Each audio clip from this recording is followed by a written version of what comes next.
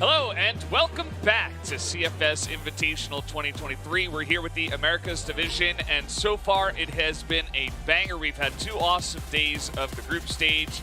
I'm Valdez, with me is Bench, and we're going to get into the final day here at the Americas Division. This will be the playoffs where we crown our victor in this division. We get the finals. It's very exciting stuff, Bench. Yeah, I mean, the first 2 days of this Invitational was such a banger, like you've mentioned. We've had some great moments coming out from the players here. But that's all the past, and now we are left with the very best piece of the cake, which is going to be the finals. You know, you have that last piece of cake, everybody's feeling full, but you still want that last piece, and you know it's going to be so delicious. And, well, everybody gets to have the last piece, as you said, Bench. So that will be a lot of fun. Imperial is waiting in the first place seed. They'll be watching all the other games that we do have today. We will be playing 2 best-of-3s and then a best-of-5 in the finals. You can see the results as well from the first couple of days here and what our schedule will look like for today. That's going to be Vasco Esports fighting against CYTREX to decide who goes into the match number 2 of the playoffs, and then based on whoever wins this against Vincent Gaming, we'll play against Imperial for the very final game of the day and the day of the Invitational. Yeah, Vasco versus CYTREX, we saw them yesterday, was a very fast matchup. I would imagine that this time the teams will slow it down as they will try to make it to the next stage of the playoffs where Vincent Gaming is waiting. And then whoever wins that match will play against Imperial. And really just comes down to how these teams are feeling on the day. As you're taking a look here at the schedule, of course, you guys, if you were paying attention from yesterday, you would know that, hey, we're starting an hour later today. Yeah, like we've announced yesterday, we're starting an hour late, hence is why our broadcast is starting right now. But we're going to be giving you 2 best-of-3s, and to mark everything off, it's going to be 1 best-of-5. But let's take a look at the contenders coming in tonight. It's going to be Vasco you're going to be looking at. We've had some great moments come out from these players, especially got to give a lot of shout-out to MG for stepping up with the M4 in his hands. Maybe the probably was a little bit holding him back down, so switching to the M4 definitely gave him some good start off. Yeah, well, it's huddle time here at Vasco Esports. They know they have a long road ahead of them if they want to fight all the way to the finals and then go up against Imperial there. And that was the CFBL Season 1 finals as well, where they played a best-of-5. Imperial was able to take it down, but it was a 3-2. So I'm sure that Vasco is going to be looking to try to, you know, get to that level once again. As you see, so far, they have lost to Vincent Gaming 1-2, but it was very close. Lost to Imperial 1-2, but again, it was very close. Yep. And then they beat CYTREX. That wasn't very close, actually. That was one of our fastest matches we've had. And that's going to be the matchup we have here for the beginning of this one. But let's take a look at some of the team stats as well. Yeah, definitely. As you can take a look on the board here, MG definitely stepping up there with a 1.17, as though, if you can tell, his stats were definitely lower compared to lower in the first 2 days, I believe. And then now coming to the final day, this man is now carrying the weight for his team. But now let's take a look at Team CYTREX, as they did lose against Vasco Esports yesterday, but let's see what they have brought up on the board. Their roster is going to be Asp, LC, LCS King, Acapulco, and Invictus.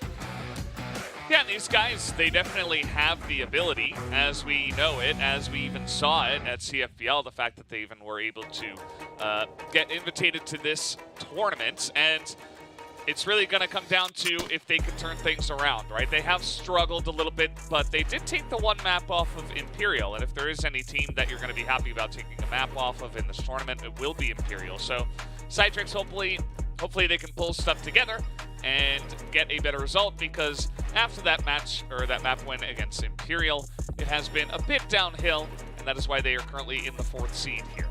And Vasco should definitely be worried that they actually had to play against CYTREX yesterday, and you know, with that 3 matches you had yesterday, that could give enough evidence for CYTREX to plan out what could be like the possible plans to break the defenses and go right into the faces of Vasco. So we're going to be looking at some team stats here as well. Definitely a lot of weight being pulled by Acapulco here at 1.01. This man, it was the entry fragger, I believe, for CYTREX. We definitely have seen some great moments come out from him, but at the same time, Wrestler's team just not being able to pull off a lot of weight here. But this is going to be our key players, MG versus Acapulco. What do you think of all this? Yeah, I mean, when it comes down to it, MG at his best is insane. One of our biggest criticisms, if you can say it, is that he's been sometimes inconsistent. But obviously we know that when he's got the hot hands, when he's feeling himself, he is one of the best players in the entire Crossfire world. So he has the ability. Acapulco in a similar vein. You know, he looked great at times, but I think that in other times he was struggling. And maybe it was a team issue, right? I think that's... they'll have to pull it all together here mentally to be ready for this matchup. As take a look at the map ban pick. We're jumping right into Ankara for our first one. Then we got Mexico picked here by CYTREX.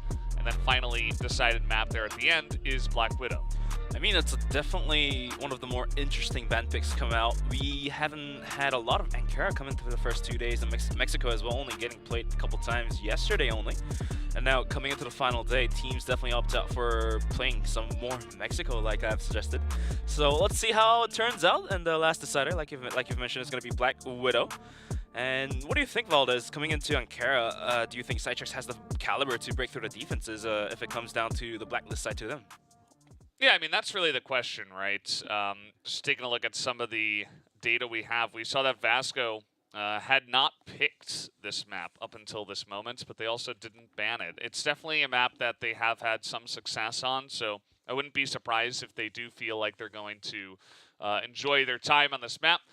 Let's take a look at the match key points here. Both teams failed to surpass 50% round win rate during the whole group stage, as you can see there.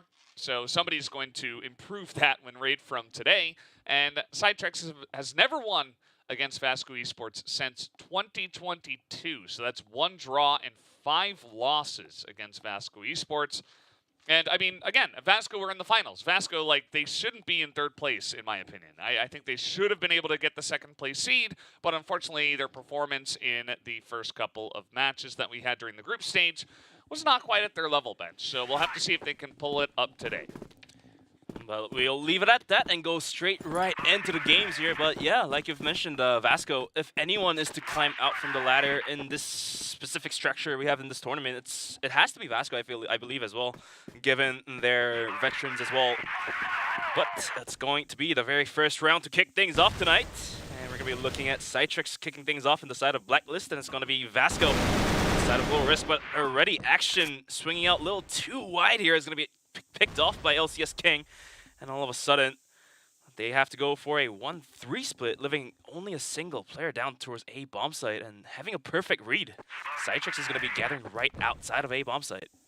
Yeah, as you mentioned, A bomb site can be pretty easy to attack. You've got 2 areas of attack right there. You have 2 staircases once you make your way onto the site. Also, there are so many different angles you can throw in utility. So it's definitely one of these sites that makes Ankara more of an easy map to play on Blacklist side. But as I'm saying that, Acapulco does make his way up here. The spray from the top of the stairs is pretty good. It's all up to MG trying to hit these Colt shots as he will be able to get this one. And now we got a sniper duel, but it's a pistol duel. And it comes down to MG as he's able to clutch it here 1v2. Gets 3 kills and gets the round for his team. MG, definitely one of the more coin flip players, I feel like. You know, if he hit the right side for the day, he will clutch for his team. Otherwise, he'll stay a little bit quiet, but at the end of the day, being quiet yesterday doesn't necessarily mean that he's quiet today, and he's going to start shouting to us that he's capable of clutching a lot of stuff here. Absolutely. That was a pretty big start to the round, especially because... and by round, I mean map, of course. That was definitely, right? Yeah, well, it's pretty important because actually Vasco didn't start off well in the round. It was a good start for CYTREX, and they pushed on to A. It was all kind of going according to plan. Speaking of which, action, nice little pop out here. Sees 3 more, so that's a lot of information, plus 8 rating kills that he's giving over to the team as VNC goes back on top of the box, actually. Tries to peek over, and LC's going to punish him for that. Quick execution coming out from the side of CYTREX, was able to take down action, peeking out wide. VNC as well, holding on to his dear life, will get picked off with a quick headshot as well. Now the site being compromised. Silvazera comes from the backside, taps out Invictus to try to equalize things back down to 3-on-3. But MG, this man just continues to put fire into CYTREX, gets a kill onto Asp, That's all down to Acapulco and LC for the post plan here. At least they were able to get the bomb planted. Well, let's see what they have got. Acapulco swings out from Vince, gets one kill, but traded out by twos and all down to LC. We've seen some huge moments come out from him as well yesterday, so let's see if he has it in him. Ooh, LC takes a little bit of damage, but knows where Tucson's coming from. Doesn't matter, as Tucson is going to be able to come in and barely finish that one off. A couple of pretty close rounds that do go into the hands of Vasco Esports. Really loved that timing out of Acapulco to check out of air ducts. Nearly just one tap to the both of them you saw. And if he was able to do that, would have been huge. Still, he gave his team a chance by getting the one kill and slowing down Vasco. But Vasco, not to be outdone, they take the round. And now 2-0 on GR side already. They've got to be feeling pretty good about their chances, as now Action is going to step up and pick up an early kill. VNC gets one as well. Already starting to round off with 2 kills. Vasco looking to secure their lead by taking the 3rd round here. But for now, we'll have to wait and see if Acapulco, LCS King, and LC has it to stop that aggression. Now Action's peeking through the smoke. We'll try to land some bullets, but it's not going to happen as he has to fall back right away. Unfortunately, not being able to pick up any kills here. Minute 40 left onto the clock, and the rest of CYTREX just holding outside of the bomb sites, especially sending 2 players down towards A. MG just doesn't stop. Gets a kill onto LC and C4 as well, being recovered by LCS King. It's going to be able to fall back for now. This is going to be a problem for CYTREX, but LCS King does get 2 kills to begin things off. But look at his HP. Action swings out, gets the kill, and that'll be it for Acapulco as the MG will continue to put fire. It's going to be 3 rounds being secured by the side of Vasco. Yeah, pretty strong start here from Vasco. That time they get aggressive out in quarters, and it really works out for them, especially because they got MG into that position as well. If it's just Action, he's kind of like doing a solo thing. He trades one or he gets one that's not as valuable as MG getting into position, especially when he's got the hot hands today. Like you were saying, you know, the coin flip has flipped heads, and it's a weighted coin. This guy oftentimes is on fire, and when he is, it is a problem for the opposing team. As now, so to get some more information, doesn't really have to hit the shot because, well, should have hit that one, as Invictus is going to punish that. Unfortunate missteps from MG, not being able to hit that arm shot is going to be punished. Down to a 4-on-4 Invictus, trying to spot out on top of stairs. Action's going to swing out wide, gets instantly a headshot out from the lobby here. And all of a sudden, down to 4v3. The progression of the game is quite similar every single round, where CYTREX will try to pick off the members of Vasco swinging out wide, going for more information plays, so to speak. Punish those players and then get the bomb site, right? Get the plant down, but the retake abilities coming out from Vasco, definitely insane here. Already clutching 2 rounds in a row, the first 2 rounds, and then the 3rd round was more like an MG show anyway, so let's see how the 4th round plays out. This time around, not hitting A, the C4 is going to be walking up towards the B bomb site, as they're expecting some sort of a early, I would posted up players from Vasco outside of B long, but luckily there is nobody there, as CYTREX will continue to move in towards B. Seems like they got some good information that this one is coming B, though. We see 3 blue members from the Global Risk team, Vasco Esports, on top of the site already. As Flash comes in, there's not a lot of time for CYTREX, so they basically have to push this. They would have to rotate right now if they don't want to go into B, so they're pretty committed. As everybody in position, Silva is here, Tucson is here. The Flash is pretty good. Look at Tucson's position. He's going to pick off one real quick. There's only 20 seconds left. Silva looking to peek. He will get punished for it, as VNC is going to back off for now. Probably try to let them plant. Well, he is trying to poke it down, as this bomb will be planted with just 6 seconds left. Definitely one of the more clutchable rounds here, as Invictus has been taken down to a super low HP. LC as well, sitting around at half. VNC will take the ladder, fall back down as the bomb timer ticks away from him. And now, peeking out from connectors, Invictus holding right behind the boxes. Nobody's really peeking out wide now. Here comes VNC, gets a kill, but not good enough for 2. That's going to be CYTREX getting their 1st round, which they desperately needed. Yeah, it's good that they get the number on the board. I feel like strategically, though, Vasco were still 1 step ahead of them. So, you know, a couple of gunshots go a different way. They could have been in a good spot. Action comes out here. Action and MG, I do have to say that they are both overly aggressive. They have overheated very early on this map. They are taking some very aggressive angles or pushes, and it's not necessarily working out for Action. MG is kind of getting away with it. Stuzen now underneath in B bottom, and is going to get a pick off. So will Silva, as one by one the dominoes fall, and perhaps there is a reason why they keep going this aggressively. They are the better team, and they want to make it known.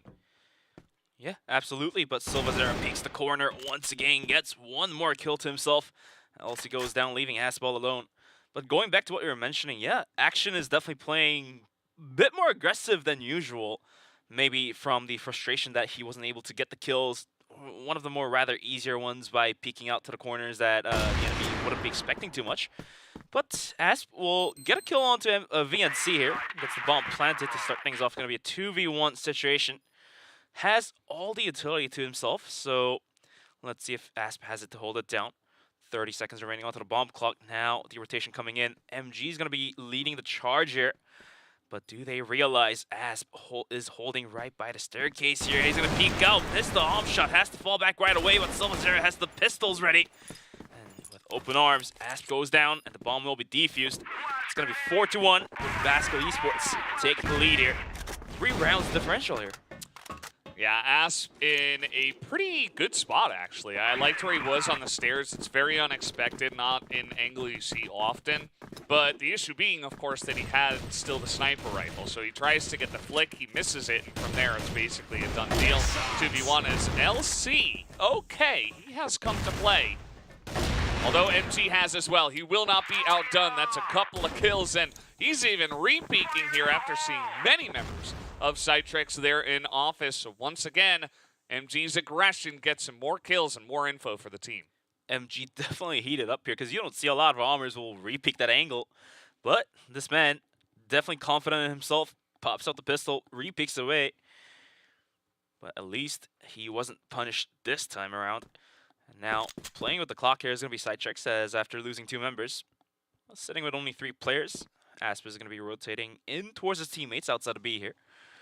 But for now, with both armors standing strong from both teams here, we'll have to see if crossing into the bomb site is going to be possible. MG having some sort of an idea here that a possible push could come through the long here. Was holding it down, but it looks like he decided to reposition himself and towards the bomb site.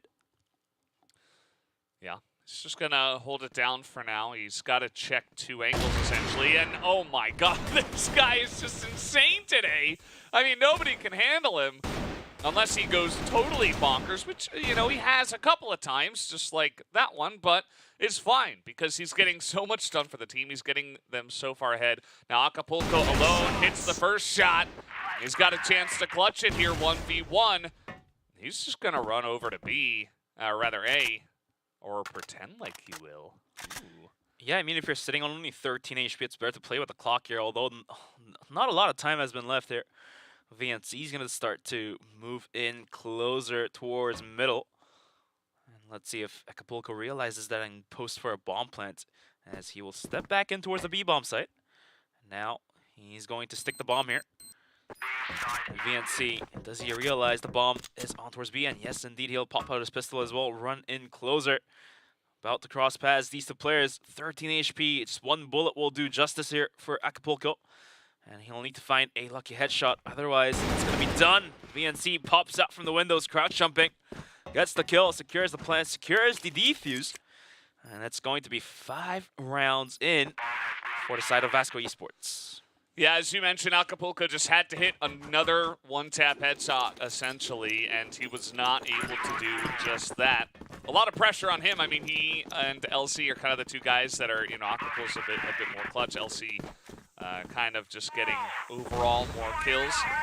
And it was a nice try, but VNC actually handled it very well. He saw where the bomb was planted, and he's like, okay, he's probably going to be out of the window somewhere. This is the best place to hold on to this plant. And he deals with it very well. So props to VNC. He's going to put them at 5-1 as his king comes in. Very nice entry into office. So maybe now a little advantage over to CYTREX. Tuzen tried to get the refrag, so to speak, get a revenge for his teammate, but didn't quite land. After losing a player, Vasco is going to be playing that 1-3 split again. Definitely feeling more confident on retaking the A bomb site rather than B. We'll be sending 3 players down there. Aspo, he had a pretty slow start, but we've seen some good kills come out from him. Only 3 kills so far, but numbers will have the potential to be increased there. Invictus now poking, prodding into the catwalk here. Through underpass. As action, this man just doesn't stop for the aggression here. Gonna duel with Asp. He has it. Going for some wall bangs. Gotta pop the flash as well. He's coming his way. Has to pop right back into vents as he has to fall back. But this is what I like from action. Like, you know, sometimes you just gotta provide that aggression for your team. You know, get that information actively, even though you put yourself at a risk. And he is just going insane. I mean, he is gonna get that kill, but if Asp was watching and he had his gun out, then probably he would have just been sniped, all right? But Asp gets caught off guard. MG gonna spot some, hits one. Now he is on the run. He's got support too from Spawn, from Tuzin. MG getting more and more value, just insane. As even gonna get one more, and LCS King gets the final one. LCS King has to go 1v2, but he is already on half health. He at least has the bomb. So he will look to plant this here with just about 12 seconds left. And nope, just gonna get shot down. Tuzin gets the tag. And now it is 1-6. In a blink of an eye, Vasco Esports is going to secure their lead 5 rounds away from CYTREX with only 2 rounds remaining onto the first half. So CYTREX definitely needs to take these last 2 rounds. Otherwise, it will become a problem going to the second half given this map. Blacklist side has the offensive angles that they could use to their advantage, and CYTREX not being able to utilize what they have here. VNC posted up in more aggressive spots here. Now CYTREX jumping in, VNC being able to hold it down. Will go down as LCS King will quick to spray down 2 players for the entry. Action and MG put to the test here on a 2v4 clutch. Action now peeking out towards the middle, but LC from what an angle is that? We'll find a headshot onto him. It's all down to MG. But he's got the hot hands today, Valdez, like you've mentioned. If this man pulls off a clutch, so be it. Yeah, it could happen, although, especially on the A site, very difficult to retake as a sniper. I mean, MG could try to go up in a tower and see if he can get an initial pick, just based on his positioning. But at this point in time, looks like he is just going to go for the straight-up retake. As let's see if it does work out for him. He is trying to go straight into where LC is with 12 health.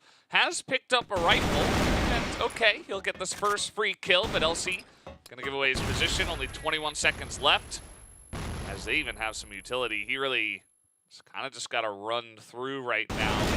It's not going to happen. Acapulco pokes out from the air duct, and that will be the end of him. So second round finally will go to the hands of CYTREX. At least MG was able to get a kill with the rifle he picked up, showing that he's got the ability to wield a rifle rather than just being a pure armor, which is good to see, definitely, since snipers, they have to learn the skills to use the pistols anyways to defend themselves in a close quarter combat. Might as well as practice those rifles as well. But CYTREX still keeping the hope alive, is going to be able to take one more round for themselves, leaving just a single round here for the first half. If they're able to sneak in this round, going to the second half will be a lot more comfortable, I feel like. Yeah, I mean, it would absolutely also improve morale, I would say. I think that CYTREX are beginning to play a bit better, a bit slower, and that's kind of catching Vasco off guard. We'll see if they do continue with this. Acapulco just going into quarters by himself. A big spread here, but CYTREX do have about 3 guys over in B bottom. They could try to fake into A and then push through here, but currently on the side of Vasco, they have 3 people right next to the B bomb site. So they would actually be ready for this if it did come down to this type of fake. Absolutely. A couple nades being thrown to bait out a rotation, and indeed it's going to be Tuzin moving in towards the A-bomb site. And a spray down. Invictus barely dodges those bullets, but MG with a quick scope is going to take down Invictus. And all of a sudden, the angles aren't in favor of CYTREX as CYTREX pops out, gets a kill. MG adds one more. Although LCS King keeping the hope alive, will get a double, but Tuzin will return the favor with a double of his own. That's going to be 7 rounds being picked up by Vasco. It's going to be 7-2 for the first half. And CYTREX, let's see what they have got. Otherwise, the first map, the first set is going to be gone. Yeah, that was a very dominant spot. I mean, the 3 people tried to peek in, and you're not really expecting MG to be in office, but it's definitely somewhere you have to at least check, right? I mean, they got control of B bottom. They were spotted. They tried to rush into the site, you know, make use of the rotation and actually, you know, use the extra time they bought for themselves with the fake, but it was not meant to be. It just felt like the defense from the side of Vasco ESPORTS was very well set up. And so they were able to handle that pressure very well, regardless of rotation. So, tons of damage done with that 1 grenade. It looks like at least 2 were thrown. And, yeah, I mean, with 7 rounds on GR, Vasco have to be so comfortable. I mean, this is like a heavenly spot. They're like, okay, we can take it slow, we can take it fast, we can kind of do whatever we want at this point. And eventually, you know, you throw in a couple of runs into A, and eventually one of them is going to stick, and you're on like 8 or 9 rounds. You're feeling pretty good about yourself. Absolutely. Acapulco not being able to take the frag there will go down to VNC. As LC tried to come for support, but has to fall back. Realizing aggression coming right his way. Silvazera tossing out one more nade as well. Almost catching LC there.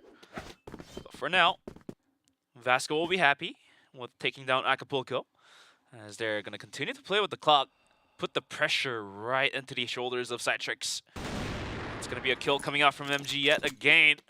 This man almost sitting at 3.0 KD, just farming kills left and right. Insane stats coming out from this man here. But look at the split coming out, 1-1-1-1. The C4 kind of lost, but he'll soon join up with his teammates here. Yeah, and they have so much time to look for those picks. Well, they have used so much time is what I should say, that now they are going to go for the push. We do have one guy, LC, who is sitting on the B site, but he is about to be swarmed by 4 people. As they tried to guess that it would be A, it's not A. See if LC's got the clutch factor in him, or at least can delay the plant. The answer is no. So they will get the kill, and they will get this plant down. Action picks up 2 kills. Probably feeling a little bit better about playing on Blacklist side and actually getting aggressive from there. Victus is alone. He's already taken damage there from the nest, and VNC will take him down. So that is an 8th round into the pockets of Vasco. And given Vasco played that round pretty slow, we might be able to see some early aggressions coming out from this team. You know, just bum rushing into the bomb site or middle, like what Silvazera did. Does a ton of damage to Invictus, unfortunately. Invictus has to fall back right away. Acapulco will toss the nade, gets caught off by Silvazera. So unfortunate happenings continue on with CYTREX losing a player yet already with just about 30 seconds into the round here. Ooh. Well, they're all trying to peek Silva, and Silva very calmly has lost 0 health. He's like, okay, you guys want to push me? I know exactly what's happening. I'm just sitting here waiting, like he's just covering the angle, and the aggression from GR is not working. Now we do have one guy, Asp, on the back of the site here at the gate, and he is alone at the moment. He's looking for this initial pick. He's not going to hit it, as some grenade damage does come through, but Silva is just going to poke in through the spawn as well. And they have used all of their utility, actually. Let's see if 2 before they can get in. The answer is absolutely not, as the 2 of them will get cleaned up, and it's 9-2. Vasco absolutely feeling it tonight. Is going to be taking that match point here. It's 1 more round away for them to secure out map number 1 of Ankara. Some more grenades being popped out here. Not doing absolute any damage here so far, but hey, it doesn't matter. You know, you can miss a couple nades, miss a couple rounds. They have 7 rounds to lose, even if they throw all 7 rounds, but we'll see what happens. For now, playing with the clock once again, Vasco ESPORTS taking things more patiently, although they don't have to. Yeah, they don't necessarily have to. Like I was saying before, especially on this map, this is one where you could just say, okay, we're going to rush into A, and we're going to end this map. But Vasco, it almost feels like they're trying to drag it out to really milk the mental advantage that they are gaining right now, because this is so one-sided that you just know CYTREX, okay, they haven't won a match so far. They only won one map so far in this tournament, and Vasco are sitting there like, yeah, you're just going to have to wait until we push. And also, you know, they have a lot of time. They could just wait and look for picks. As we did see CYTREX, you know, trying to get some information. It's definitely one thing you kind of have to do on GR's side in order to understand where the push is coming from before it happens, so that you give yourself at least a chance. Because, again, these pushes are deadly on this map. So they're just trying to use that, look for the picks. As okay, CSK, really nice spray, gonna pick up 2. Although Action and MG will get 2 picks elsewhere on the map, making this a 3v3. Now CSK taking a bit more damage from the nade being thrown there. Was able to dodge the majority of the damage at least by popping right back into the connector. MG though playing quite aggressive already, posted up to the bomb site. Let's see if he has a good angle onto any of the players coming his way. The bomb now being planted. Acapulco coming in for a retake here, but the smoke completely covering his vision. But look at this flank from LCSK. He might have it. No, as I see that, Silvazero will completely defend the flank here. Now it's all down to Acapulco, but Action basically says no, and that will be map number 1 closed out in a whooping score of 10-2. Extreme domination coming out from Vasco Esports here in the first map against CYTREX. And you could just tell they're like, okay, well, we had a rough group stage. That's why we're in the 3rd seed, but we have come to play here on the final day. We've seen it before many times at CFSI, where you come in, maybe you have a rough start. You know, if you look at some of the other regions, you think about Team Myth, they do this all the time. You just kind of have a rough start, and then all of a sudden on the final day you have a big run of it, and you're just able to eventually, you know, either make the finals or win the tournament. We've seen it many times, and Vasco will be trying to do exactly the same thing. As taking a look at some of the highlights, these are mostly only highlights for Vasco Esports. There were only 2 rounds that were won on the side of CYTREX. I mean, given how the rounds were played out, you know, it did feel a little bit unstable until Action continuously basically threw his life to the ground. But MG was there to, you know, put it back in the spot. So definitely got to give a lot of credit to MG. But coming into the Blacklist side, Action, at least his aggressiveness paid off, I believe. Yeah, I do agree. Some of the shots from MG, I'm just watching this like in a trance. He's like such nasty shots. This one as well, like the tiny little angle. Peeks it, Asper's right there. MG, he started off so early, like from round 1, he was 3-0. And he kind of made a statement through his play. He's like, okay, I'm just going to carry today. He just decided it. He flipped his coin. He's like, feeling good today. And he came out hard and fast. As that was map number 1. Taking a look here at the last highlights that we do have. LCSP gets taken out. Silva holds down the back of the site here in quarters. And it ends up in a 10-2 scoreline. MG with a 3 KD. And yeah, you actually do see that 2 of the members on the side of CYTREX were above 1 KD, even though they only got 2 rounds. Yet as a team, they were not able to quite pull it together. So it will be interesting to see how this second map comes along, because, you know, Ankara, we hadn't seen it yet from CYTREX. They didn't look very strong in it, to be honest, but that was Vasco's pick. So now we're going to go into Mexico, which is CYTREX's pick, and hopefully they put up a better performance, I can say, here in the second map. Yeah, I mean, we'll definitely have to see what CYTREX has prepared. You know, they definitely have brought it back to their drawing board, you know, fixed some mistakes and come back. So let's see how it gets played out, but, you know, CYTREX definitely got to brush off that loss here. 10-2, not the best scoreline you could have one. But, well, after brushing that off, we're going to be jumping right into map number 2. It's going to be Mexico, but to open things up, Action will find the fragment and Victor to open things up. Silvazero spraying down like a madman. We'll find 2 kills to completely stop the push here. And all of a sudden, all down to Acapulco and Asp. The early pushes it's not working out so far for CYTREX. Yeah, absolutely. That was, you know, trying something doesn't work out. We oftentimes see these mid-scuffles happen, especially early on in Mexico. If you can win a couple of these, then you essentially declare this place yours, right? You declare this turf as yours, and that gives you so much more power in terms of taking over map control and making sure that your opponent is really, well, forced to go in one direction. And MG's going to make that quite clear as Vasp tries his best to get that one, and it is not meant to be. So Vasco already starting off really fast in round number 1. Yeah, it's not easy to hit those shots, but MG just continues to put the damage into the face of CYTREX, almost locking them into a corner here.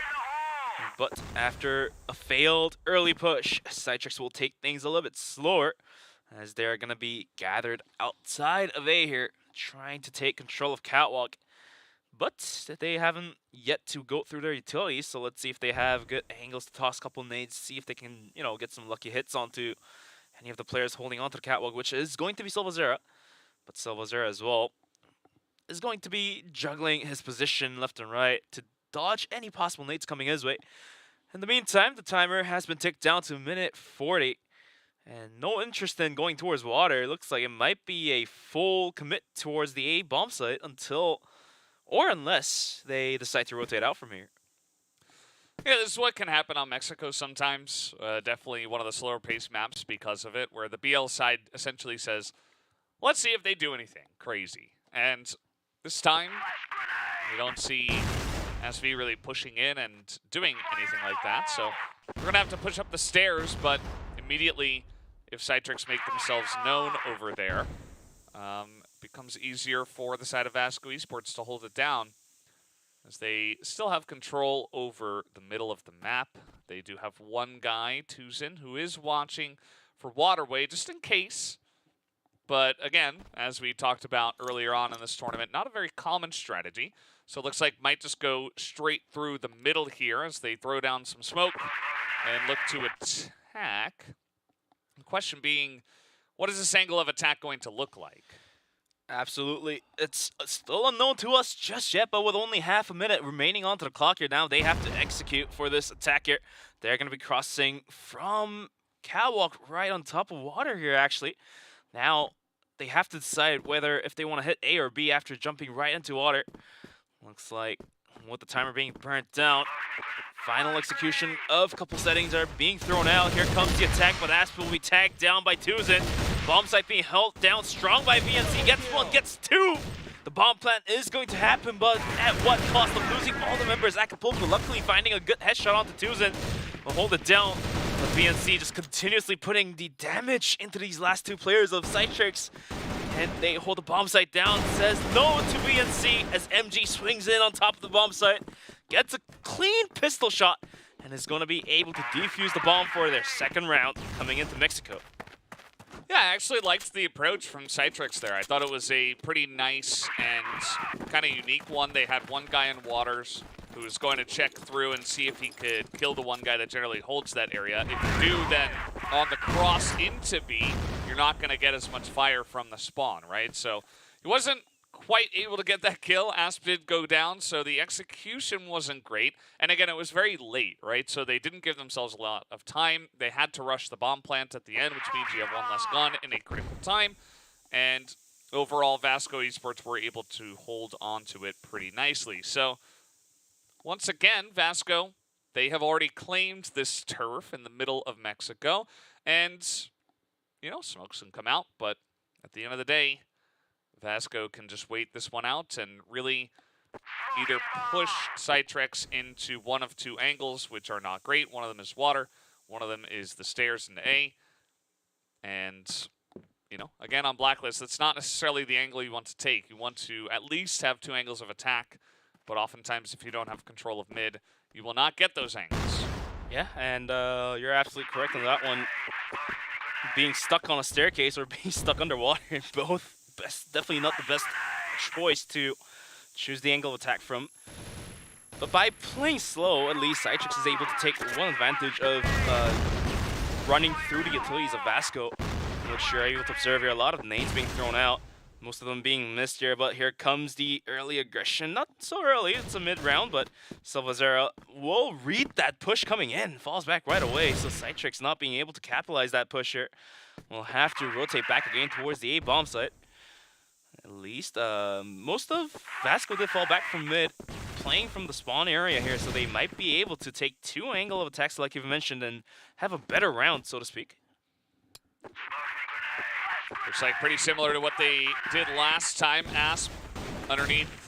Once again, they will try to push into B, but again, the spray, they have not cleared this out, and Tuzin, he spots Asp. As meanwhile, VNC is just hanging on to the site by himself, able to spray down 4 people as they are making their way into B. And that is now twice in a row that the same push is not going to work out for the side of CYTREX. That is a 3rd round in a row for Vasco. It's all staged nicely that they drain the utilities coming out from Vasco, but early push here coming out will also be put to halt as Tuzin and VNC will take a kill of their own. MG just adding onto it as well with a quick arm shot all down to Asp now, sitting at 12 HP. So they definitely decided to change the tempo here by playing fast, but at what cost of losing all 4 players and losing about 88 HP, which is almost all of it. Yeah, it's a problem. You see, once again, just like round 1, they try to challenge into that area in mid.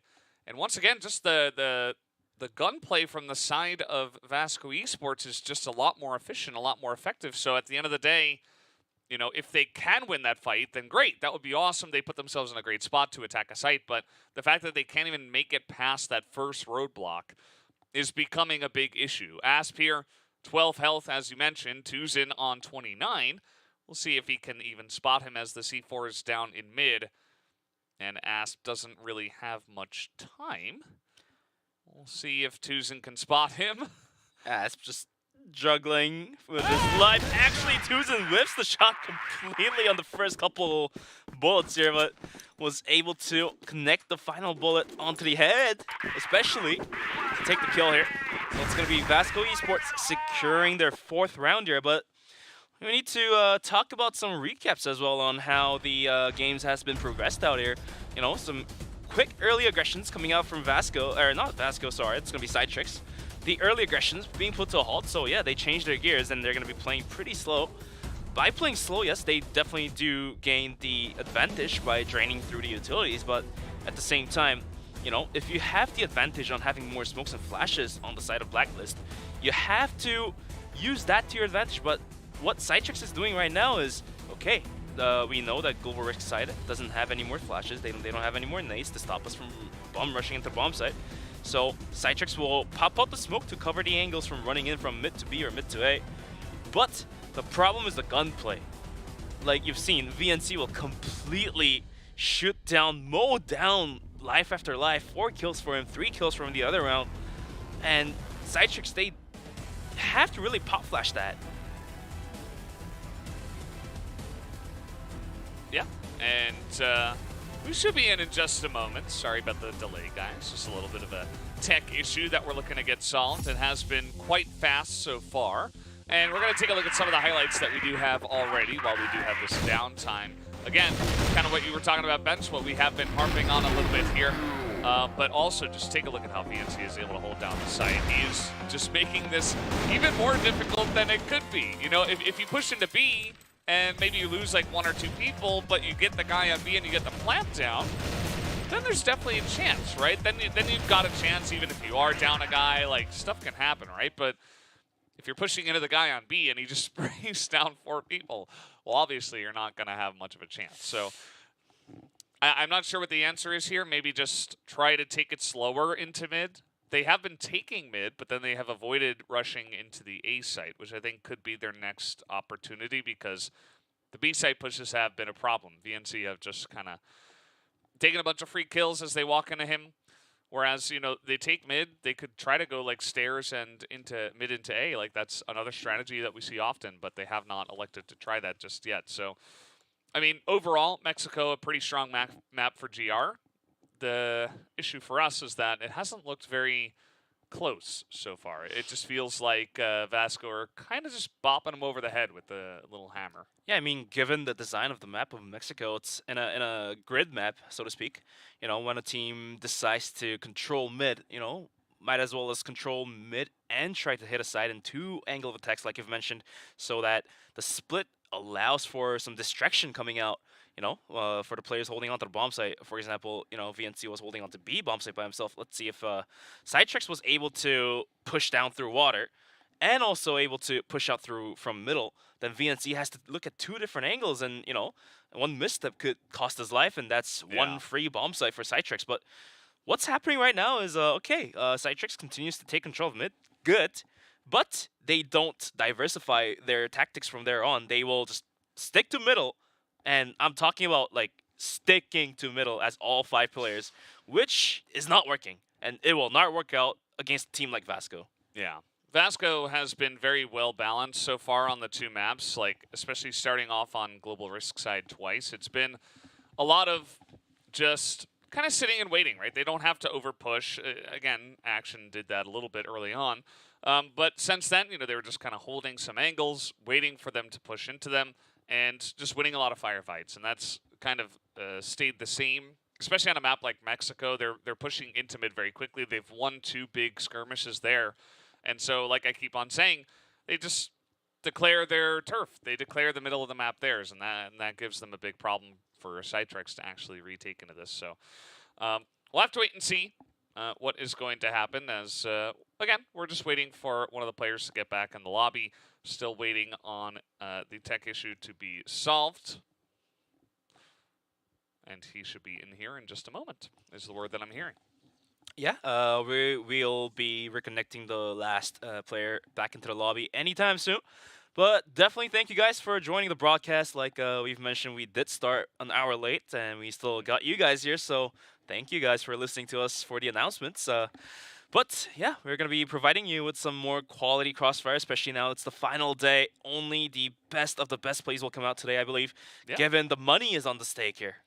Yeah, absolutely. Everybody who makes it into this invitational does earn some portion of the prize pool, but obviously the more money, the better, right? I don't, there's nobody that's like, I would rather get 4th place. Like, no, that's not a thing.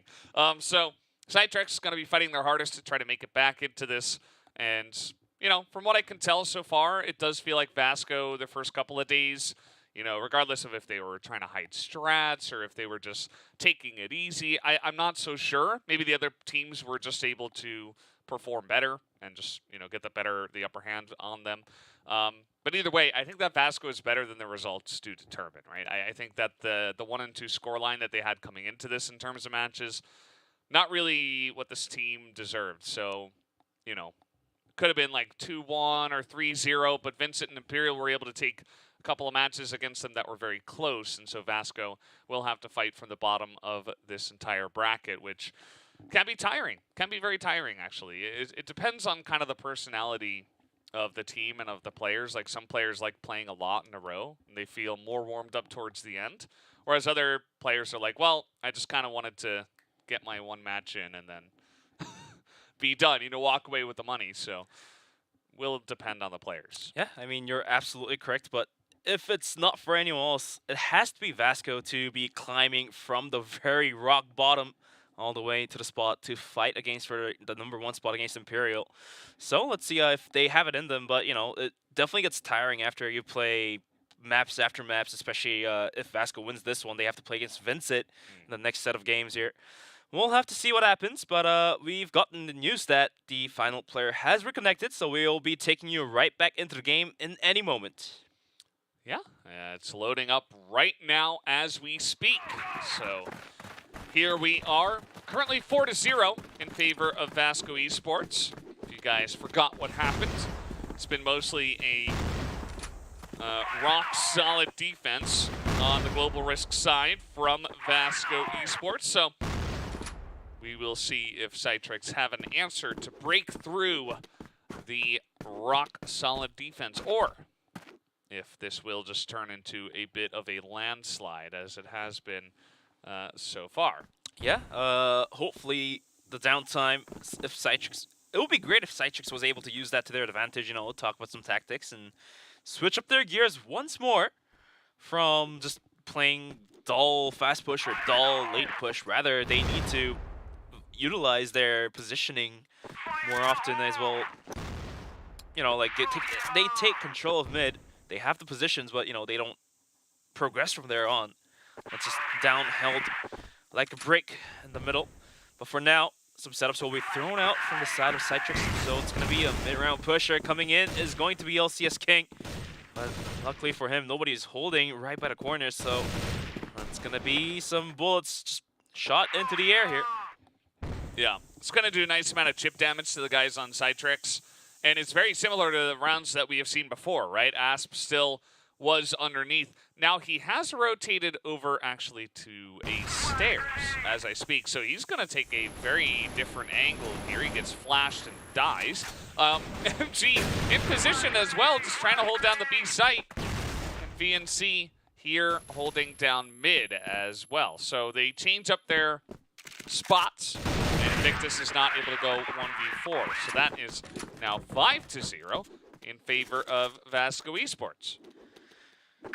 Yeah, one of the players from CYTREX tried to cross the mid connector early on, but MG just does not let that go. Flicks his wrist in 120 degrees, gets the shot landed, and let that be, right? MG definitely feeling it today. Can't let that happen, but this time around, it's going to be a water push coming out. MG whips this one. LC will get a good opening out the twos and to open things up, but Silvazero will find the kill. Back onto Asp to ult the push down for now. Acapulco not able to out-duel action will go down, and Silvazero will continue to put fire into the face of CYTREX.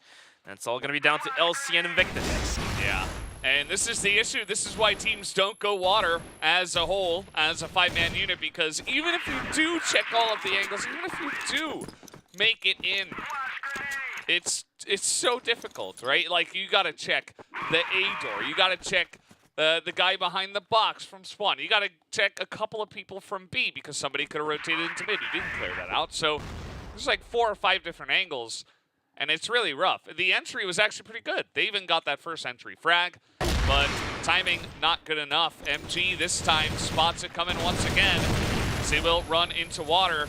Things are just not looking good once again for CYTREX, as Vasco Esports are just rolling over them. It is 7-0 right now. VNC is just going to be farming kills for his own stats here. But the problem for CYTREX is that they're going to be pushing down water. Okay, that's one strat. Yeah, it's a strat. Like, they're not just bum rushing. But yeah, you are allowed to do that. Yeah, here's the problem though. If you're going to cross right into MG, maybe pop the flash for your teammate, as they're just going to be continuously dry peeking right into the face of an armor, and obviously you're not going away with it. And so that be, hopefully CYTREX changes that part if they ever want to push down water again. But it looks like some early aggression from VNC once again. 2 players are going to be pushing right into the face of Acapulco. He does find 1 kill on Tucson, but VNC will go down to King as well. Yeah, let that push be, you know. Action goes down in the meantime to Acapulco as well, so it's all down to MG, but with a pistol and a double kill. Hello! MG will take down 2 players in a 1v3. He turns around, but luckily enough, LC was not able to spot him out here. The bomb does go down, but can a clutch come through for MG? He does find 1 to open things up. It's all down to Aspen and Invictus, but the nade onto Aspen could be very critical as MG's only sitting at 18 HP. Trying to juggle with the corners here. Does Asp realize MG is trying to rotate all the way around? He's going to check over there at the stairs, 18 health. He's going to need to have some pretty insane pistol shots or flicks here. Not too much time left, as nope, not going to happen. Invictus is able to hold on. And finally, CYTREX are on the board. It's 7-1, but that one is infinitely better than 0. Of course, and here's hoping that they can continue and maybe pick up another one and make this a bit more competitive. CYTREX finally showing some signs of life, and then we'll finally get a round after losing, what, 7 rounds straight. But if they're able to grab this last round here, still might as well be quite doable going into the second half, given this map is heavily global risk-sided. They definitely need more than 2 rounds, but let's 2 be fine for now. But speaking of 2, it's going to be Silvazera taking the double here to stop the push coming into the bomb site. And what in the world? It's all down to only 3 players, which is going to be Asp, LCS King, and LC. LC trying to cross corners here with the smoke on top of him. But some way, somehow, he's going to find that headshot, and he continues to get the damage here. 3 kills for him. Eventually shut down by VNC, but they are able to get the bomb planted. And on 1v2, VNC, he has 5 kills on him since the lobby did reset here, but he goes into the bomb site like a madman. Not able to find the bullets, but he does at the end of the day. Is able to spray down Asp in a 1v1 now, and LC, what can he do? There's a flash right on top of his face, completely blind, tries to swing out, gets the bullet somehow. And there we go. That's going to be the 2nd round granted to the side of CYTREX. Like I've mentioned, this map, anything could happen. I mean, especially anything could happen in Crossfire. But given the settings of this map, CYTREX might be able to come back here. Yeah. Well, at least they're able to get 2 at the end. As we did have 7-2, that was the scoreline that we had on the first map of Ankara as well. So surely on the side of Vasco Esports, they're not too bothered by this issue, although they do have to move on to the blacklist side. I'm sure we're going to see more pushes into A. That would be what I would expect, as CYTREX seemed, how should I put it, allergic to the site, perhaps. They did eventually go into it a little bit later on in the half, but certainly not showing too much confidence in some pushes onto that one. So let's see what we can see different here from the side of Vasco Esports on the blacklist side. And we'll see if they can do the same thing they did on the first map, which was get 3 in a row after the half to end at 10-2, or if CYTREX will put on a better fight. We're about to figure that out right now, Valdez, as we're going to kick things off into the 2nd half. C4 is going to be held down by Silvazera, but action, he's going to be wielding an Almond. MG's going to be on a rifle, so nice little changes being made to the side of Vasco. One that I really like to see here, actually. So once again, it's going to be Vasco playing with the clock here, draining the utilities coming out from the side of CYTREX. So with only a couple nades and I would say like 4 flashes left, there's not a lot of holding down the pushes, so to speak, onto the bomb site. Double nade stack doesn't catch anybody. Nobody was in that corner. And Vasco Esports, once again, taking things very measured into this first round. Kind of similar to what they did when they moved over to Blacklist on Ankara, where, you know, wasn't all run and gun. They respected their opponents. They were looking for picks before they did go into anything. That's going to be very similar here, as we do see CYTREX has mostly evacuated middle at this point in time. They do have Asp, not with an but actually with an AK, who is trying to peek through and see what he can see, although it is a very passive position behind the double stack. Action is going to be the one to enter into the bomb site. Making the charge here, but Acapulco smelling something fishy is going to be rotating himself down towards the spawn area as well. Now, just waiting patiently. The setups are going to be thrown. Maybe Vasco might think about rotating back up from A as the rotations are going to be coming through. And there we go. It's going to be a rotate straight into B, but it's going to be held in by Asp. But does Asp have it to hold the full force of Vasco Esports? Here it comes. Asp sprays down one player, gets 2 somehow. Pops out the pistol, holds it down. It's going to be support from LC as well. That's going to be MG in a 1v5, made it to 1v4, but too short from getting all 4 kills. It's going to go down to LCS King. And that will be the 3rd round for the side of CYTREX. Yeah, so Vasco Esports, they saw a bunch of those pushes that CYTREX were doing, and they're saying, why don't we give it a shot? See if we can do it a bit better. The answer was, well, they couldn't. It was very nicely held down by Asp, and they had that immediate rotation come over from mid.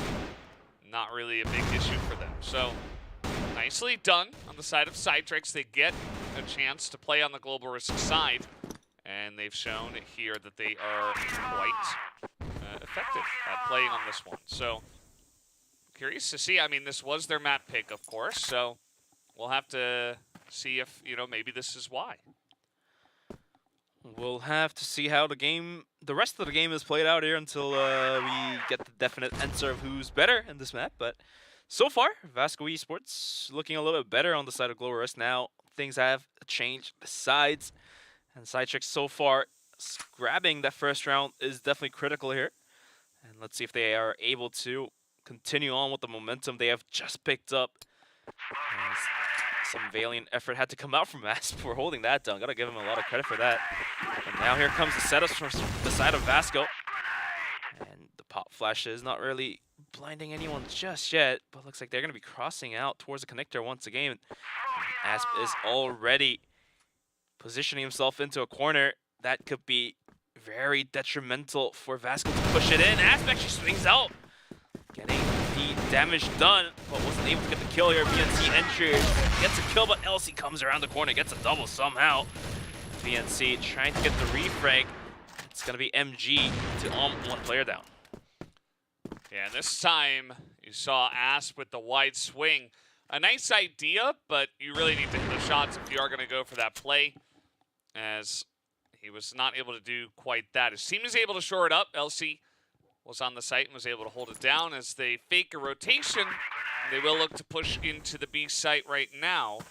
MG picks up an M4 as the AK play from Acapulco is good enough. The rotation comes in from LCS King. That's going to be 4 rounds in a row to the side of CYTREX. Looks like most of the rounds so far, only 2 rounds in, but has been taken in a more slow manner, so to speak, for the side of Vasco. So we might be able to see some early aggressions come out here. Some nades being exchanged, but no majority of the damage being taken by any of the players here just yet. As the choke points are still being completely covered by the smokes being tossed out by the players of CYTREX. Tuzin trying to juggle himself onto the top of the boxes here. And Salvazera is going to be lining up his smoke as well. Another set of utilities being thrown out, but this is an 8-hit. Here we go. VNC sends right in, gets one, sprays down. Wasn't able to find it, but Tuzin is there to get the kill at the end of the day. VNC with the pistol will find the kill onto LC. Down to only a single player. It's going to be Asp. He comes around the corner, gets a good headshot though to open things back up, but the bomb is going to be planted anytime soon. 1v3 and a dream has a nade, has a flash. Trying to go right in through middle doors here. Not going to happen as the smoke is still going to be there to cover the angles. Can't do much as Action is going to be able to spray him out. That's going to be the round being picked up by Vasco. Only 1 round away from the match point here. It's going to be 8-4. Yeah, nice play that time. That's one way to counter push into mid. We saw a lot of times that if CYTREX tried to do that on BL, that SV would just run away. Not quite able to happen that time around. It came in very quickly, and that's why I love when these teams get more aggressive and they feel confident in their pushing ability. It was a very nice set play, the retake of middle there from Vasco Esports. And surely teams are going to be watching that to see if they do have to play on Mexico against this team. And it's a good strategy to keep in mind for sure. As MG looking for the angle onto Asp, but nobody quite there. In the meantime, Action did decide to peek out towards the catwalk. Ended up going down, but he was able to pass the information that 2 players of CYTREX was posted out all the way into catwalk. So that kind of gives a hint for Vasco to rotate in towards water. Let's see if the execution from Vasco is any different from CYTREX at least. They have a couple more utilities in their hands, actually rating up some lineups. But rather, they're going to be deciding to rotate back out towards A. So that's quite interesting to see. Yeah, they can group up here as a 4-man unit. And we have seen a lot of focus onto the B site, actually, from both of these teams. But down a member, you might want to go for something that's a little bit less expected, which could be some smoke in as MG. He says, well, there's a guy back there. Isn't really able to do too much about it as they try to stack some nades, but Invictus is relatively safe in between those 2 stacks.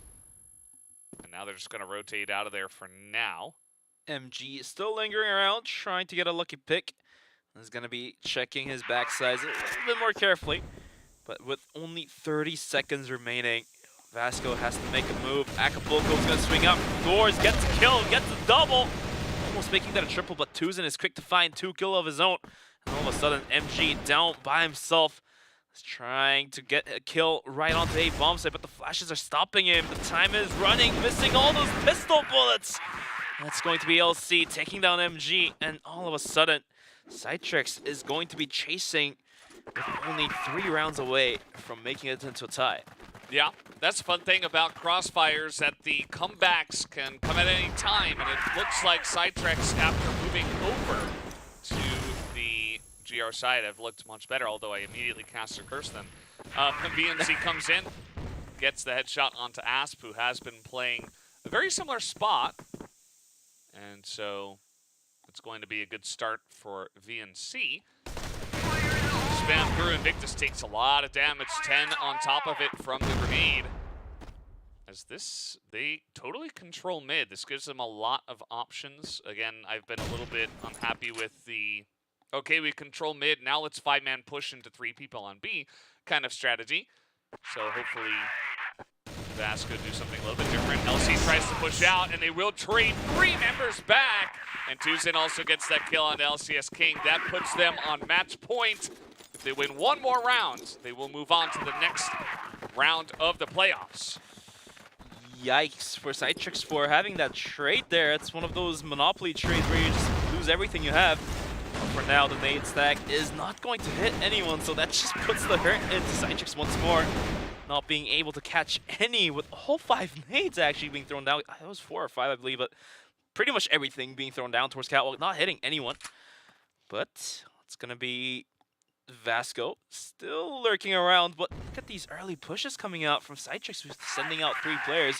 It's a do or die anyway, so they're going to do it. But VNC is going to be posting himself up Catwalk early on. And maybe, just maybe, those 3 players from CYTREX posted out, they could swing all the way wide if a possible hit comes out in towards A and put a lot of damage, but Vasco just decides to casually run back out from A and take control of mid once again. Yeah, just gonna back away, wait it out, see if, I mean, this could be an opportunity for them to re-peek into mid, actually, if they do want to go for this. As you mentioned before, though, a lot of nades were thrown out. Now only 2 left on the side of Vasco, actually, so we'll see if they do use it. Flashes come out, CYTREX with a minute left. They will give up mid for now and try to hold on to the sites, which can be, again, very effective on Mexico. In the meantime, Vasco will be regrouped outside of A, coming down towards middle with the smokes being tossed out. It's going to be a B hit, looks like, being held down by Acapulco on the front line. Let's see, they are able, if they are able to hold it down. 40 seconds left onto the clock, and they're still waiting for the smoke to dissipate on top of the bomb site here. Here comes the push. Acapulco good for 1, but just wasn't able to connect to the next bullets here, but Asp pops out, gets a kill onto Silvazera to hold it down. All down to LCS King, man. Asp and double kill for LCS King. And the hope is still alive for overtime. Yeah, definitely is. I mean, you saw that Vasco, they were trying to push into B. It did not really work, even though they got a couple of kills, but there was 1 on A that they got, and they said, okay, let's go back, actually. As now push into water from the side of CYTREX as grenade in position. Silva will hold on for now. Looks for the re-peek there onto Invictus. Even Action's trying to get into the action himself, but both teams will just back away. See what you did there. Action not getting much of an action that he would expected, as CYTREX did fall back right away after not being able to hit the bullets there. But MG with the nom once again. Well, it would be pretty fun to see him pick up a rifle once more to provide the aggression, power caliber for his team to push through into the bomb site. But looks like MG is going to continue to hold on to his arm. And in the meantime, Vasco did try to poke into water, see if anyone's holding it down there, but luckily nobody was there. And with minute 20 left onto the clock, Vasco now thinking about a possible A hit is going to be gathering themselves right outside Acapulco in a hold situation once again, but VNC will quickly tap him out from lobby. Tuzin as well, right through the smoke, lobbing Invictus as well. And suddenly, CYTREX, it feels like they just can't hold on to the bomb site anymore. Yeah, it's rough. Asp kind of being isolated out there, but a grenade kill does come out, actually, from LC. He's gonna try to even things out just a little bit. LCS King, though, trying to do some damage as they do rotate over to B. The two of them get in position, but it is not enough. That is going to be the end as Vasco Esports will take down 2 maps in a row to take out CYTREX from the tournament. CYTREX, unfortunately, will go out in 4th place.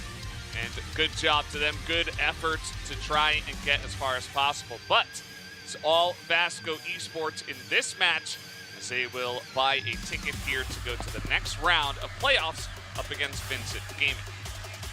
CYTREX definitely got to applaud for their efforts, but looks like it just came a little bit short to take the feat against Vasco, as Vasco will move on to the next round by taking 2 maps in a Swift.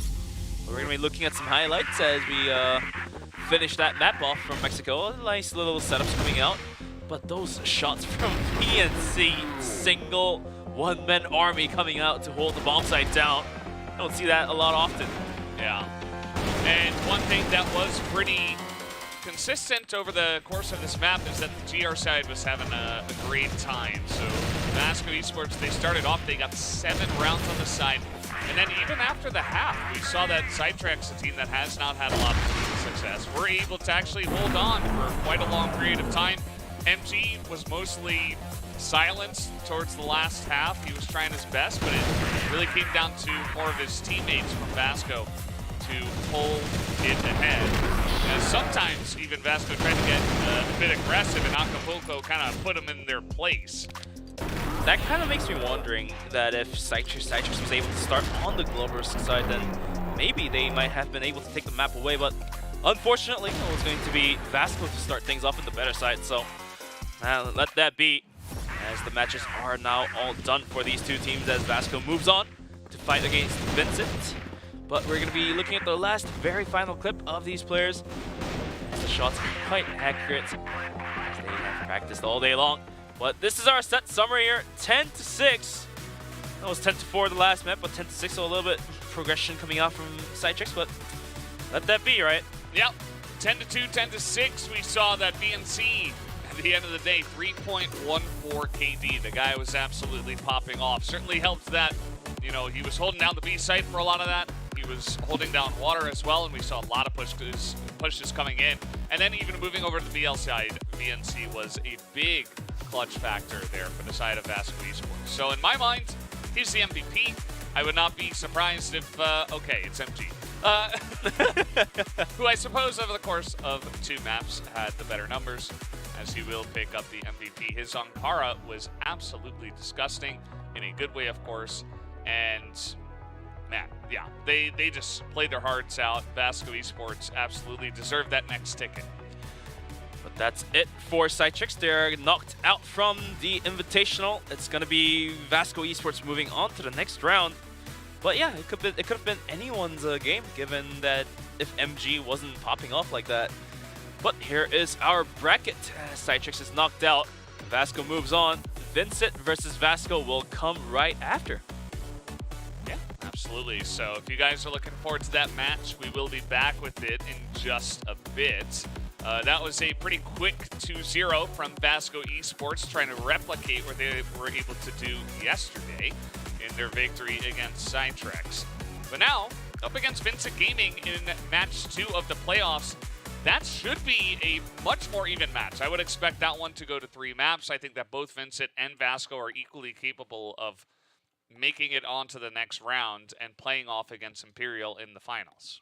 Yeah, I mean, given that VNC is also popping off, this might be a very doable fight. But guys, we're going to be taking a quick 20-minute break and come back and provide you with more quality Crossfire.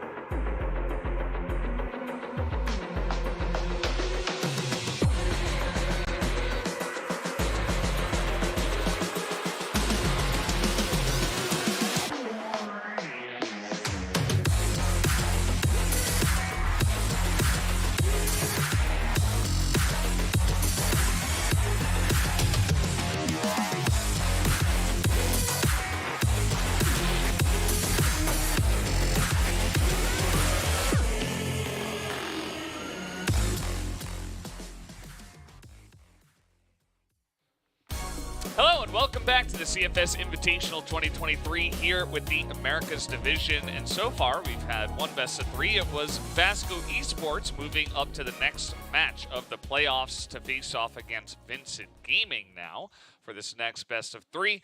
This one, as we mentioned before the break, should be a little bit more even. Yeah, I mean, the matchup should be a little bit more even compared to the last one, since Vasco did definitely prove themselves that they're capable of moving into the next round. So we're going to be moving right into the playoffs match number 2. But Vincent Gaming, definitely one of the worthy contenders, showing that what they have got yesterday, they were able to take a couple wins here and there. But I guess it really comes down to the map ban picks, since Vasco did already reveal their tactics and strategies on Mexico and Ankara. Luckily, the third map didn't get played out, which was Black Widow. So we might be able to see some bans come out on Ankara, especially from the side of Vincent. So take that one out. And then maybe we might be able to see some more of Port and Subbase. Yeah, definitely could happen. I wouldn't be surprised to see either or of those maps. And as we did say, Vasco Esports, they took down CYTREX into 2-0. It was very quick. As, you know, we expected this team to hit a high here on the final day of the playoffs. Vincent Gaming up against Vasco. They got to watch that first match, and I wonder how much they really got to learn from it, though. You know, I feel like they probably learned more about Vasco Esports from their own match that they had earlier on in the group stage. So we'll have to wait and see what kind of strategies they can learn to use from that experience. Yeah, that game against CYTREX there just wasn't a lot to take away. But here is our players for match number 2. It's going to be Vincent showing us what they've got. It's going to be Danimal, the leading entry, leading charge, the main breaking force of this team. You also get to see Eagles and GDSZ, the double armors. Sometimes Eagles just pops off and takes all the kills, but, you know, that's how it is for the armors. And now we get to see the beautiful faces. Good spirit coming out from Vincent as well. I like to see that. So let's see if they have it in them to secure their match against Imperial. Yeah. Danimal adjusting his webcam. It's like I gotta look centered. I gotta look good for this one. So far, what we've seen from Vincent is actually the first match we had for this team was up against Vasco Esports. They were able to take the 2-1, and then they took down CYTREX on that first day. But then they had to face against Imperial, and that was yesterday, and it was quick as well. Imperial made quick work of them. It was a 2-0. The map's not that close, so I'm curious to see if Vincent can kind of turn around after that. You know, individually, a lot of these players are very talented, so... And I kind of like, as well as each of them kind of have their own roles, right? So I feel like they're a pretty well-balanced team because they're kind of checking all the boxes. Yeah, most of the charges are being led by Dynamos. Eagles would be the one to calm down players and all that, but didn't work out against Imperial. But we're going to be looking at the faces of Vasco Esports, the one who took down CYTREX in a whooping 2-0. The rounds were 10-2 for one of them and 10-6 for the other one, so it's still on the second map, but the first map was a complete domination. Yeah, it definitely was. Vasco Esports got to be feeling pretty good. You see they're getting their energy drink on. They're feeling good about themselves, getting focused and ready. MG's really on top of his game today, and from what I could tell, everybody else is as well. But again, it's hard to really tell, especially because that first match they played was such a blowout, and so far that's the only team they have defeated here at the Americas Division for this Invitational. So they lost to Vincent once. They lost to Imperial as well, albeit that was a little bit closer compared to Vincent's approach against that team. But then since then, they've only taken down CYTREX. But we'll have to definitely take a look at how they're going to play this one out against Vincent, because they were able to take a map away on the previous days. So let's see if they're able to take 2 maps away this time rather than just a single one. But the stats definitely looking a little bit better, as that last game against CYTREX, they were able to farm the kills, boost up the stats here. Rawr. I love that. You were waiting for it too, yeah. I've heard this song many times. I've been around the block here. And yeah, let's take a look at the key player matchup here. We got Eagles up against MG. Eagles, an insane sniper player. MG as well. MG a little bit more volatile, we could say. We've said it many times, but it does seem that he was hitting the high highs in terms of some of the volatility that he does have in his play in the first match. But I do wonder, you know, if Vincent can kind of get ahead, get Vasco a bit emotional, kind of behind the 8 ball. I wouldn't be surprised if Vincent could once again take the win, but we'll have to wait and see how the matches do go. You are absolutely correct, and looks like it's going to be Eagle Eye to kick things off, and then Ankara for the second map. More maps being banned out. The last decider is going to be Mexico, so looks like Vincent has figured out the Eagle Eye game from Vasco is going to be a little bit weaker compared to the other maps. And Ankara obviously being picked here because of the super plays from MG. Yeah, feels pretty good. I think that you know, they felt great on this map. They picked it first against CYTREX, so it's probably just a Vasco thing rather than you know, something up against CYTREX. Mexico as well, they get onto that, and they looked good on that map. So Black Widow sub base, Compound end port, all taken out of the pool once again, and we will have to see what does happen here. Just writing down, we do have GR there for the side of Vasco on the start for the second map. But going back to what we were just talking about between the key players, yeah, Eagle's one of the more consistent players, so to speak, getting the kills when he needs to, and also providing the support, providing the rotations, the critical ones to support an attack or support a defense. MG, the one that relies on the more of the variance side, so to speak. You know, when he hits the high highs, like you've mentioned, he will be the clutch player, but if not, then, you know, he definitely goes into the quiet zone. So let's see if he's able to go right back out of the quiet zone, as he was pretty loud in the last one against CYTREX. So starting things off in Eagle Eye, from what I remember, from what I recall, MG was pretty quiet on the Eagle Eye, the game he had before. So yeah, I think it's definitely a spot where Vincent could try to come in and really do some damage early on. Ankara is a map that everybody has played so many times, so in terms of like wildcard maps, if you feel good about one of the new maps to the pool, I mean newer compared to the other ones, at least here in professional Crossfire play, it's a pretty big benefit just to say, okay, well, we're pretty good at one of the newer maps that people haven't played like 200 billion games on. So they come in, they pick the Eagle Eye, they're trying to snipe them, and from what I could tell as well, Vincent, you know, they've played a bunch of games on this map so far. Just to take a look at some of the stats that we do have here, they are 2 picks on this map. They do have a relatively low win rate, but I think that's because they had to play against Imperial on this map as well. So, you know, what are you going to do about that? Overall, from what I remember of Vincent playing on this map, they have looked quite strong. And obviously, they're very confident in this map based on their 2 map picks of this one. So, I think it's a good start for Vincent. They're able to kind of control the series right from the get-go. Yeah, Imperial definitely on a great spot to go into this final day of Invitational, but it's all going to be coming down to who gets to play against Imperial. That's the food on the table right now for these 2 teams to solve out. Yum. Definitely the tasty one, because you got to get the dough, you know what I'm saying? But yeah, Vasco versus Vincent. If I was Vasco, I would definitely taken the time to go back to the drawing board. Okay, we did take a map point, but at the end of the day, we did lose 2-1. So, you know, some things had to change, some things had to be fixed. But if they were able to fix those problems, fix those mistakes, and, you know, get going, we might be able to see an upset come out, because right now, Vincent definitely looks pretty strong going against Vasco here. Yeah, I think in terms of many different ways, like the only thing you could kind of give Vasco the slight edge on was that at least Vasco were able to bring Imperial to 3 maps. And the maps were a bit closer. There were a couple of 10-7s either way. And then, well, you know, they did get kind of crushed there in the 3rd map. But that happens from time to time against this team. Whereas on the other side, Vincent, they got crushed 10-4, 10-5. And maybe you could say that, okay, Imperial was just warming up. They come into the second day looking much stronger. And that could be part of the reason. But at the end of the day, I said it before, I think this is going to be pretty evenly matched. I wouldn't be surprised if we do go to 3 maps and this goes the distance and we get to see really both teams juking it out and trying to use every single strategy that they had prepared for today.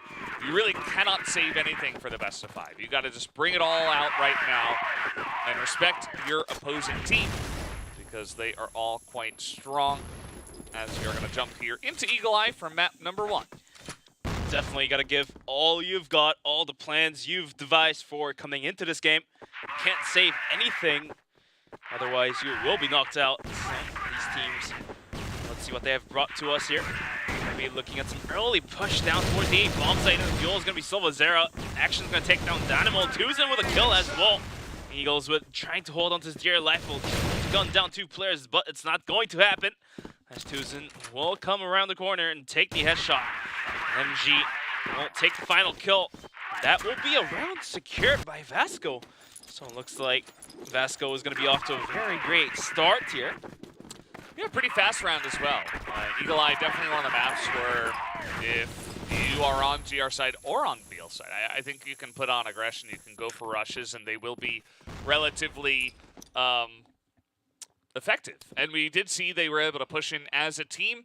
Vasco got in there real quick, and they were able to take a very aggressive play. So VNC once again gets that first kill, pours it in a nice lurk spot, but unfortunately for them, they get wiped on the A site again. Gotta give a lot of credit to Action for that one, for spraying down 2 players. Doesn't even care, just guns them down. It's all down to GDSZ off for a very slow start here. Wasn't able to find the kill there, as well as Action will pick up 3 kills of his own. And that will be 2 rounds being picked up by Vasco, so off to a really good start and able to maintain the momentum.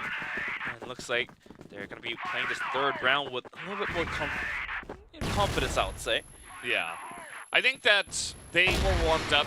Wow, okay. Silva's going to take out the here in this map, as MG just holding on to the M4 for now. And yeah, I think they come out really fast and fiery because they know that VG, yeah, they were probably watching. They definitely warmed up before the match, but they didn't get to play 2 full professional maps against CYTREX. So Vasco are trying to use that momentum, as you mentioned, to push in and give them an advantage. Now, Danimal has a nice little lurk there. Eagles as well is able to trade one. And finally, Vincent Gaming put themselves in a slightly better spot. KN holding down the mid doors. Morrison gets the flank here from A. It's all up to Silva, who has to go 1v3. Minute 30 left onto the clock here as Silva is trying to position himself down towards the A-bomb site. Spots up Borzin, so he's going to be continuously looking down there. Tosses a nade as well. I don't know if that's enough to take the kill, as there is a flank coming in from KN. And that will be a round secured by the side of Vincent. And so far, Vasco was able to wake up with 2 rounds, but it's going to be a put to halt as Danimal was able to hold down that early mid-aggression down towards the B-bomb site with a kill. This time around, GDSC not swinging out wide, as he have learned his lessons not to do that, as he was picked off early twice in a row. Not 3rd time, can't fool a weatherman 3 times in a row, so that's going to be that. 2 minutes left onto the round, and let's see what Vasco has devised. Yeah, I liked when they were pushing, and it really worked out for them. It didn't give Eagles space to rotate over and get snipes down. Didn't give time for Borzin to lurk and to get flanks from the GR side. And now that they have slowed down, they do take it a little bit safer this time. They're checking all their flanks. They're not peeking as hard here in towards Hotel, although they do have some members. And in fact, it is Vincent Gaming who are taking a little bit more of a step back. GDSC getting some really nice information.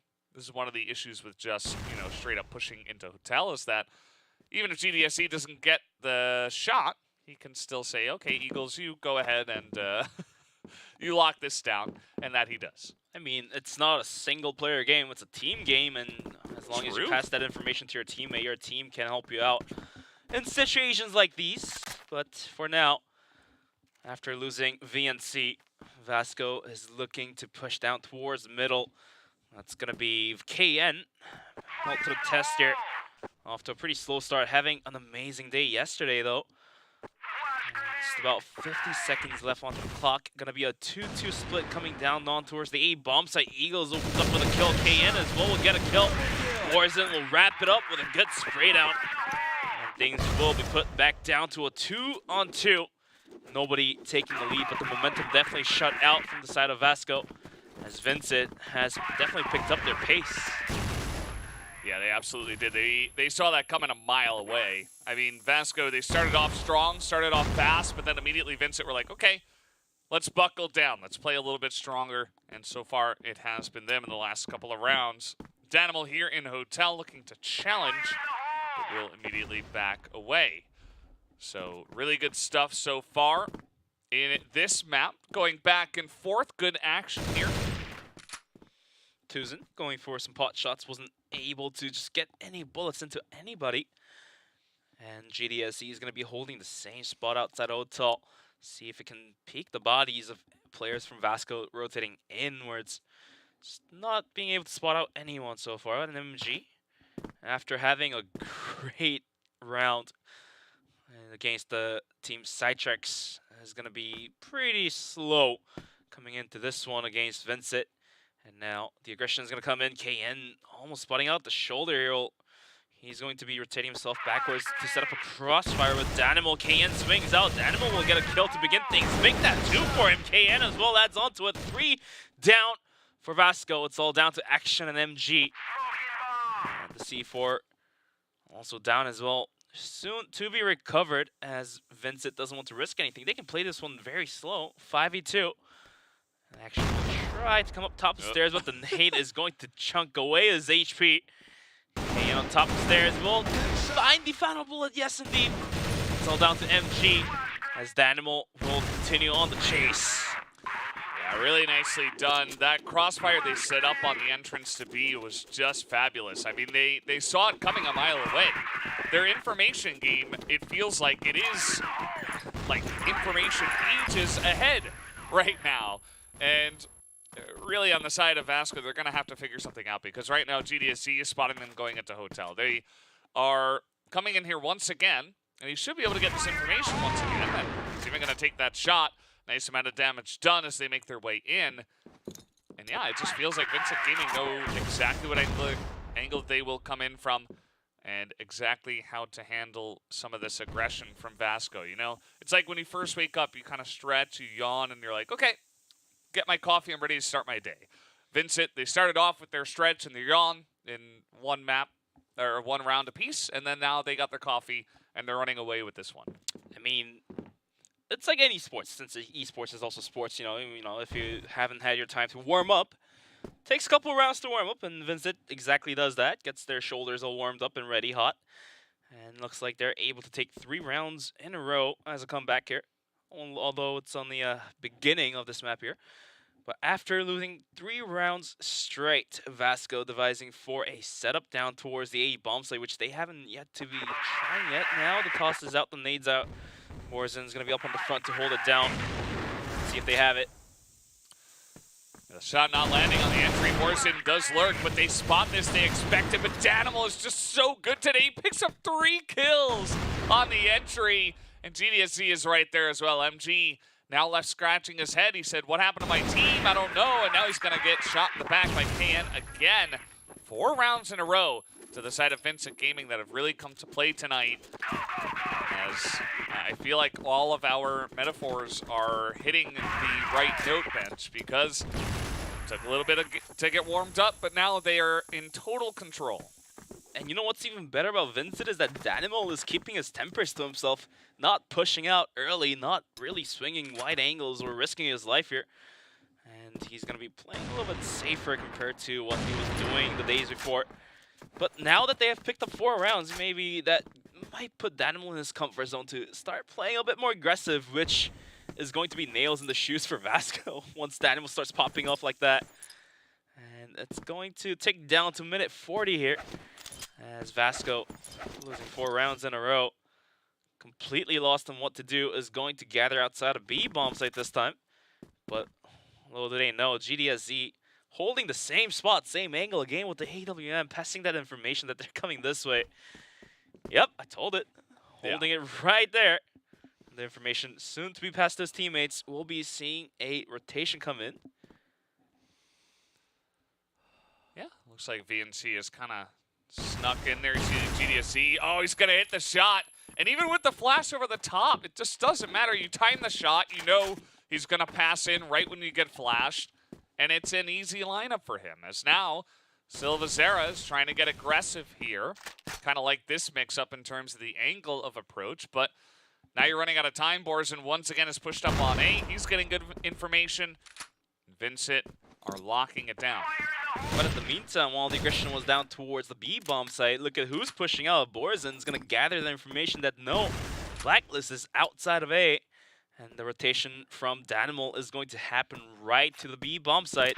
Gonna be sending KN as well. The setup is being thrown out. MG gonna be one up on the front to see if he can get a lucky pick while entering the bomb site. But look at those flashes to delay the timing. Only 20 seconds remaining, and MG has to make things happen as he does find the kill onto GD action as well, killing down Danimal. Bomb site is now compromised. The bomb soon to be planted, but the retake is coming in hot. Yeah, they're kind of running out of time here, but Action will be able to get onto the site, and they're not quite able to pressure it. MG's getting kills bit by bit. He is trying to win this round for his team. He's got Action with him on the site right now, the two best performers for Vasco. MG trying to hold down the stairs, but he's not going to be able to. It's all up to Action here, 1v2. KN is just popping off today. He's going to pick up yet another kill. And that is the 5th round in a row to the side of Vincent Gaming. Speaking of 5th round, KN almost at a 5.0 KD. Just one more kill needed for him. And some way, somehow, both Danimal and KN wants to hurt the side of Vasco. Take all those bloods to themselves. Vasco, after a failed hit, is going to be gathered down towards the middle after sending 2 players right into it. This could be critical. Look at the positioning of these 2 players. As MG also finds a kill on Danimal, Action will swing right around the corner to take down GDSZ for the refrag. And all of a sudden, bomb site is completely empty, looks like, and they can get a good, easy plant in. Yeah, feels pretty strong this time. But let's see, as we do have MG, he has come all the way around. It looks like he is trying to flank the flanker, as Vasco, as a team, trying to come in here. Inevitably, they will make some noise, and Borzen should be able to at least tell his team that, you know, some of these guys are coming out. They don't quite check the angle, and Borzen gonna get 2 free kills. Even gets a little bit of extra damage, and now KN's able to swing right on over and pick up yet another kill. He is 10 into 5 KD right now. He's going to hold on to that and hope he doesn't get caster cursed by Valdez. VNC on the chase. He would love to come in here. He's still got a decent amount of time. Trying to get this early pick on the KN and make it a 1v1. But VG don't have any thoughts of letting that happen.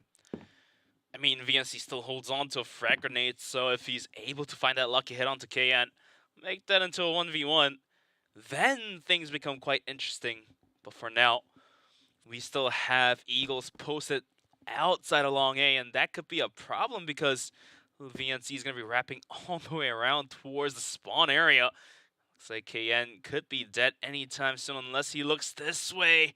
Come on, the time is ticking. Only 30 seconds remaining onto the clock, and VNC is going to start hopping on towards the bomb site. It looks like the tip of the head has been seen by VNC. Yeah. So he's going to be finding that angle. There we go. KN. Oh, it's not going to happen because VNC is going to be chasing. Finally gets the kill. But while playing with the timer, Eagles was able to rotate back in, and Eagles misses that. And VNC is going to run all the way to the other bomb site. Now Eagles pops out as VNC delays his rotation. And that will be Vincent picking up yet another round. Yeah, a pretty cheeky round there from VNC. You know, he got the flank. But again, they're running out of time. You know, he's using so much to try to get this cool little flank on the KN. And yeah, he's going to chip away at his KD. But, you know, jokes aside, it's still a round win to the side of Vincent. I mean, there's just not enough time. Even Eagles could have tried to hide. He had the jump on him. He knew exactly where he was. Like, he knew where the bomb was as well. It was totally in Eagles' control from there, so they weren't really in any position to lose that round unless Eagles totally botched it and took a bad firefight, which he did not. He was able to get the kill there with the pistol. Also gotta point out that Borzen is playing those big frame moves as GDSE is gonna be opening up the round while killing Action and VNC. All of a sudden, 2 players down, although Tuzin was able to take down GDSE for some return. But still in a deficit of a member. It's going to be 3-on-4. And Silvazera now popping bullets into the smoke, trying to catch Borzen here. And things are quieting down as the bomb is going to be rotating in towards middle. Do VG have an idea this is happening? Yeah, that's the question. It is going to be up to Danimal, who's trying to hold this angle. Not sure if he saw that as they are pushing in right now. He's got some help. The shots also are being fired. Silva now running on in, trying to win this one. He will not. Danimal is able to hold on to the backside of this spawn here as MG now trying to push in. Tuzin is the one that actually has the bomb. He will plant that and look to back away and hold on to the site from the hotel, it appears. And this is a nice post plant from Vasco as they are able to hold the angles after planting the bomb in their favor. But once VG starts tapping the bomb, it becomes an issue. But Tuzin is going to be able to find the kill onto Danimal, who's trying to tap it, and MG as well. Kill. KN comes over from the side, takes down Tuzin. It's all down to MG. The nade's going to come his way though. And be a smoke covering the vision. He misses the arm shot, hits the leg. And that's going to be a defuse for Vincent. And it's going to be a 7-2. But going back to it, Borzen playing this one with a big brain, like I've mentioned. You know, he would poke and prod out towards A-Long and see if there's anyone. And eventually, that one round where he got the double kill by posting all the way to the spawn, it paid off. Yeah. And right after that, he starts not going out. So that global risk set was played to perfection, I would say, by Borzen. But now, going to second half, let's see if he has the firepower to break the defense. Yeah. Well, 7-2 is what Vasco is doing to CYTREX, and now Vincent are doing it to them, as they have really taken over this map so far. Now, perhaps they swap sides, and, you know, maybe we get Vasco feeling a little bit better on the GR side, but I think this map is pretty evenly balanced as GDSZ comes in, gets the kill with that one nade as they are looking to push in here 5v4 in towards the B side through the hotel. Action's going to be positioning himself behind the box here. Nice little lurking position. Tuzin's going to open things up by wallbanging Eagles out from the game. That's a critical kill as Eagles, like we've mentioned, is a key player for this team here. For now, Action playing very patiently. Here's all the sounds that they're rotating out. And it's going to allow and alert MG that a possible aggression could come his way. Minute 14 left onto the clock, and Tuzin, though, continuously poking and prodding, gathering information on his team, decides to run all the way to the spawn, so this could be a good flank coming in. Yeah, and like you said, I mean, they have the information. MG can just hold this one angle. He has support, and there's a flank, so it's just VG having to essentially force it through here, but it's not going to happen. Action able to get the flank, picks up 3 kills, and it's very nicely handled by the side of Vasco, so we'll have to see if Vincent can kind of read these situations. The information gathering from GR so far from both teams has been quite strong. If Vasco is able to pick up the tempo and get like 3 rounds in a row, this is doable. Silvazera is going to be swinging this one. Although the smoke is going to cover the angles, the wallbang takes down the HP of Eagles, and Nate not hitting as well, as Eagles is able to fall back without losing his life here. C4 now recovered, and this time around, they realize, okay, we had a flank coming in from the backside, where Action was able to just scrape in 3 kills from the back here. Maybe this execution, they might just leave a member behind to watch for any possible flanks coming out from A if they're going to hit the B bomb site. Yeah. Let's see if it does happen. We got 5 guys. Vincent Gaming still hanging around here. 2 guys in the hotel from Vasco looking to get the first contact in this area. They're thinking about going down the alley, but doesn't seem very wholehearted here. Not a full middle, although as I say that, they do try to peek up into the window and into that corner. Silvazera is trying to hold him down. He is pretty low, but actually Borzen's able to get that first kill. Still Tuzin able to trade it back. KN not holding that angle. GDSZ gets the 1, but this is definitely advantage here to the side of Vasco. Both of these teams not covering the angles for their teammates costs a lot of life here. But GDSZ definitely feeling it today is going to be popping down Silvazera and bomb site. And Eagles as well cuts off the rotation coming from Action. So it's all down to MG once again.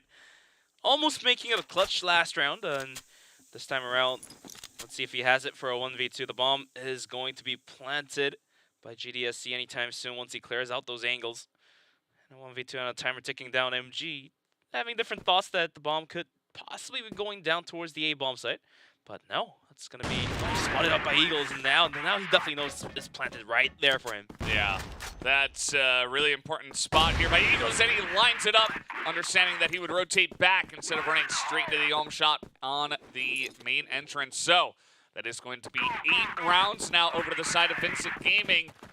They are able to strike back immediately in a pretty close round, though. Here comes Action, trying to get aggressive. MG's right there with him as they are making this count, able to pick up 2 kills. GDSE, though, is really on a heater, so he's able to pass his deaths in the kills in the last round, and now he's looking to carry a bit himself. But we can see a pretty even spread of kills throughout the players of Vincent, as it's going to be 7, 9, 9, 12 for KN somehow, and 8 on Eagles. But over towards Vasco, it's going to be Action and MG lifting most of the weights here, and Tuzin getting lucky kills here and there. We'll put him at 8 kills. But regardless of that, the rounds are not looking great, and Vasco really has to start picking up more rounds, since it's only 1 round away from having the match point ready to their face. Minute 30 left onto the clock, and Vincent going to be taking a very similar execution, sending Danimal out all the way underpass here. Still has a couple nades to work with, but the men deficit here, 4v3, makes it a little bit harder to push right into the bomb site. Yeah. Let's see if they do commit to it anyway. Danimal is here, and it doesn't look like Silva's going to be, just standing right where GDSE could one-tap him. Danimal trying to gain as much pressure as possible, with the team beginning to push on into Hotel at least. Eagles looking to join up here. Danimal saying, okay, well, I don't see too much at this point in time, but they did throw a grenade, so let's see how it goes. Eagles with that first pick is pretty huge. Will they understand that VINCIT is here? Well, they're going to see him now. Silva as well, be able to get that snipe down, and it's all up to Danimal, 1v3. 30 seconds is enough time. He's trying to get the first. He does. Will he pick up Silva? No, Silva very smartly just going to back up for now, looking for some damage. Not going to come through, though, and even Danimal's going to get a plant as well. In a 1v2, no more bullets, pulls out the pistol! Double kill for him! And that's a round secured, and that's a match point secured by Danimal. How in the world? If it's nobody else, it has to be him for these clutch situations, and that is amazing. Yeah, it's incredible what some of these members on the side of Vincent are able to get going. Silva finally able to pick up another kill here. He has been slowly getting into this map, but maybe perhaps too slowly, as he only has the 5 kills for now. VNC spotted behind the box, takes a ton of damage. Silva's right there to help out. After losing 2 players, but still in a pretty good comfort zone, as they did pick up the match point here. Still has 6 more rounds to spend. Poke and prod for a possible win. Silvazera will take the kill back onto GDSE. Goes down to Borzen, and KN as well will take down VNC. So all of a sudden, that 5v3 becomes a 2v3. Let's see. MG does get a kill onto Borzen. It's all down to KN, but KN is definitely feeling it here. 13 big numbers onto him. Has the C4 as well. Doesn't have to go for a recovery here. And after eating that flash, he's going to be going towards the B-bomb site. Trying to get into Hotel, looks like. Yeah. He has a lot of time, so he could try to do what Danimal did. It looks like, as a team, Vincent have decided, okay, well, B is relatively weak, although, as I say, that Action just going to take his head off, so makes quick work of that. And a nice job done by Action. So they're going to stay alive in here for now, 9-4, now the score. And it's still rough, though. It still does feel like Vincent are really dominating these rounds, because even when, not just first blood, but also second blood, and even third blood is going into the hands of Vasco, they're still having trouble closing things out and being clean from there. So if they could try to translate their, first kills and their early round wins over to something more, I think they would have more success. Just not being able to close out the round in a clean manner will bite them back as they are going to be sitting at 1 round away from losing the map here. Vincent, though, after that round, is going to be playing this one a little bit more carefully and sending more players down for a trade, realizing that, okay, the defenses are definitely breakable if good trades are coming in their way, as VNC is going to be the one holding the front line. Smokes are put out, and Danimal, thinking different ideas, try to cross corners and peek into the smoke, but decides not to, which is smarter, I guess. But let that be. Only a minute left on the clock now, and Vincent now has to decide where to hit. Well, as a team, they're looking at B, but we got a double stack here. We got Silva right behind them. Another smoke's gonna come in. It feels pretty telegraphed. Let's see, as VNC is not even getting that kill, and the push comes in. The entry is so clean. Nobody goes down on the side of Vincent Gaming. As, man, they are really gaming tonight. They came to play, as this has been a total wash. MG alone, he goes down. Danimal, I think, picks up 4 on the round, and they absolutely dominate them. 10-4 here on Eagle Eye. What a performance.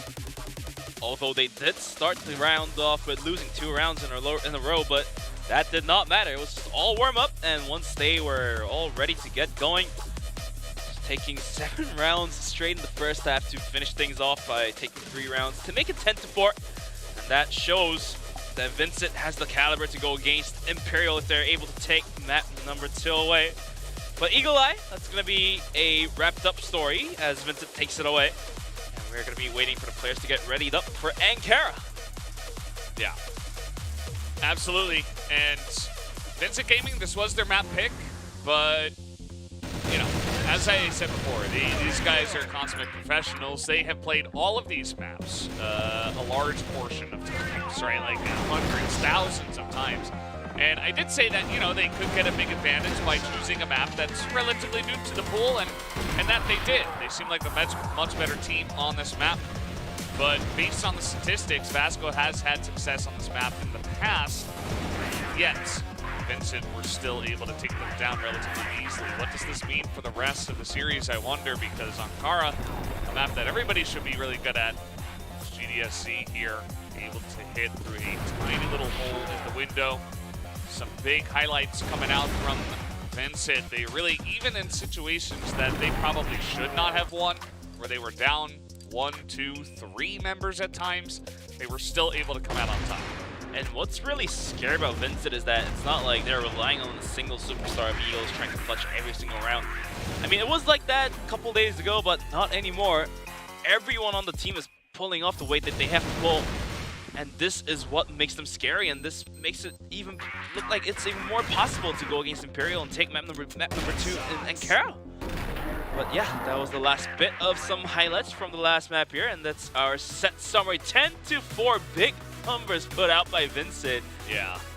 And as you mentioned, bench, everybody is pulling their weight. There's not a single member on the side of Vincent that was under 1 KD. That doesn't happen all the time, even for teams that win like 10-2. We saw, you know, there was at least one guy who's under like 1 KD, but not the case here for Vincent. Everybody's doing a great job. Everybody had their moments, and certainly everybody came to play. Very well practiced, very well oiled machine is this team right now, trying to prove that it should be them who actually make it into the finals here at the CFSI. You see, GDSC was trying to pump everybody up. They have so many veterans on this lineup as well, as something we've always mentioned for this team. And certainly when it comes to the high pressure situations, that should help them out. Not just about skills, but it's all about the team vibe. You know, just gotta feel the mood. And those veterans are really good at making those moods happen. But we are gonna be waiting for the second map to load up, and here it is. We're gonna be heading right into Ankara. It's gonna be Vincent Gaming to start things off on the side of Blacklist, and it's going to be Vasco Esports on the side of Global Risk. And we've seen some good moments come out from MG on this map, so let's hope that he can pick it back up coming into Ankara. Yeah, that's really the question. Will he be able to hunker down after a tough loss and turn it around? I think that certainly individually, mechanically, these players on the side of Vasco are absolutely capable of doing that. But will they? Will they mentally pull it together as a team and be able to fight back is the real question. We do have Vincent Gaming starting off here on the Blacklist side. It was Vasco on the last map that did start on it, so it feels like when the team gets the side selection, they generally do like to go for the Blacklist side. And let's see how it works out for them. Certainly Blacklist is going to feel pretty good on this map. We're going to be looking at 3 players from Vasco to hold down the A-bomb site. As we're going to be looking at Vincent readying up their lineups for a couple nice to be tossed. Barely dodges that action, gets away with it. Still holding on to his dear life as the push is now coming. Can he hold it down right on top of the stairs? Goes for some pot shots. The nades are being thrown, but the damage action does find one. Almost makes that into a 2 as he chunks down the HP from GDSZ, but GDSZ just better. Takes him down, and Horizon trying to pop up the stairs. Couldn't do much as GDSZ just continues to get the kills for himself. 3 for him already. It's down to 3-2 with the bomb. More than definitely be able to be planted by the side of Vincent. Yes. Thank you. Hey, it's he said it. I mean, it wasn't even me. Second grenade kill of the day. We only had 3 yesterday, which was weird. Not that much. Just a lot of gunplay that we did see. Either way, 2-on-2 as Silva pushes in, takes down 1 and takes down 2. Makes quick work of that first round in favor of Vasco. Vasco being able to pick up the first round is going to be crucial. As now they're facing this round number 2. Should give them a sense on how Vincent is now going to push in towards A-bomb site at least. But let's see if Vincent wants to continue on with the same strat, or if they want to change up their gears and try different things. This time around, we're not looking at action playing for aggressive peaks or MG going for early swing outs with his IWM.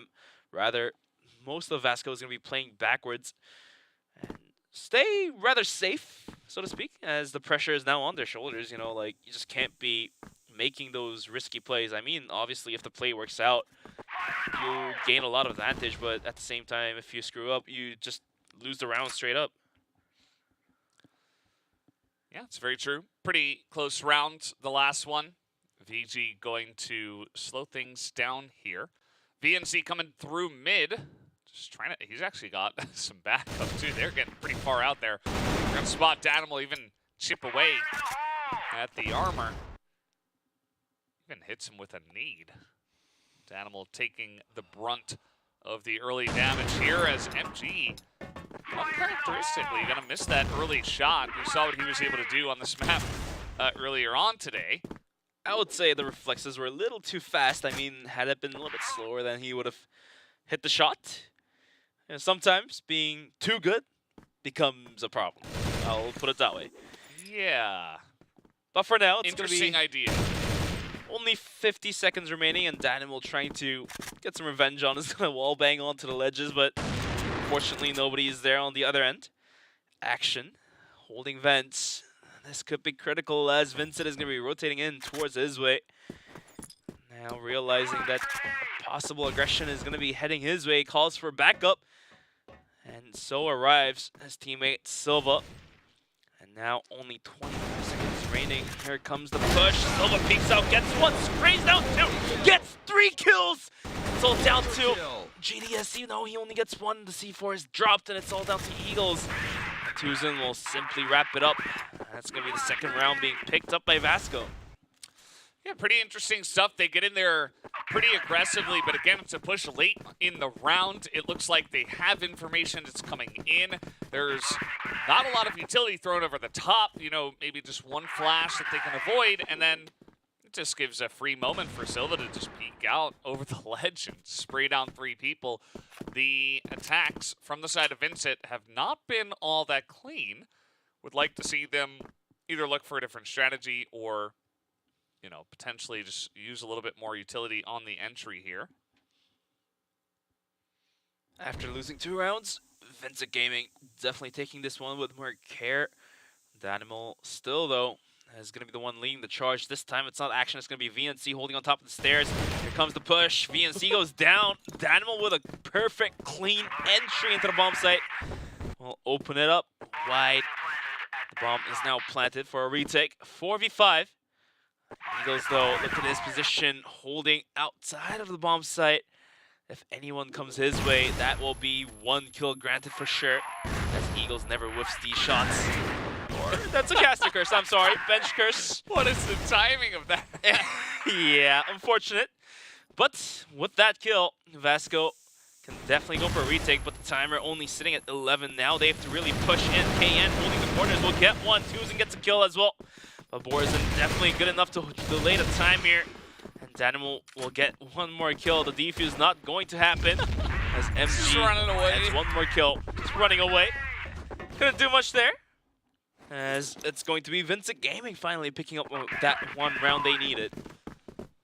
Yeah, I mean, at the end of the day, it's just a little bit too slow on the retake. There were so many members alive on the side of Vincent. I mean, all 5 of them were alive after the entry. Yeah, they got through Eagles, but then they had to run all the way through quarters, in through the front door, in through the air ducts, and you got to chip through 4 more people and get the defuse. It's a little bit too much to ask, so kind of liked Vincent. You know, they didn't go for more utility. They actually went for less. It was a much earlier hit.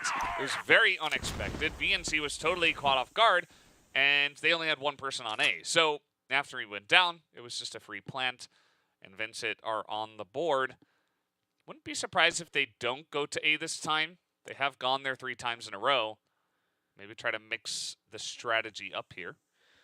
That's how the last round wrapped up, and I think you and I are tied in terms of caster curses.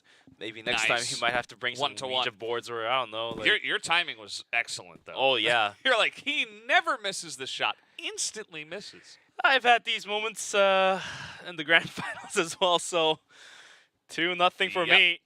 But the scoreboard is going to be 2-1, with Vasco still keeping their lead, but who knows? They might lose the lead if Vincent is able to tie this back up. And this time, Vincent's going to be playing this one a lot slowly here. Still holding on to a lot of utilities, and VNC thinking of tossing out one more smoke here. But in the meantime, GDSZ is going to be the one on the front line, taking the lead here for the charge. But look at the positioning. MG, Silva, and Tuzen, all 3 holding on to the bomb site.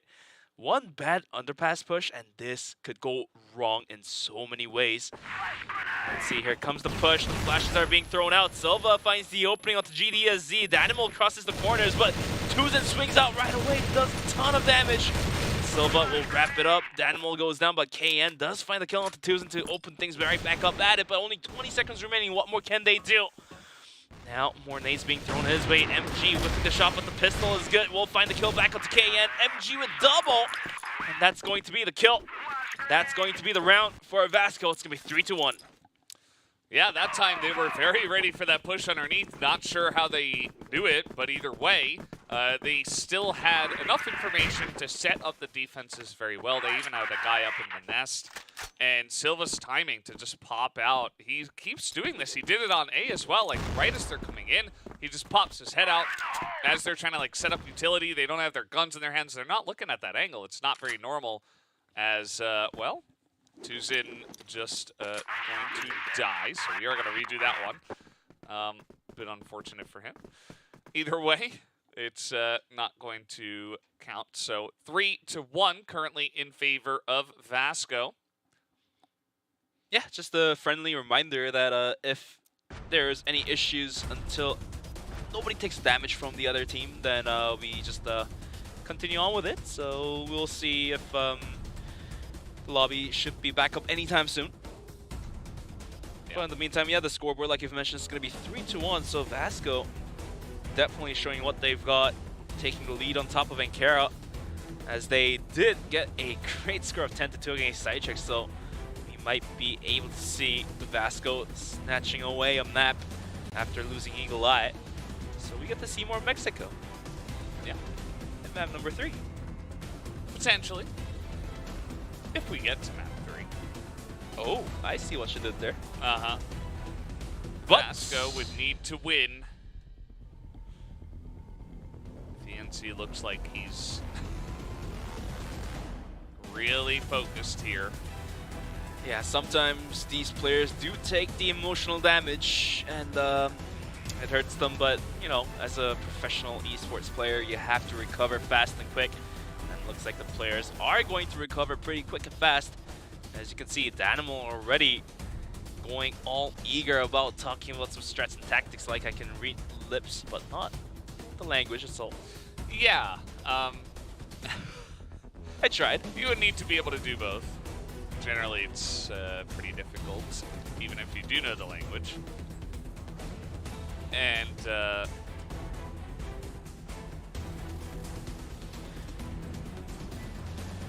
okay, so we're getting the update that actually he left the lobby without giving a actual notification to the refs, so they actually will lose a round score because of that.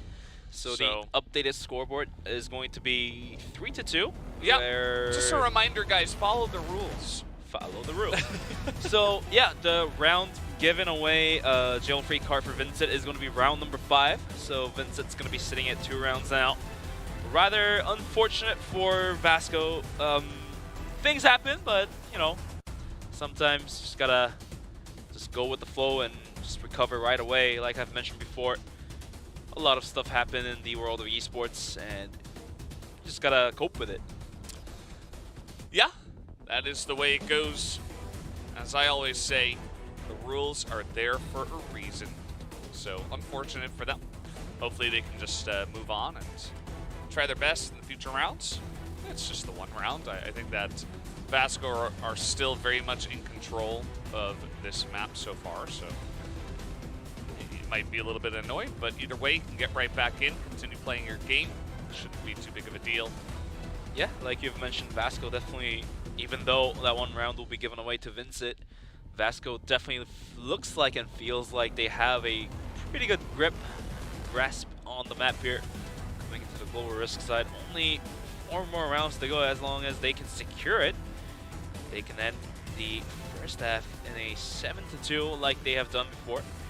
Otherwise, the scores will be a little bit itchy, as Vincent, they only need 2 or 3 to start to make a comeback. Yeah. So you see players here on Vasco. I have to be honest, you know, we keep looking at the player cams. I feel like Vasco look a lot more stressed, and it could just be, you know, player personality. I don't want to read too much into it. You know, it doesn't exactly mean that, oh, they're more stressed, so they're not going to play as well. I just, you know, it just feels that way right now, especially, you know, we have the big close zoom in on VNC as he continues to scratch his head, and I just hope they can still, you know, focus on the game, play their best. That's what I would just like as a caster. As we are still waiting to get back in the lobby here, guys. Shouldn't take all that much longer. So but thank speaking you for of waiting and holding on. Speaking of casters, yeah, I mean, we are quite on point with our caster curses tonight. Absolutely. One on you, one on me. Let's see if he can get more of those, because Eagles just betrayed me so hard on that one. I mean, given that he didn't miss those kind of shots yesterday and the day before yesterday, why would he miss those today? Putting me in a rumbles here.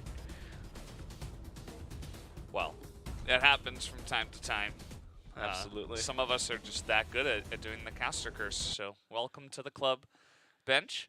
Thank you for putting me on board for Crossfire. This is actually my first time doing the Invitational, as I was on board for Grand Finals at the end of the year yesterday, and it's definitely good to be back here.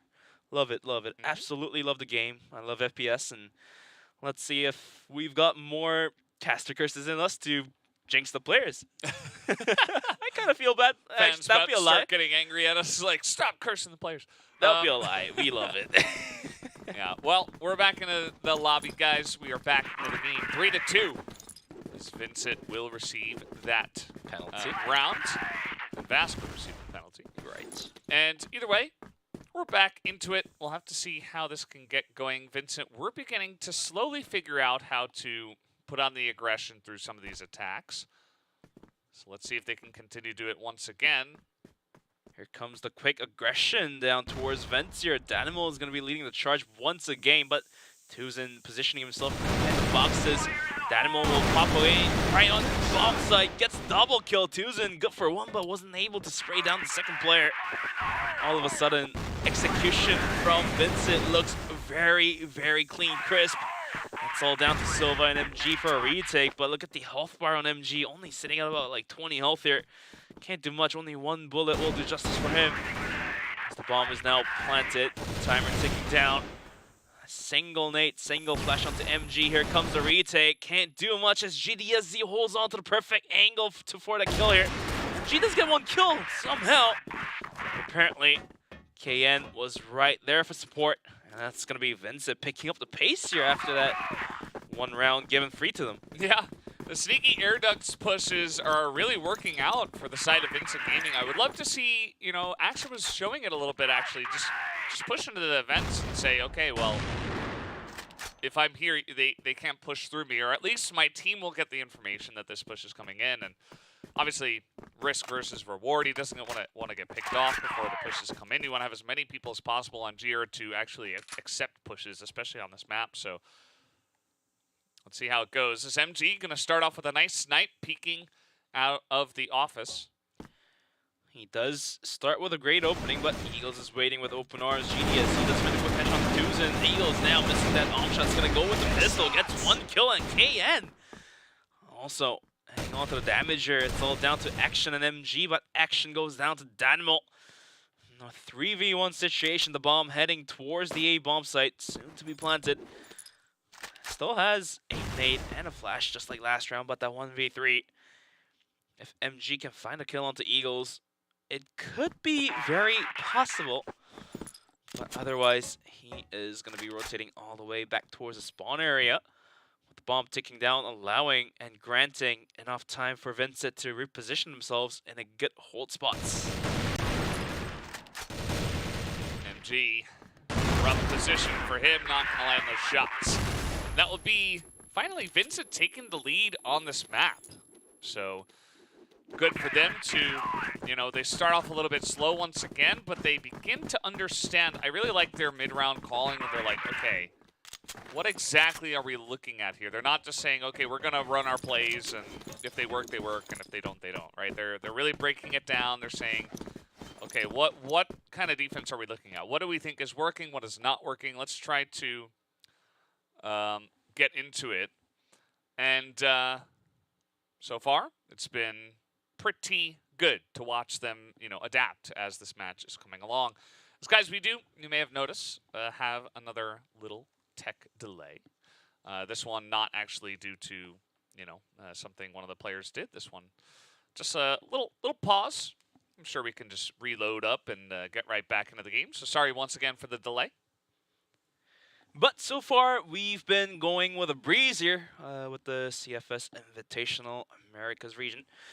The rounds looks like are gonna be 3-on-4 as Vincent does take the lead away, as we're still waiting for the lobby to be restarted.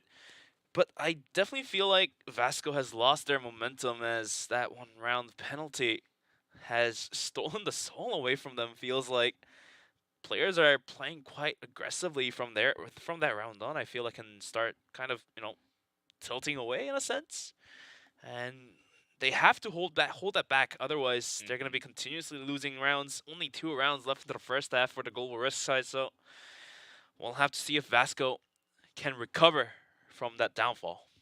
Yeah, absolutely. The mental game, a huge part of Crossfire, as we have seen over the course of many CFS Invitationals over the years. As it looks like we are back into the game, so we can just hop into this. And right now, Vincent Gaming 4-3, leading from the Blacklist side, trying to push in and take a 2-0 if possible. Going into Mexico can definitely be a little bit of a wild card. So going to start off with a snipe here from Eagles. Takes out Action, who was trying to get aggressive with his team out here in quarters. But Eagles just gets the pick and walks away.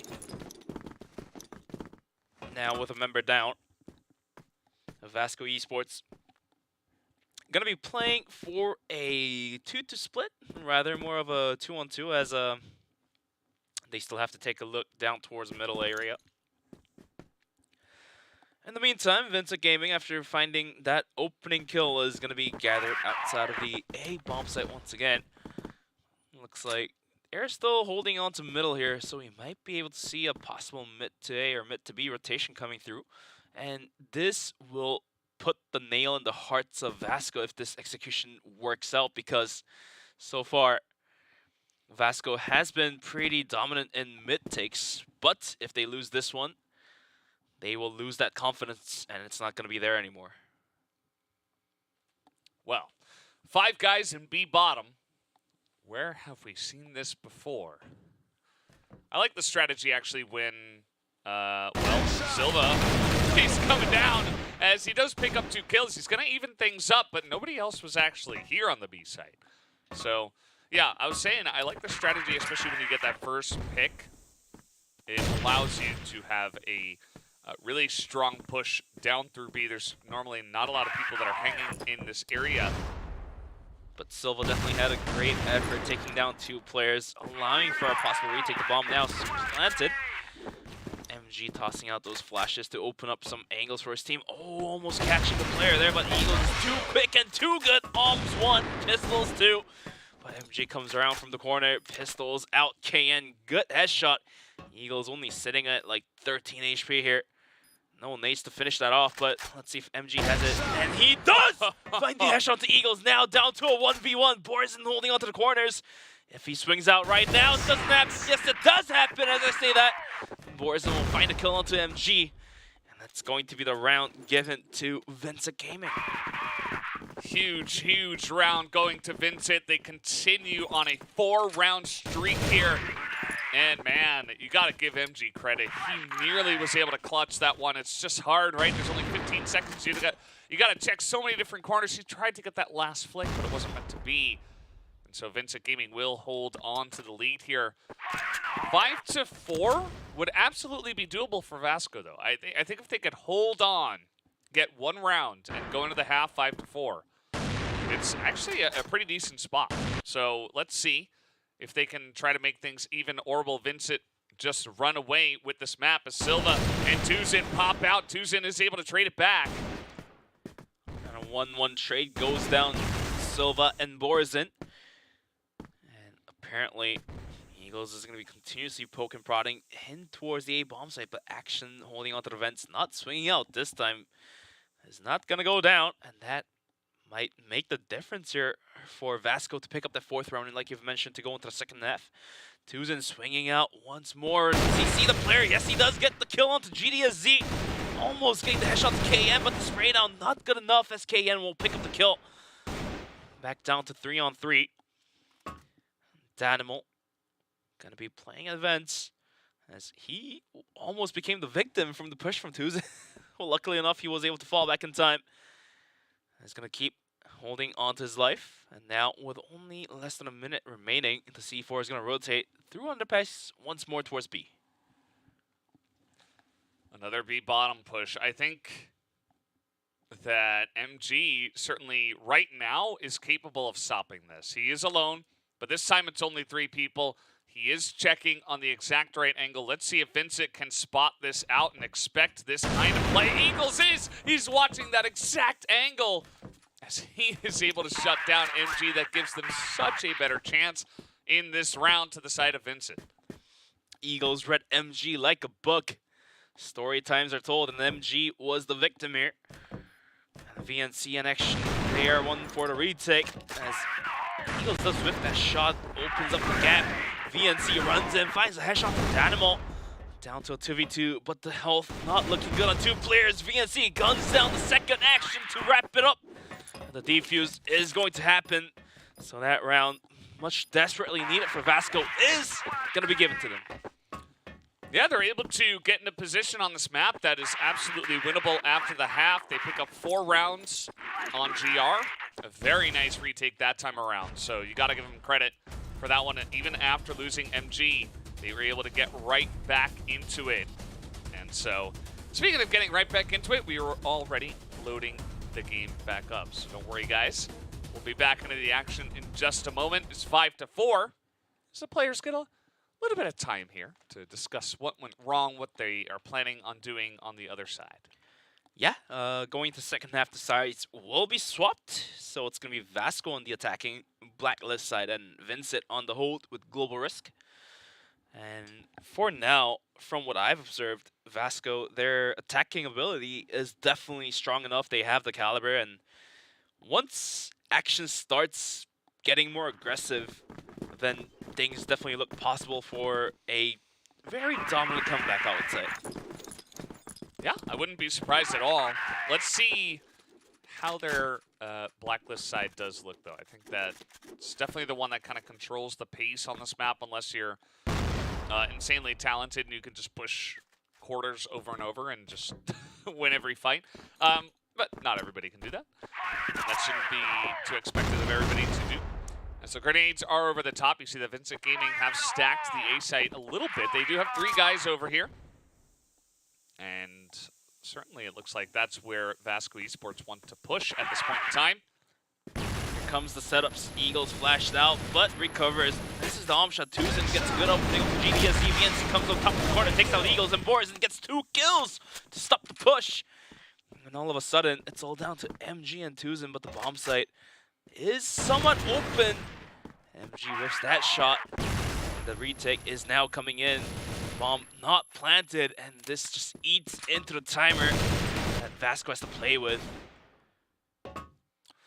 Oh boy. MG, can you do it again? Can he clutch it for the boys? 1, 2 shots, not quite gonna land. They're peeking over the top. He does get one, but eventually he's got to reload, and that is just going to be too much for him to handle. Nicely done by the side of Vincent as they overwhelm the sniper player. They take a 6th round, 6-4 here. Vincent Gaming, they can smell the finals just 4 rounds away. This is the information game, not only in-game, but out of the game coming into play here. The reason why Vincent was able to send 3 players down to the bomb site was because they were able to observe how Vasco played Ankara against CYTREX, get that information, get that how they play, but Eagles will get the great opening onto action. Speaking of getting information, he also realizes that there's more player coming his way, backs out right to the bomb site after picking off 1 player, which is going to be action. So all of a sudden, losing their entry, Vasco, they have to rethink about going towards B and have to back out towards their spawn. We'll see what they decide to go for. From this position, A pushes, I think, are a little bit more common, and they are set up for that pretty quickly. There's a smoke down here in the entrance as well. They could consider it. Already you see that Vincent are trying to read the situation, trying to get some opportunistic grenades over the top, just in case this rotation is coming in. Unfortunately for them, that didn't do any damage. So let's see if Vasco actually do commit to this push. GDSZ in a pretty forward angle on this one, which would have been good if no utility is used. But he will back away to the top of the stairs. Here comes the push from Vasco. GDSZ on the front line to hold it down. Spots out the tip of the head, but not able to land a shot now. Here comes Nate from VNC. That will be tossed right his way, but not being damaged. Is able to hold on top of the stairs, using the boxes to his advantage. He's going to be juggling with it. Gets 1 kill, sprays down 2, and almost getting the 3rd one. Takes out the pistol, gets that kill for himself. It's going to be GDSZ actually to take the kill on Silva. And the round is quickly wrapped up. And it's going to be 7-4 in favor of Vincent. Yeah, and you saw Borisov was able to wrap around and help out with that. You saw so much utility dropped right into that corner. They thought someone was there 100% as they tried to push in, but 4v5, the push gets delayed. They use a lot of grenades in the corner. They're not quite able to hit their shots on the entry. One thing leads to another. Vincent Gaming will be able to defend once again, so that's 2 rounds in a row after the half, as their GR side looks pretty impenetrable at this point in time. Once things start to go in shambles, it creates that domino effect, and Vasco's being the victim of it. As they continue to lose round after round, it's going to be 6-4. 7-4 now, given that last round was taken by Vincent as well. And now VNC is going to be looking to push down towards the underpass once more, but that push could be held down at gunpoint. We'll have to see how that turns out to be.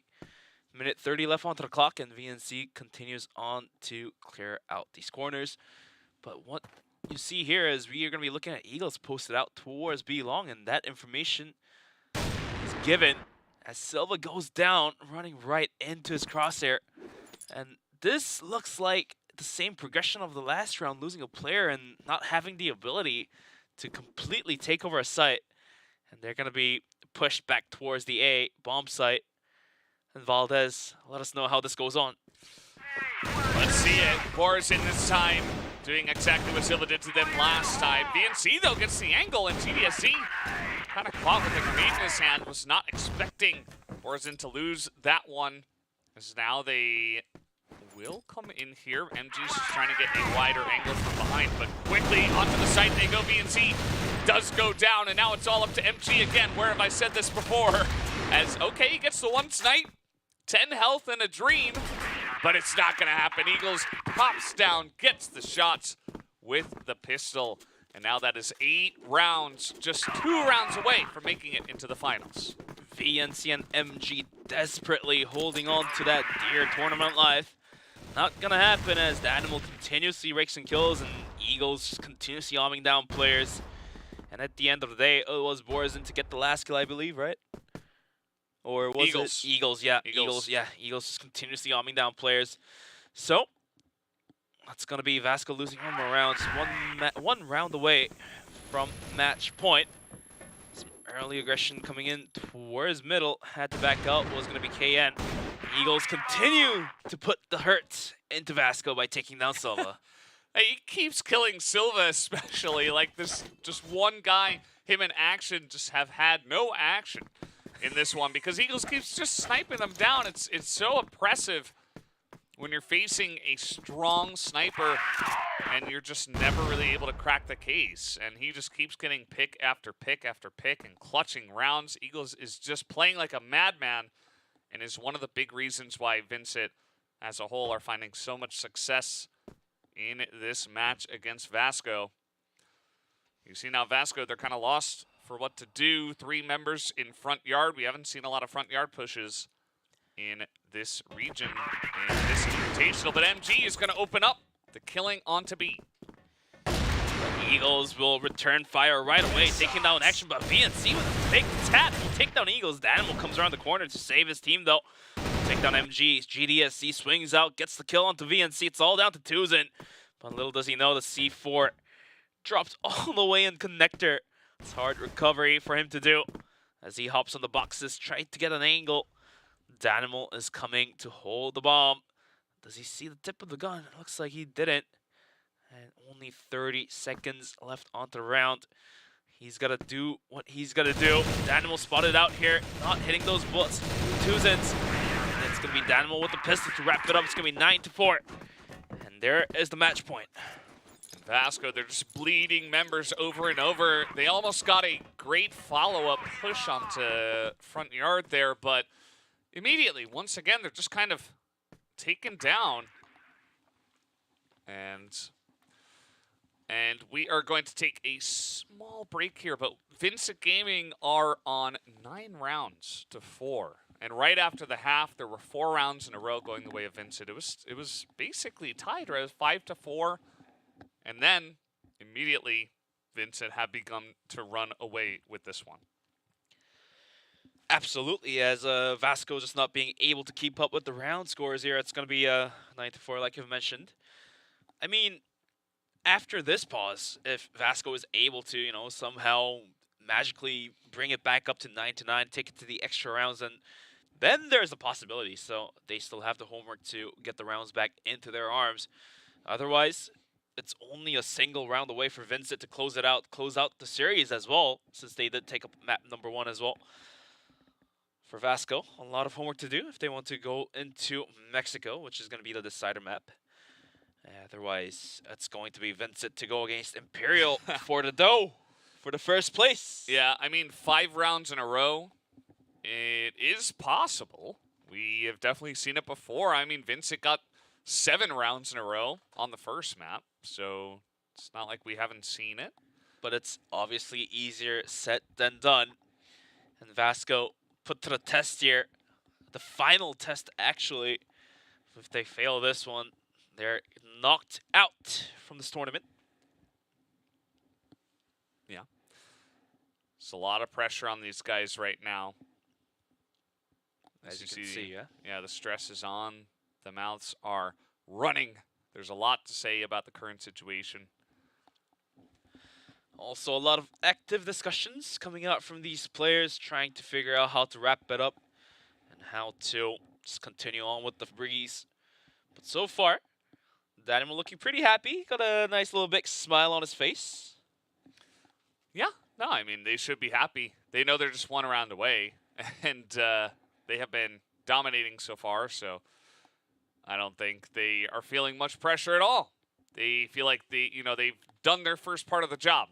And pick up that that first match against Vasco, and then move on against Imperial, who are sitting and waiting nearby in their team house for whoever's going to win this series to play in one best-of-5 here at the Invitational, as always, to decide our winner of the America Division. But before Imperial comes into play, we still have to wait for Vincent and Vasco to wrap up the story. And looks like the players are getting ready to wrap this up, as Vasco desperately and with full heart, just hoping to get some rounds back, are gonna be joining right into the lobby. As you guys can't, but we can't see this, so let's see how it turns out. But in the meantime, just to go back to the drawing board here, not the top prize, but the total prize is gonna be $75,000, big money. So all of these players are definitely all aimed and locked towards the prize. Yeah. And we're trying to get some information on the current situation, guys. So if there is any issue. Yeah, so we've gotten the update that the point that was given to Vincent for Vasco to disconnect without telling the admins is now revoked. So the round score is not going to be 9-4, rather it's going to be 8-4.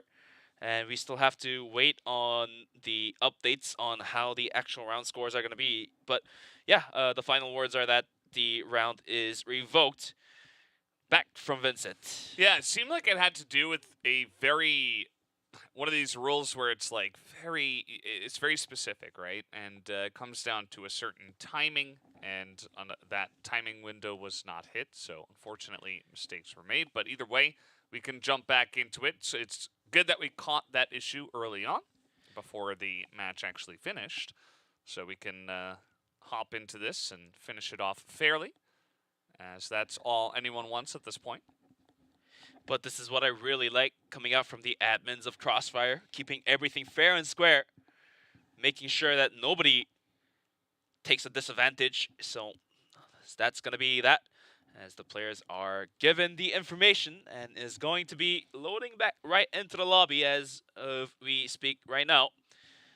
And in the meantime, that's going to be 8-4, unless there are other changes. If they are going to play that one round from the other half again, they might have to switch sides. But we'll wait and see patiently, see how that goes. But yeah, right now, it definitely looks pretty dominant for Vincent, even without that round gone. Yeah, I mean, it's great to have everybody watching and joining us here. Of course, sorry about the delays. We will try to get back into the action as soon as possible. So, Benj, I wanted to ask you, what is your favorite go-to snack when you're waiting, you're watching something, you're enjoying a broadcast? What is your go-to? Like, if you could choose. That is a great question. I guess it really depends on what am I doing, but if I am enjoying some quality Crossfire, I would definitely take some nachos and guacamole to... Yeah, deep-fried nachos, right? Deep-fried. I actually told you about this before broadcast, but my go-to grub for anything would be deep-fried nachos, like not the nachos that are straight out from the bag, but deep-fried, straight out from the oil that has been deep-frying other stuff like chicken wings and all that, so all that juice goes into the nacho, and the guacamole with the fresh avocado and all the lime juice and all that ingredients fresh out from the mart, all mashed up together, and then you take a deep bite into it. Oh man, that is godly, and one heavenly bite that is.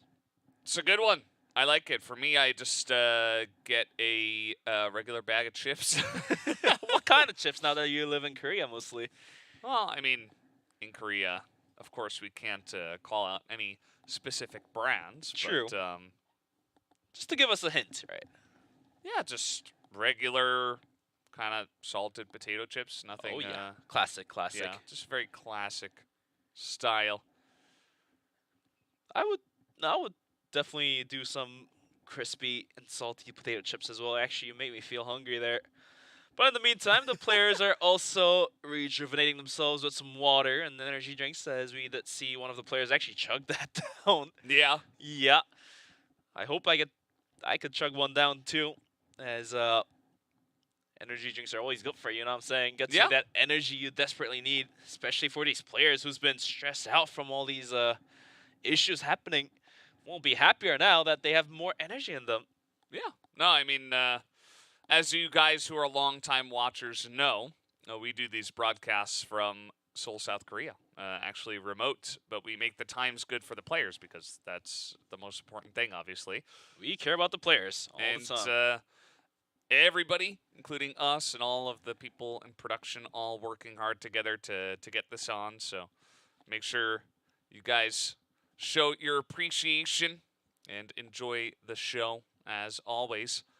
Just happy to be here casting some Crossfire. Absolutely. And looks like everybody's almost ready, from what we could tell. But definitely thank you guys for tuning in to the broadcast. A lot of manpower has been put into this broadcast. Not just only us, but a lot of people working in the background of the scene to make this happen for the American scene. Yeah. It looks like we're loading in right now, so, well, actually. Perhaps we were. So but I maybe see, not I see just some yet. check marks on your paper. Is that caster curse counts, or is that Nate kills? Yes, it is. Add one to yourself. Yeah, okay. Well, we'll get there. We'll get there. Speaking of getting there, it looks like we are getting there into the lobby.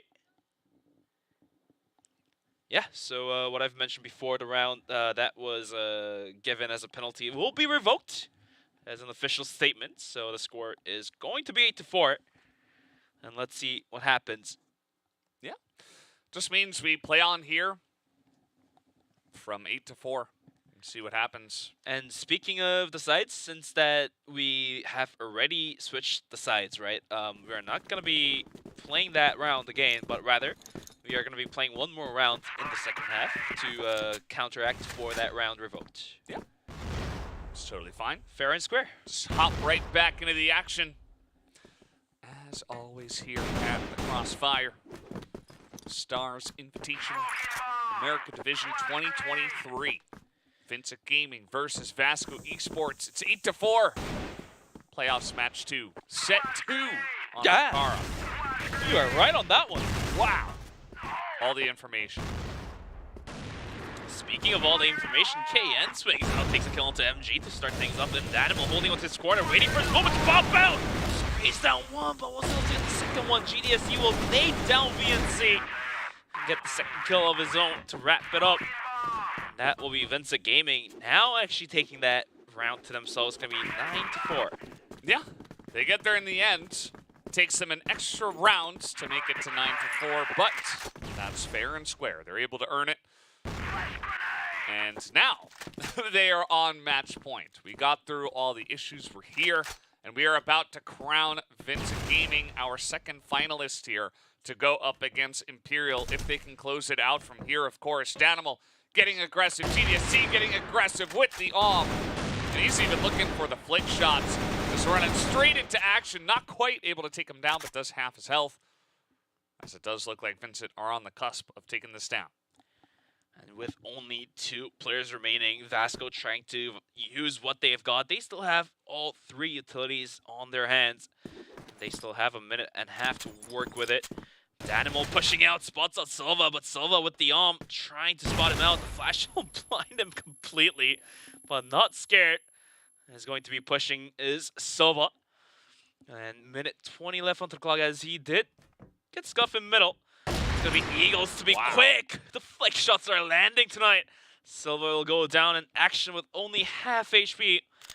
Will have a chance to wrap around towards the spawn area, but decides to fall back and pop the smoke. Get the plant in. About a 1v3 clutch. Like I've said before, easier said than done. But if it's anyone to do it, it's going to be action. Borzen will come his way, and let's see Valdez if he has it to do it. That is the question. Can he clutch it out? 1v3. It's very straight up, a big ask. Does he have it in him? The answer is no. Danimal takes him down. The spray is there. And Vincent Gaming will be moving on to the finals here at CFSI 2023. As you see, even Danimal's kid is in there. Everybody's excited. Oh, that kid is that so a burrito? cute. No, it was a mouse. And the mother is also joining in to cheer. Hey. Rather just grabbing some towels for the baby, I believe. But Nice. some good spirit definitely coming out from Danimal and the whole team. Everyone's smiling, even after a bit of unfortunate delays and the rounds revoked. It's going to be Vincent to take it away. Big victory to them. They take 10-4 and 10-4. Very straightforward. They get the win in the end, as it was 2-0. As baby Danimal still getting into the action. Danimal Jr. Danimal Jr. But let's take a look at the set highlights coming out from Imperial. Looking at Chidi as he's spraying down players. Not even praying, he just sprays. He doesn't care. He doesn't need to pray. He knows he's going to hit those shots true. But the nade, though, is going to land right on his feet. The nade, though. The nade. How many nade kills we got today of all this? I think it's 3, although I might have missed one today. It's 3 or 4. 3 or 4. Somewhere around that mark, I believe. Yeah. Yeah. Some of the sprays were crazy. Silva had some big moments. Just feel bad that the consistency was not there. I thought Silva maybe was going to be the big carry here for Vasco ESPORTS. It wasn't meant to happen. I think Eagles really began to win the sniper battle, but not only that, just kind of clutch it by himself against not only MG, of course, who had his moments, but also the entirety of the team. Just some crazy stuff. Like MG was winning some of these fights as well, but couldn't do it alone. I think that as a team, Vincent Gaming, everybody was really showing up, especially on that first map of Eagle Eye. Everybody putting it together and doing a great job. And yeah, just excellent overall performance from the team. Vasco as well, towards the end of Ankara, they were able to grab their stuff together, not really having any missteps, but rather just outgunned. You know how the Vincent players were able to push into the angles that Vasco kind of left behind. And all those little bits added together made the difference for Vincent to take away the map, to take away the series. So looks like that will seal the deal for the game of Vincent versus Vasco. Yeah, just like that, we will be seeing more of Vincent tonight. They'll be going up against Imperial in a best of 5. And certainly this Vincent looks like the strongest other team we have seen. Vincent was able to not really challenge Imperial in their last matchup, so I'm curious to see how they will do in terms of turning things around against that team. But it does feel like today, based on their play against Vasco ESPORTS, that they are in a really good spot here to potentially challenge Imperial. I would like to not have a 3-0. I would like to have this be a very competitive finals. I'm expecting that Vincent to have what it takes to take at least a couple of maps and make this pretty interesting. I mean, given this region being one of the top regions, you know, if you're able to push yourself out from the bottom into the finals, then yeah, obviously you will have some force to fight back against one of the top teams, Imperial. Of course, it's a hard fight, but might as well as try as much as possible, get more rounds in, get more maps in. But looks like as we are waiting up for the results to come out, my wild guess would be CYTREX will be marked at top 4. That's going to be Vasco at number 3, and we're going to be having the very final match. We're just waiting for it to come, so it's going to be Vincent versus Imperial. Yeah, that is the final match that we will have in a moment, of course. 10-4, 10-4. All things equal across the board there from Vincent Gaming, only giving up 8 rounds to their opponents in Vasco, making quick work of them. Same amount of rounds that Vasco gave over to CYTREX. Yeah, as I believe the picture is wrong. I think this is Eagles' actual stats, so there you go. Of course, Morrison did have a great match as well, but the stats were big there for Eagles, as Vasco Esports, CYTREX. But then they go down to VINCIT Gaming, who will move into the finals, one best of 5 to decide who will be the champion here at America Division for Split1. Vincent Gaming successfully moves into the finals to play against Imperial, and let's see who comes on top as Imperial is waiting with open arms.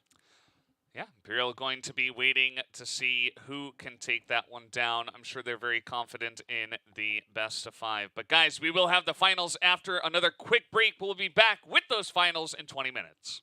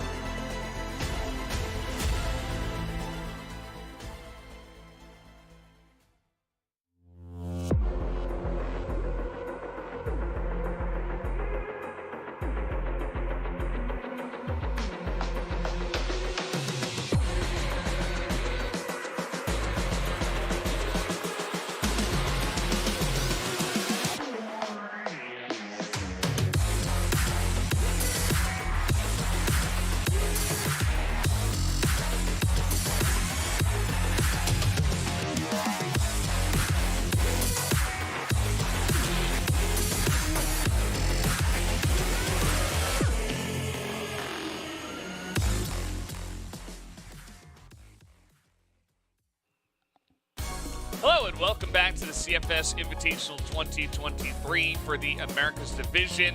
We are getting into the finals.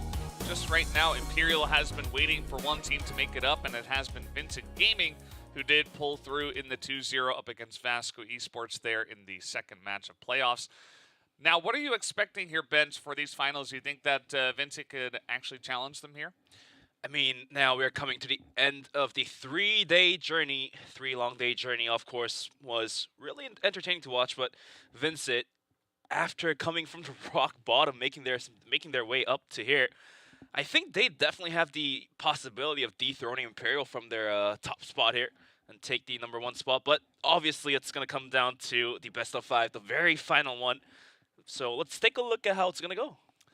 Yeah, it's a big question, I think, coming into this one, because I think on paper, obviously Imperial should be the favorites, being the first seed and all, and the way they were able to dispatch easily of Vincent Gaming yesterday. But I do think that Vincent Gaming are coming in as a much more developed team here in the third day. They looked much better up against Vasco ESPORTS. That's part of the reason why they were able to pick up the 2-0 in match 2. But we'll see. Maybe if they are a little bit tired after that match, maybe they're not feeling as strong, and Imperial come in and take an early win. Could be that Imperial runs away with it, but we'll have to wait and see. As let's introduce Imperial right now. Their roster looks stronger than ever. Look calm, Faith, Adrian. Get to see Ruzel, Goken as well. This is the man of 5 people who can definitely defend their spot here. As you're about to see, their stats come up top anytime soon. Look at those faces. They're all pumped already as they were to observe the games coming out. Today it was Vasco ESPORTS versus CYTREX to begin things off. Vincent versus Vasco, as they were able to observe how Vincent was able to play their maps out.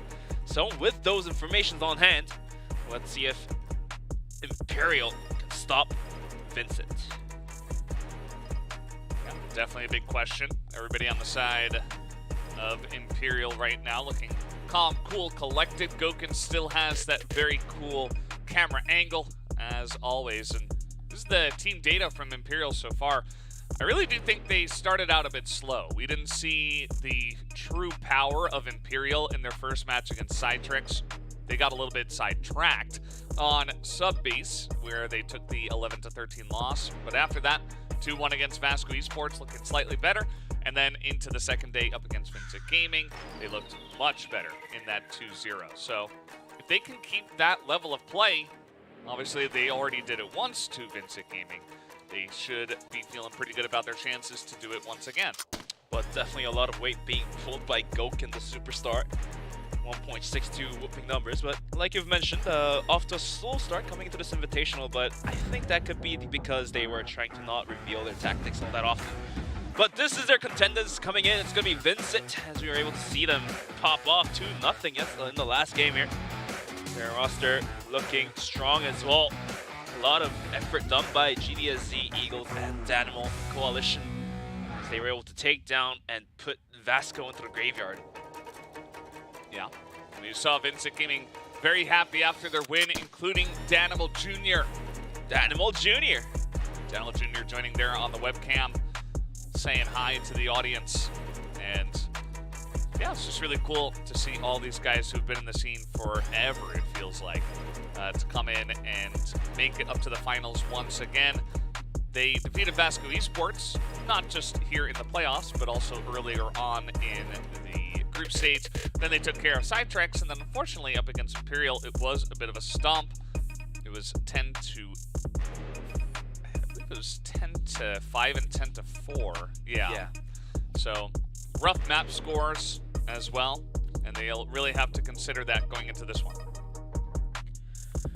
The stats as well looking pretty good for these players. Almost even spread out here, except Eagles just popping off, but definitely a lot of weight being pulled by every single member here above 1 KD, which is really good to see. So it's going to be whether the team effort could break through the superstar of Goken. Yeah. And of course, when it comes down to best of 5s, we have to look at one player each to see who is going to try to carry. Now, Goken, pretty obvious. He has been living up to his name as the best player in Brazilian Crossfire. And he's up against Eagles, who you know, we already know what he's capable of, but I really think he has come into his own in terms of the ability to carry the team, the ability to clutch rounds where he is alone. So really curious to see that matchup as Black Widow is banned away. Not a big surprise after what happened yesterday. We're going to be looking at Ankara first, and then Eagle Eye leading into Port. So that's quite interesting to see. Sub-base will be the fourth map and compound for the deciders. So we get to see a lot of more default setup plays, kind of maps coming into play, as Mexico will be rolled out. Yeah, as you see the pick here from Imperial being on Kara first. Vincent was just able to take this map just before up against Vasco in a 10-4 score. But this is, outside of Black Widow, probably Imperial's strongest map. So not too surprised to see it picked here first. That is going to be the first time where Vincent actually gets to start on the Blacklist side. And after that, it is going to be Imperial starting on Blacklist for the rest of the 4 maps, if we do get through those 4 or 5 maps. Now, in terms of predictions, if you had to predict here for the finals, as with any finals in esports, we always do predictions. Bench, give us your prediction on what you think this is going to be. I just don't want to disclose the full score just now, but I will definitely say that of the first 3 maps, Vincent definitely stands a chance to steal away 1 map, at least, to go into map number 4. But let's take a look at some match key points while there's run us through this. Yeah, Imperial only 1 step left to achieve their 3-time back-to-back CFSI Championships title. VG becoming the new champion, or Imperial dominating the first half of 2023 after winning CFBL 2023 Season 1. Of course, I mentioned it a bunch of times on this cast already, but in CFBL Season 1, Imperial did win, and that was up against Vasco Gaming in the finals over 5 games. And Vincent Gaming is going to look to challenge them and stop Imperial from taking all of the marbles and just owning everything in Crossfire in the America division. All of the marbles, says Valdez, sorry for that. But looks like the maps are completely decided. No changes can be made here. Signed the deal. Ankara, Eagle Eye, Port, sub-base compound, like you've mentioned. Most of these maps, definitely Imperial feels very confident in. But at the same time, I just looked at the data sheet as well. Vincent also has pretty good scores as well from the past invitationals and past tournaments. So we'll really have to see which team has brought better strategies and better tactics to the table, as the gunplay so far looks pretty good on Vincent as well. Yeah. Not to mention that Imperial's gunplay is always on point.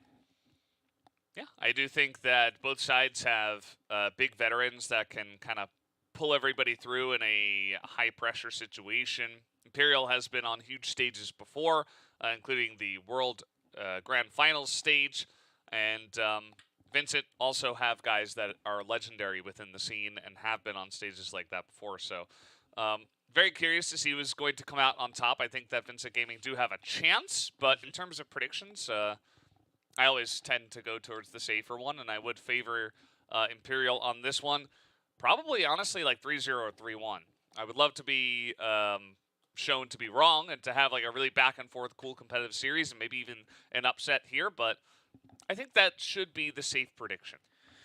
But then again, at the same time, their very final game is going to be a best out of 5, which means the mental game comes into a huge count, and like you've mentioned, the veterans become kind of like the key leaders who holds the, the handle for, getting through these best of 5. So just thinking about how Dynamos has been on these kind of stages and been in the scene for a long time, I think he can, even if they start losing map or 2, they can definitely get back on track and, play their full A game coming into map number 3 or 4. So let's see if that is going to happen or not, as we are going to be waiting for the players to get into the lobby. Yeah, that's really the question, when we will have everybody ready to go. That's all we got to wait for now, as the players, of course, especially on the side of Vincent Gaming, they just played a best of 3. It'll be good to give them a small break and have them get ready for this matchup. Whereas Imperial, I always wonder, what is the preparation strategy for some of the teams? Because as Imperial, you could have sat and watched very closely everything that Vincent was doing against Vasco Esports and say, okay, here's what we're going to do on this map. Here's how we're going to approach this, and really just discuss strategy. But then I feel like other teams definitely either just don't watch and they're like, okay, we're just going to play our game, and they just warm up and they practice their own strategies, and then they just go into the game, they feel a little bit better warmed up as a team. What do you think, Bench? Yeah, giving you a sneak peek from the grand finals last year, I was actually able to observe how the players use that downtime, like before the games begin. For Imperial, they were usually in the warm-up room and just practicing. But yeah, we're going to be giving the players just a little bit more time to prepare. So we're going to be having a quick 5-minute break. So stay tuned. Don't go anywhere, as we are about to give you that very best game of the not the grand finals, but the finals of the CFS Invitational Americas region.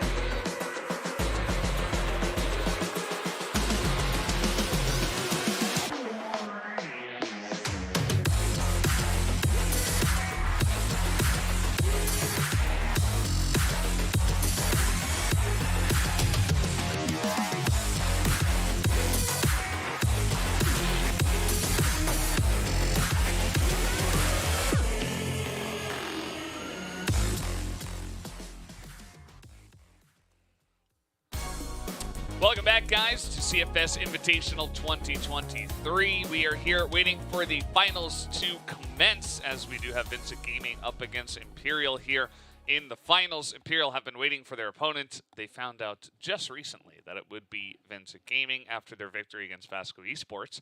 And now we will have one best of 5 to determine who will be the champion at the end of the day. Yeah, it was a long journey of 3 days, finally coming to an end of a new beginning, as these teams are definitely ready to grab onto the money. $75,000 for the top prize here.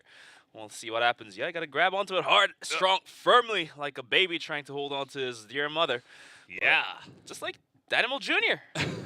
We'll see what happens with this one, but hopefully, viewers, you guys use this time, the downtime 5 minutes, to get some water, go to the bathroom, grab some snacks, as the final match is coming to you right now. Nachos with fresh avocado in your guacamole. Oh, hopefully I want that right now. That is the way. But looks like the players are all ready to get going into the not the grand finals, but the finals of CFS Invitational 2023 Americas Division. Ankara, our first map here for this best of 5. Yeah, and we're going to be kicking things right into it. Like you've mentioned, it's going to be Ankara to start things off, and already Gokin with a great opening will take down Eagles, but JDSC returns fire with his arm of his own. Feifei goes down to it, 484, and the disengage happens as these players don't want to lose their lives anymore. 2 minutes left on the clock, and going back to the maps here, Ankara to kick things off.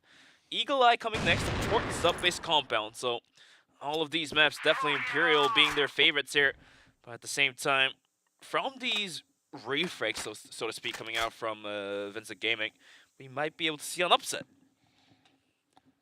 Yeah, absolutely. I am really curious to see what level Vincent Gaming are going to be able to play on against a team that is this dominant. Rizal waiting in the air duct, trying to see if Vincent Gaming will push into him, as it does look like that is slowly becoming the plan, although they haven't committed to it just yet. If nobody pays attention to the vents here, this could be detrimental, but Rizal decides to fall back from it, and giving some more room for Vincent Gaming to play with. A couple overnates coming thrown their way. Danimal chipped away, 13 health, doesn't matter, not a major damage, as he continues to move into vents. Now clearing corners and checking, does he realize that they're on top of site? It's gonna be Rizal taking down KN. Or is it in a duel now? Takes up the pistol, it's gonna be Rizal jumping down like a spider, man. Not gonna happen as Poison completely guns him down. 46 seconds remaining. The take is on. Little do they know, the calm is coming. Trying to hit them from the back, for the good flank coming in.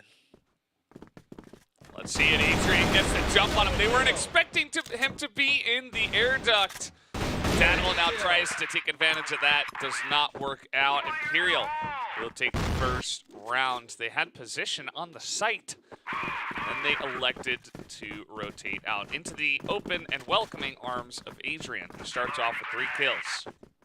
Unfortunate mistakes happening from Eagles, as he was the first one to go down. Had he been alive, we may have seen a different ending to that round, but it's going to be Imperial securing their first round here, 1-0.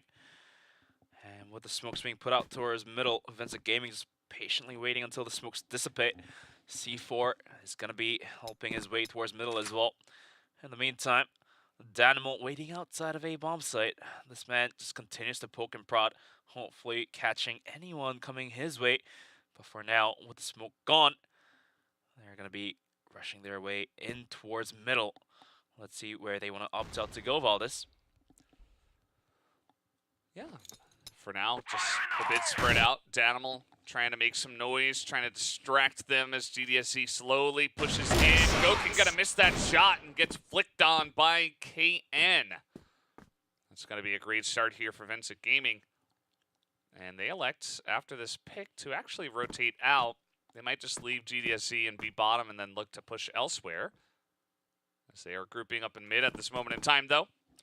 I mean, with Gokin going down, a lot of long-range abilities from Imperial has been put down to 0, as nobody else is taking onto the But with less than a minute onto the clock here, Vincent Gaming opting out for a quick mid-push all the way through spawn, and they're going to be going, flanking all the way around towards B. And unfortunately, Lacombe was pushed out all the way. So the bomb site is given completely freely, and now realizing what they have done, Imperial is going for a retake. But look at this, the position of Eagles. He will obviously catch off Adrian coming right into his crosshair. And Feifei and Lucom to be the last two survivors. Feifei trying to spray up, but Borzen is quicker and react to it and take down Feifei. All down to Lucom in a 1v5. Let's see if he's got it. No, he doesn't. Kayan taps him out like he tapped out Goku. It's going to be 1-1 as Vincent Gaming chases with one round. Yeah, as very interesting one there. Imperial not able to hold on to that round at all. As Vincent Gaming able to tie things up 1-1. A very strong push comes in and a very nice pickoff started there from KN. Let's see, they're coming in quick through the front yard. Adrian trying to spray them down, doesn't quite get the spray. Finally, though, does! As he jumps in the back. Maybe the team not expecting him to get that one. Although GDSZ takes up a 2K, Feifei is right there. And now it's GDSZ against Feifei and Ruzal. Yeah, C4 downed in the worst spot possible. It's going to be a hard recovery, but GDSZ does pick up that arm and put it to good use. Feifei goes down. It's all down to Ruzal. In a 1v1 situation, has all the utilities, and let's see if any of these players can connect the shots. It's going to be GDSZ landing that shot perfectly. And that's going to be Vincent Gaming, some way, somehow, taking a lead away from Imperial. GDSZ, awesome that he was able to just pick up the arm and essentially use it to win the round.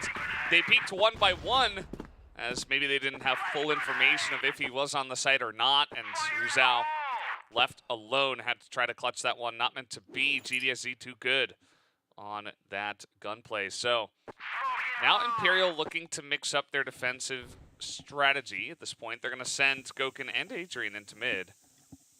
And Feifei, or actually Ruzal, nearby in the garage. Just seeing what they can see and trying to get the jump on Vincent Gaming, perhaps. So far for Vincent Gaming, playing slow has definitely paid them back some good dividends, as KN was able to get some crucial frags onto Gokun. And this time around, it's going to be Danimal up on the front line here, trying to clear out the corners, as he was able to actually trade out one of the players through vents, I believe, last round. But it's going to be Eagles looking down towards middle. Adrian as well posted up out underpass, looking towards window. If Danimal comes in the wrong time, that could be problematic. But for now, minute 13 left onto the clock here. Vincent Gaming definitely playing with the clock, playing with the patience, playing with the virtue. The C4 is going to be rotating in towards middle. Let's see the hold down, the crossfire. They have set up Adrian and Feifei and Ruzal. Danimal's going to start peeking out. It's not going to happen for Adrian. Ruzal swings out, gets one kill, but GDSZ is going to be quick to take the frag back. Yeah, Vincent are playing this really well. They're reading the pressure awesomely, and the second they get a chance to peek on them, they're winning these firefights as well. So really playing tit for tat here with the side of Imperial and showing a great performance so far. Let's see how this can continue as the rest of Vincent Gaming are looking to go into B bottom. Lucom trying to get some information here. GDSC probably heard him here. Pops out, doesn't matter. Lucom still able to get that kill as Adrian pops out, sees the rest of them, and does a number to Borzen. Currently, Adrian was not able to take any frags there, so the bomb site is definitely taken over by here. Borzen swings out in the right time, takes down Lucom, and down to Feifei and Gokun, but Gokun, the superstar for Imperial, if anyone to take the retake, make the retake happening, it definitely will be him. Eagles having a good idea of where the enemies could possibly come. We'll pre-fire the angles. Eagles continuously putting fire into it. Feifei goes down to Gokun now. 1v3. Although Eagles and Borzen sitting at very low HP. The arm is not put to a good use. Eagles will tap him out, and it's going to be Vincent taking their third round. Yeah, funnily enough, I mean, it looked like on the side of Imperial, right, they got the flank, right? GDSC went down. That's a lot of power immediately out of the push. They had Adrian to come in and essentially try to trade, and he nearly did, and he actually did quite a number to Borzen. So it felt like Imperial were kind of like getting bit by bit back into the round, but then the entry was really clean. A couple of headshots comes in from the side of Vincent Gaming, and Imperial were not able to handle the pressure. It really just feels like Vincent are playing better Crossfire at this point in time and absolutely deserve to be in control of the map. Still a little bit too early to say that upset is coming, but definitely Vincent Gaming leading away with 2 rounds differential here. Now, after peeking down towards middle, the rest of the players are going to be rotating down towards the A bomb site. Held down strong by Ruzao and Feifei. We've seen some great moments come up from Ruzao on top of the stairs there on the bomb site. Some overnades being thrown as well. Not going to tag anyone just yet. For now, the vents being contested. Do Imperial have an idea? There's a setup coming their way. Boars and GDSZ lining up their smokes. Here it comes. The flashes are coming. Danimal leading the charge. Feifei behind the box as well. Trying to catch him, but it's not going to happen as KN will tap him out from the game. It's all down to Ruzao on top of the site. Adrian comes for support. Gets 2 kills somehow. Ruzao finally trying to get a kill of his own. Won't get one. No, it's going to be Adrian with the third, but GDSZ pops on top. Gets double of his own. And a 2v2 now. Valdez let us lead through this one. It's kind of crazy how well Vincent are playing them right now. The charge comes in and Adrian is holding down the site, but then GDSC immediately fights back. Damage not quite going to land there, and they want to plant it onto A, it looks like, pretty convincingly. GDSC gonna get this bomb down. We got a 2v2. Imperial come in real quick. Goken trying to hit those shots, and it's not gonna happen. It's Eagles with an M4. Just gonna spray them down. Vincent Gaming are in total control of this map right now. Danimal sacrificing himself for the entry for GDSZ to take in those kills. Some great setup plays coming out. And this is why you should be scared of these veterans. Like, you know, like, stats obviously don't speak for everything, so they will sacrifice their position, sacrifice their life for your teammate to come in and finish off the deal here. But for now, Vincent looking pretty damn strong. We'll still run away with 3 more rounds. It's going to be 4-1 like you've mentioned. And let's see if Imperial can start taking some rounds back. Otherwise, we're going to be seeing at some possible upset happening. Yeah, I mean, as it stands right now, I think, even though it's still very early to call, Vincent definitely playing at a level that could continue to play with Imperial. Like, I think this will get closer. I think Imperial will warm up a little bit and probably begin to play and take some rounds, but Vincent are coming in really strong, and that's a great sign for their chances here in these finals to potentially even take it down. Still very early on in map 1.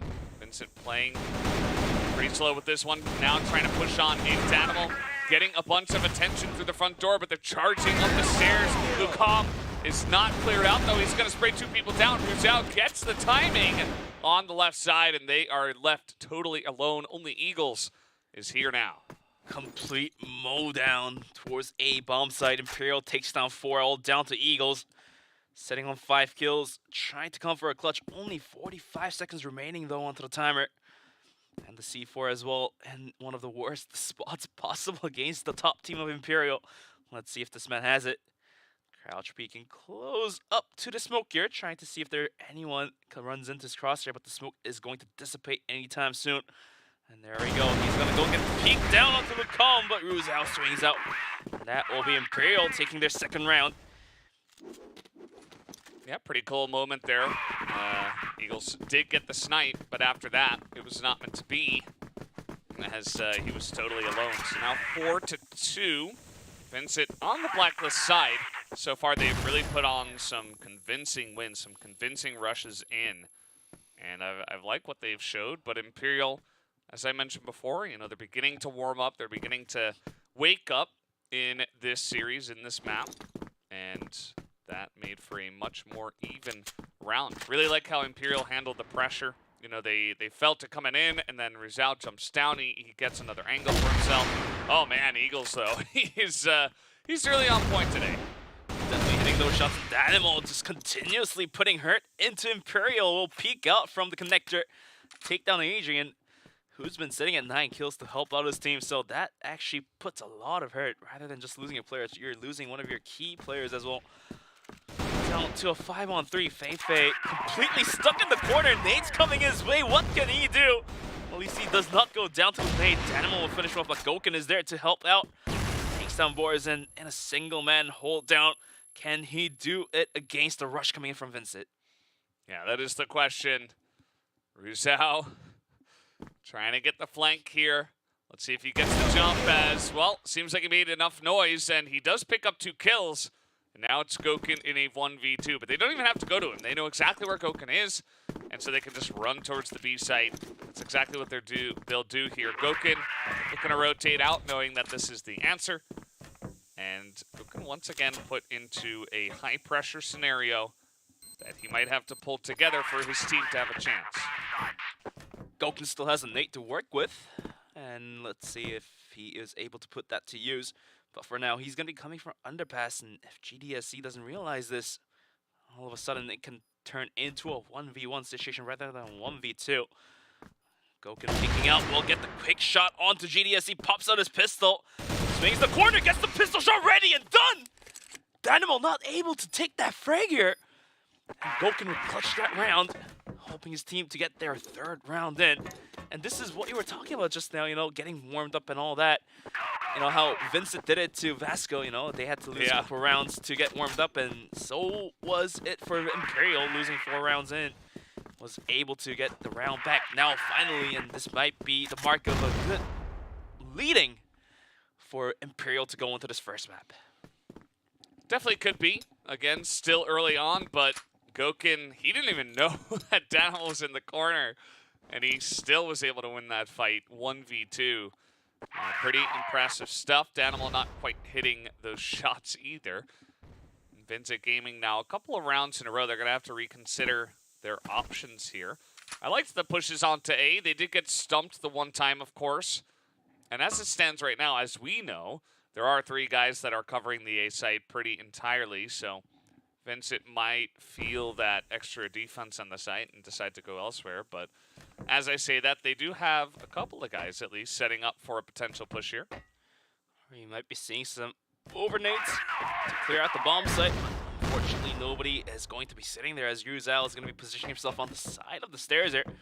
And with those missed nades, Vincent Gaming is going to rotate down towards middle once again, as it did pay off in the past couple rounds, but I don't know if it's going to pay off this round once again, as Imperial, they definitely have picked up their pace.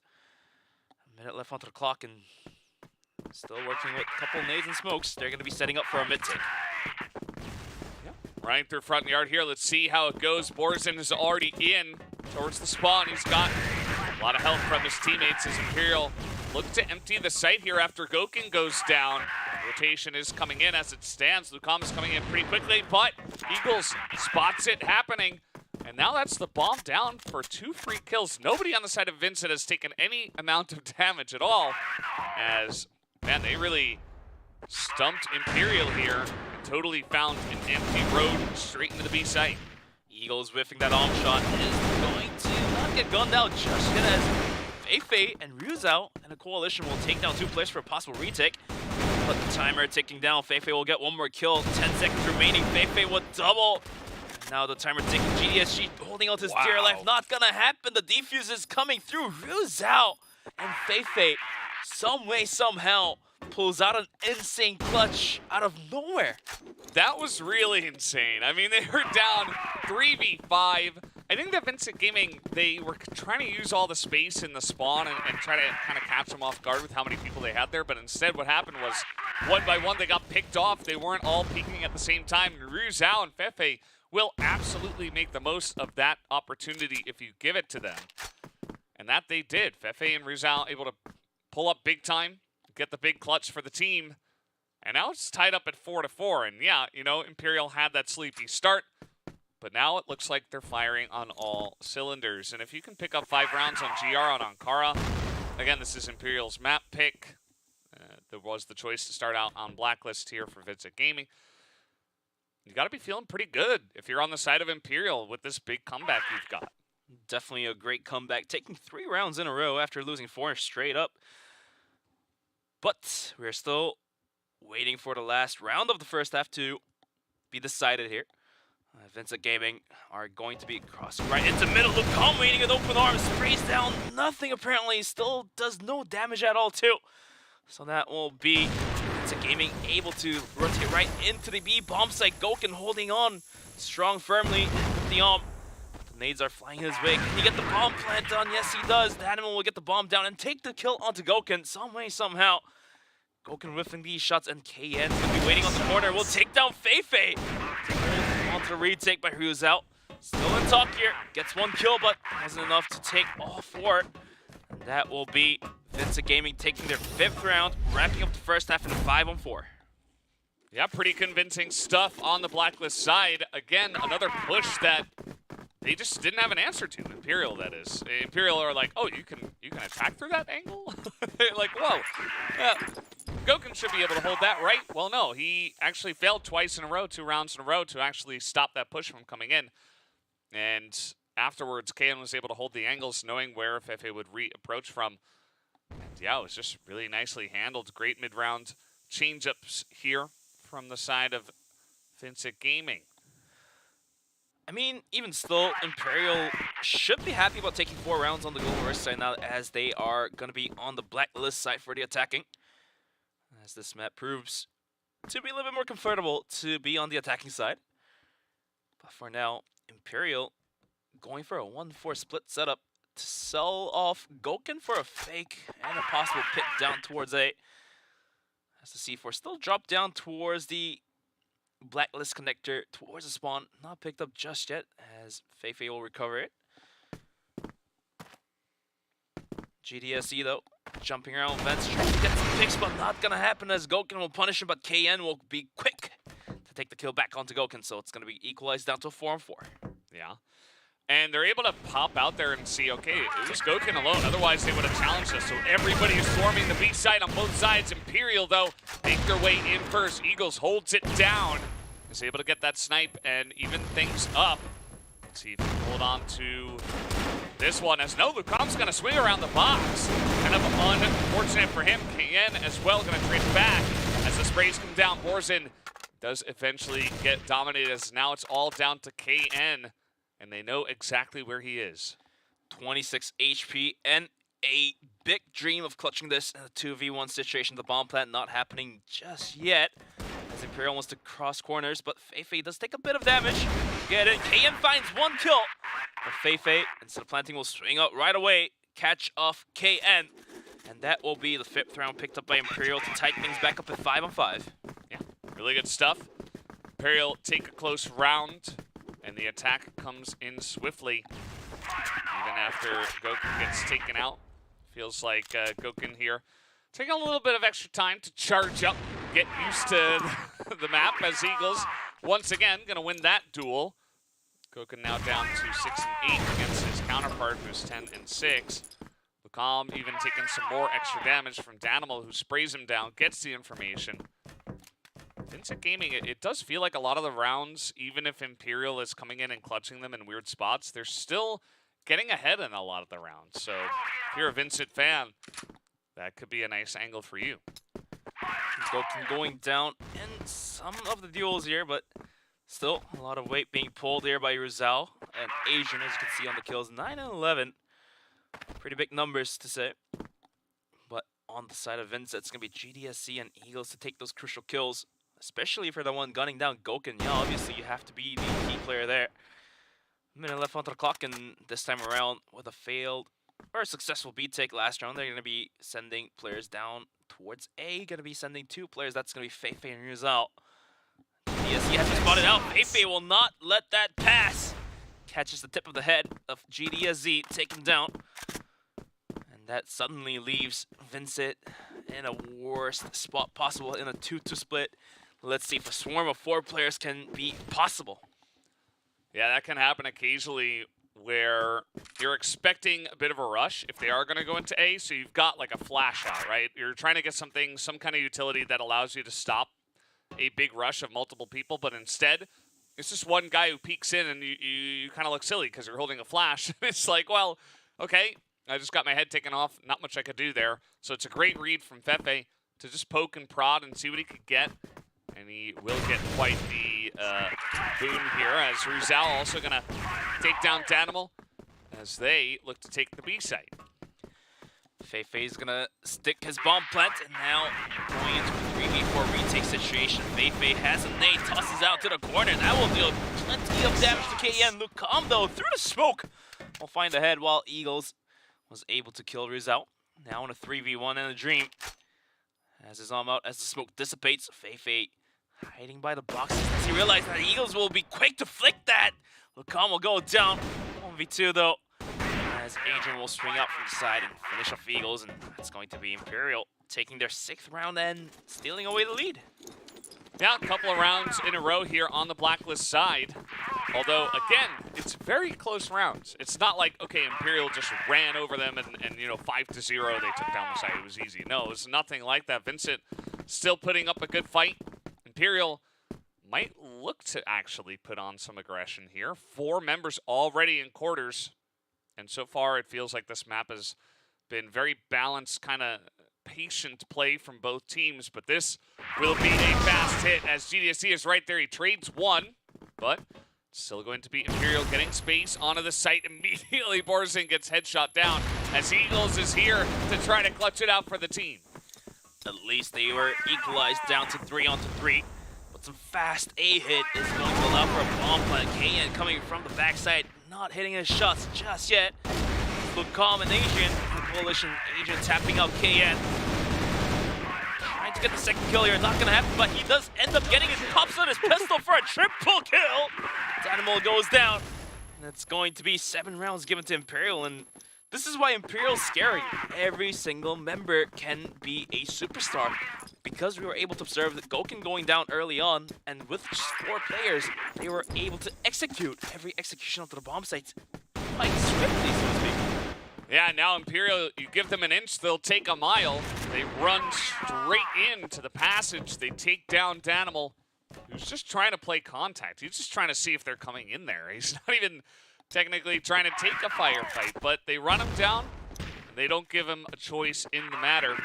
So that's already Imperial, who have taken 3 rounds in a row on Blacklist. Now they get advantage in a 4th round. Let's see if Can's got the answer. They're going to swing into Office and actually pick off 1. Adrian goes down, making things back down to 4-4. Minute 30 left onto the clock now as Lucam's going to be holding all to the corner here. KN thinking about pushing in here, but not going to happen just yet as he wants to hold on to his dear life. Lucam, though! KN not checking his corners will be punished, and so is Borzin as Feifei pops out. Down to a 3v2. GDSZ now has to come back to the bomb site. But does he realize Feifei's on top of him, and Feifei will stomp on his face? Sitting on 1 HP, but who cares? Still, kill is a kill. It's all down to Eagles for a retake as the bomb soon to be planted. And we'll follow the traces, the tracks of Imperial as he comes in through the vents. Timer ticking down. With a flash, trying to come into the bomb site, but can he do so? Just gonna wait until the last moment, it looks like. Wants to try to peek in, but now he's got to run in. Doesn't have a lot of time. Gokun and Rizal. Oh, the flick is insane. He's trying to hit these pistol shots. There's only a couple of members on top of the site. He's going to get another as he nearly gets Gokun. He's going to hold this one, and 1 shot will do it. Eagles, unbelievable clutch here to give his team a chance. Crazy stuff, as that'll be a 6th round now to the side of Vincent. If anyone is put to the test of clutching these kind of situations, obviously you will name Eagles to be the one to be the best solver of these kind of stuff. He's basically the Crossfire GPT. But let's see if he can do so in the next couple of rounds, as they still have 1 more round to catch up to the 7 rounds of Imperial. But this time around, Imperial entering outside of A-Long. GDSZ opting off from will take down 1. While crossing will be taken down by Feifei. Borzin will put a decent amount of damage and a kill and a double for him. Some way, somehow, that aggression from Imperial put to a complete halt, but the paint will do a bit of damage as Rizal trying to swing in. Gokun as well with the pistol, trying to pop up on top of the stairs here. They're just going to rotate out. They say, well, that was crazy. I'm not sure I want any more of that action. And there are 4 people from the side of Vincent who are on top of the site. Quick announcement, action is not in the lobby anymore. Yeah, he's not. They're not going to get a piece of that. Imperial just waiting outside right now, actually. Rotating with 4 members, as they know that even if they stick around and they come in and plant this, they can still retake 4v2. It's a relatively easy thing to pull off. But that's a problem because Gouken still is alive. And in the process of rotating back to 8 bombs, like Gouken can pick off 1 player, and that will make it into 3v2, and all of a sudden things become very odd. Let's see if that is going to happen, as the clock will burn down to less than a minute. Iruzao does toss the C4 to Gouken, and Gouken is going to stick the plant here. And rest of Vincent, checking out B bomb site, will now have to come back into the open arms of Gouken. Everybody was making their way over. Now they immediately have to turn tail. We got a big rotation coming in from Iruzao, trying to get the flank here, as Eagles is waiting, just waiting for them all. Gouken is alone. He has no chance. Not going to get the flick. And the 1v4 is not going to happen. We are all tied up at 7 apiece. Now with just 4 rounds remaining into this map here, before anyone could take this one into overtime, things are tied back up at 7-7. Let's see if any of these teams can now kickstart off to a lead. Gouken going for an early peek down towards A bomb site, trying to get a kill. Oh, I think he may have seen the feed of GDSC, hence his way to be placing himself behind the pillar. Yeah, definitely saw something. Here comes Fefe into B bottom by himself, seeing what he can see. A big spread here from Imperial. They're trying to get contact and see what information they can glean from Vincent, who have been excellent here on this first map of Ankara, the choice of Imperial, the first choice out of every map that was left in. They might have gone for Black Widow had it been left up, but it was not. It was banned.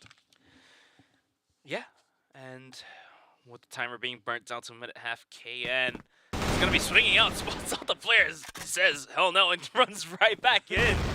And now with the maze coming his way, let's see if he can hold down to the push coming in, all 5 running in. KN actually finds a good angle to flank around, but in the meantime, Adrian will tap him out. And all of a sudden, B bomb site completely compromised here. Adrian holding on to a good angle, not being able to find Borzen. And Borzen will add on to the damage for a retake. The bomb is planted though. Well, the situation is going to be a 4-on-3. Any flashes will completely blind Lucom as he is in one of the more open spots, so to speak. Yeah. Hops down. Still some time here on the retake. They gotta go now though, as Imperial flooding the sites. In comes Fefe. Borzen trying to make some room, but they are just not getting these kills on time. Fefe is holding on. He's got his support as he gets 3 kills. Iruzao gonna pick up 1. Imperial will retake the lead. Imperial showing why they have picked this map, even though off to a pretty slow start, is able to rake themselves right back at it. 8 rounds in for them, just 1 more for match point. Going for some early mid picks, not hitting those shots, but doesn't matter, as the smoke was still there, covering the visions. In the meantime, Fefe coming down underpass, carefully juggling his ways in. This Danimal realized that there could be a possible enemy coming right below his feet. Gouken continuously looking down towards middle. Could be in a possible duel with Eagles and anytime soon. Yeah, it could definitely happen here. Gouken not really stepping up to the level of his teammates just yet, which is weird to see. And Eagles is going to win that one again. Eagles always getting the jump on this guy today. Already putting up 20 kills in the 15, or I guess 16th rounds now that we are in. Just crazy numbers for this guy who has really stepped up to another level here. Yeah, Danimal being pretty quiet today, but at least the Eagles is there to support him out. But here comes the A-take, readying up some lineups here. As GDSC is going to be on the front line to hold this one down. Lucom, does he realize that he comes in and it goes out? Wow, he's sent right out from the lobby here some way, somehow. Lucom does it quick and easy. And now Fefe comes up from middle. Tries to get a pick of his own, but not going to happen just yet. as the rest of Imperial is going to be rotating right out from A, reading this one like a book. It's going to hit B bomb site, which is held down by Eagles solo. Yeah, definitely a very good read. FFA trying to get the lurk in front yard.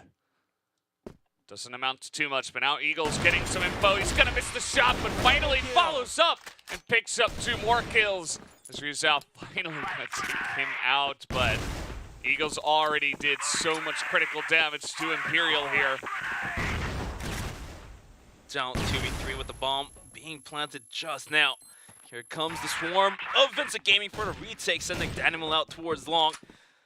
Let's see if this retake is going to be possible, but needless to say, it's going to be Ruse out on long for hold. Goes down to Borzen after taking out Danimals on 1v2 situation. Adrian full force will try to duel Borzen, not going to happen. As he pre-fires KN, looks like he has seen the tip of the head there, but KN is quick to react. And now the retake is on and the defuse comes through. It's going to be Vincent Gaming tying things back up at 8-8. 8-8 the score. It is so close at this point. Anybody could win from here. Does anybody have the ability to win 2 rounds in a row? I wonder. Doesn't feel like that kind of atmosphere right now on this first map of Ankara. And not at all, yeah, no. Let's see if Vincent Gaming can keep up this level. At this point, it is anybody's tournament for sure. Imperial looking to hit a little bit faster. They got 4 people in B bottom right now. And they're going to put Lucom in connector to A just to check out a flank. But this is a full push coming in down through bottom.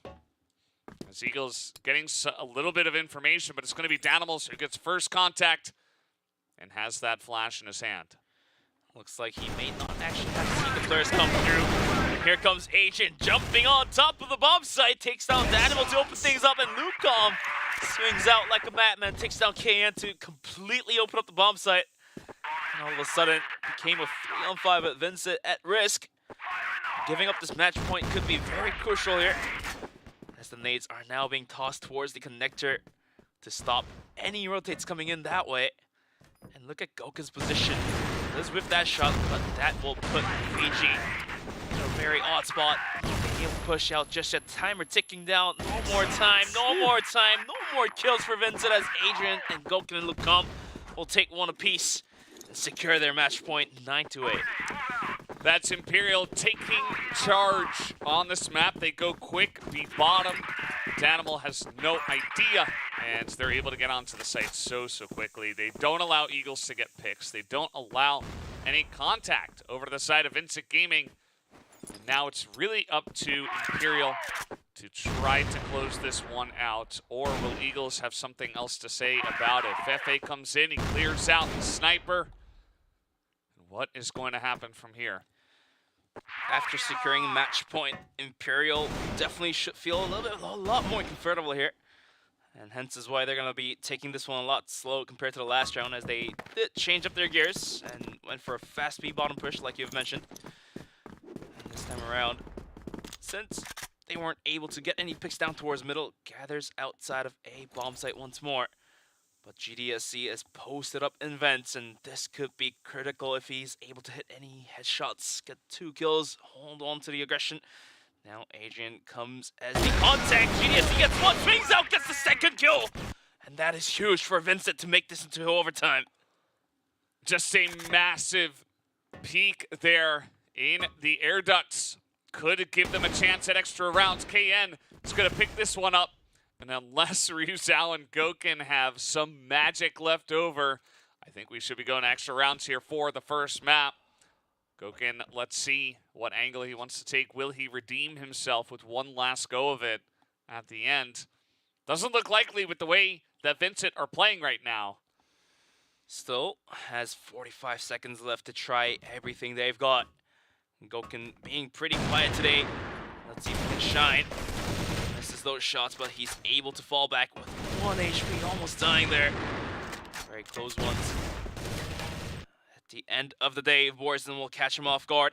And it's all down to Rizal for a 1v5, big dreams. But luckily, he's going to be able to get the bomb planted. Tosses out the smoke, spots out GDSC, but GDSC so good, so quick. Will be able to take this one to overtime. We are going to the extra rounds. Vincent and Imperial have made it so unbelievable stuff that they are able to play at this level. This feels truly like a final with how close it is already. And this is just the first map. I mean, from here, who knows what's going to happen. This is pretty crazy stuff. Both teams able to pick up 9 rounds, of course. Vincent getting 10 on the Blacklist side, and so do Imperial. So a very, very common, I guess, even on Kara kind of score. I mean, of course, Vincent was able to capitalize off of Goken being pretty quiet today, but still, Vincent showing off a lot of great skill set they have. Can't deny that. But now going into the overtime, as we are going to be writing things up. Let's see if Vincent has it to close out the map number 1, or can Imperial pick up their pace back and clutch things right their way, as this is their map pick, right? Yeah, Imperial, they're trying to hold on. You can see some serious faces as we peek in at, you know, how they're feeling as this map does return. We are right back into the action. As here we go, 9-9. We got Vincent Gaming back on Blacklist for the first half of extra rounds. Let's see how it goes. Eagles once again trying to open it up real quick. Seeing if he can get any picks to bring his team across the line. I think he had like 23 kills at the end of all 18 rounds, which is quite the number. In the meantime, Danimal did take a bit of a beatdown. He had to fall back out from A. But that does not stop this man. We've seen him from time to time, multiple times actually, with just about 10 HP, 1 HP, still continues to take the charge. He exactly understands what an entry fragger should do. Bait for your team. Being the bait for your team, ideally. But with the clock being ticked down to minute 30 now, Imperial is going to be leaving Ruzal to be the anchor down towards A bomb site, sending the rest of his team towards B. And the setups as well, not being lined up just yet, as Vincent is going to take this one with a lot more patience. Yeah, don't blame him. You know, you've already taken a little bit of damage.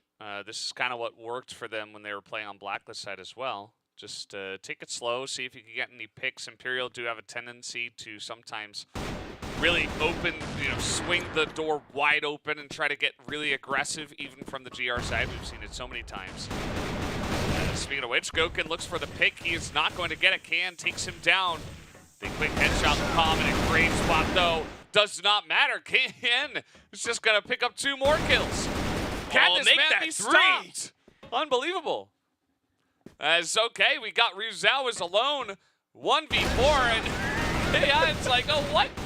I just got 3 kills. How could you do this to me? 4 kills rather. That's gonna be the end of him.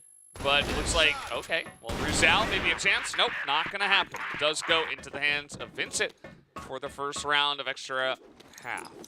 KN completely caught with his pants down all the way. Couldn't go anywhere with the bomb in his hand. After getting 4 kills, right? Couldn't do much about it. Still happy about the round, going towards his team's way, so definitely some good sacrifices to be made if we were to rub it up like that. Now, after losing a round, Imperial want to win this one desperately, as there is only 2 more rounds to go for the first half. Here comes the execute, as GDSC and KN will push their smoke one, spray down Lucom to half health. Let's see if Lucom can hold this one down. No, he cannot, as GDSC is too good, as we've seen him in good scores about like 17 kills, right? I believe on the before we reset the lobby, right? So let's see if GDSC can continue on with the roll. Yeah, and Vincent Gaming, they say, well, we took out Lucom. It doesn't look like Goken is here. Well, at least he's not on the same bridge area that he was last time. So they say, well, it doesn't look like there's anyone else to pick off. So let's just regroup, rotate, hide all information before we actually go for a push. It's definitely a very common crossfire strategy in today's meta. Ruzal is going to find some of them there in mid. That shot going to sail wide. But at least they are spotting the idea here from the side of Vincent Gaming, who are checking to see which direction they will go. Another big part of why Blacklist can have some good power on this map is that, you know, you could be in mid and then all of a sudden you can rotate really quick. It's not the widest map in the world, and they will look to do exactly that as they're looking to go B bottom. Eagles gets the pick onto Adrian already. And now it's all down to the hands of Gokin to hold down the bomb site, but he decides to rotate out towards the spawn area, leaving the bomb site open. He's out trying to get the kill on the Eagles, and yes, indeed, he does get the kill, but does he realize there's 4 more guys right behind him? And Dynamo is going to be contacted by Gokin. Gokin does get the kill here, equalizing things back down to 3-on-3. The retake is now on, as Borzen will continue to put pressure onto the connector by wall banging the boxes here. Timer ticking down, 26-25. Imperial now all gathered up right at the backside here. It's going to be nades being thrown their way. Feifei's going to be one up on the front. Does he realize Kane is right on the boxes? Here comes the push coming to shove. Borzen will take down Feifei. Gokin now leading the charge with AK. Ryuzao does take down KN though. Gokin swings out, gets the kill. That's critical, but it's not good enough to take down GDSZ. In a 1v1 with low HP, can't do much as GDSZ will wrap it up. Vincent Gaming will take 2 rounds in a row going into this overtime. Pretty huge stuff. GDSC able to clutch it just barely at the end. That is one of the difficult parts of trying to retake B, is that you got to clear out everything, right? They got the entire site, but then there's one guy hiding in the corner. There's another guy who's hiding all the way down the ramp. GDSC was that guy. He's able to clutch it there for the team and buy enough time. So now already 2 rounds on Blacklist. Vincent Gaming, they do lose Eagles, which is a pretty big shot. But the entire team right now on top of B site. Luke Calm gets isolated. And oh man, Gokin's gonna miss that shot too. He's really having a rough start here to this best of 5. We have very high expectations for this player, but unfortunately not yet meeting them in this first map. Might need a couple more rounds for him to get himself warmed up here, but now on to a retake. 5v4 Ryuzao will come, taken down to a super low HP. Doesn't matter as the retake has to happen now. Only 18 seconds, they have to send it in, and here it comes. Adrian gets picked off, Borzen holding bottom place, and Dynamo jumps down and gets a kill. KN adds onto it as well. Lukom swings out desperately, but not going to happen as GDSZ will take him down. And all 3 rounds for the first half of the overtime will be going to the hands of Vincent, just 1 round away from closing out map number 1, stealing it away from the hands of Imperial. Look at GDSC, he is definitely pumping up the team right now. There's a lot to say after they just wiped them there in the first half of extra rounds. I mean, I'm left a little bit speechless. I think that Imperial, definitely the favorites in my mind. I thought they were going to come out here strong, and they've been decent, but Vincent have obviously been better, especially here towards the end. They have been able to put on the hurt on the Blacklist side. Now, Imperial will get a chance here at the Blacklist side. They do need to win 3 rounds in a row. It's a lot of pressure when you have to give away so many rounds early on. And we'll have to wait and see if they can actually fight back and make it possible. But it is a tough ask. Tough ask indeed, but one that you actually have to answer if you want to keep your hopes alive in securing the map point here. Let's see if Imperial has it, but at least they should feel a little bit better now that they're attacking. Try to juggle with the map and see what goes, right? In the meantime, we're going to be looking at Feifei positioning himself by the corner here. Going to be having a little bit of delay here, so we'll see what happens. And looks like we're going to be restarting the lobby, so please bear with us. That's only going to take us a couple seconds. But yeah, let's go back to the rounds here. It's 12-9, as Vincent was able to close it out all 3 rounds to themselves. And Imperial needs all 3 rounds in the second half to take into the golden round. Do you think it's possible if Eagles continues to play out of his mind? Absolutely. I mean, I think that Imperial are capable of doing it. I think that Vincent Gaming, if they are playing out of their minds, absolutely could close this out right away. Anything is possible from here. It's a very close map.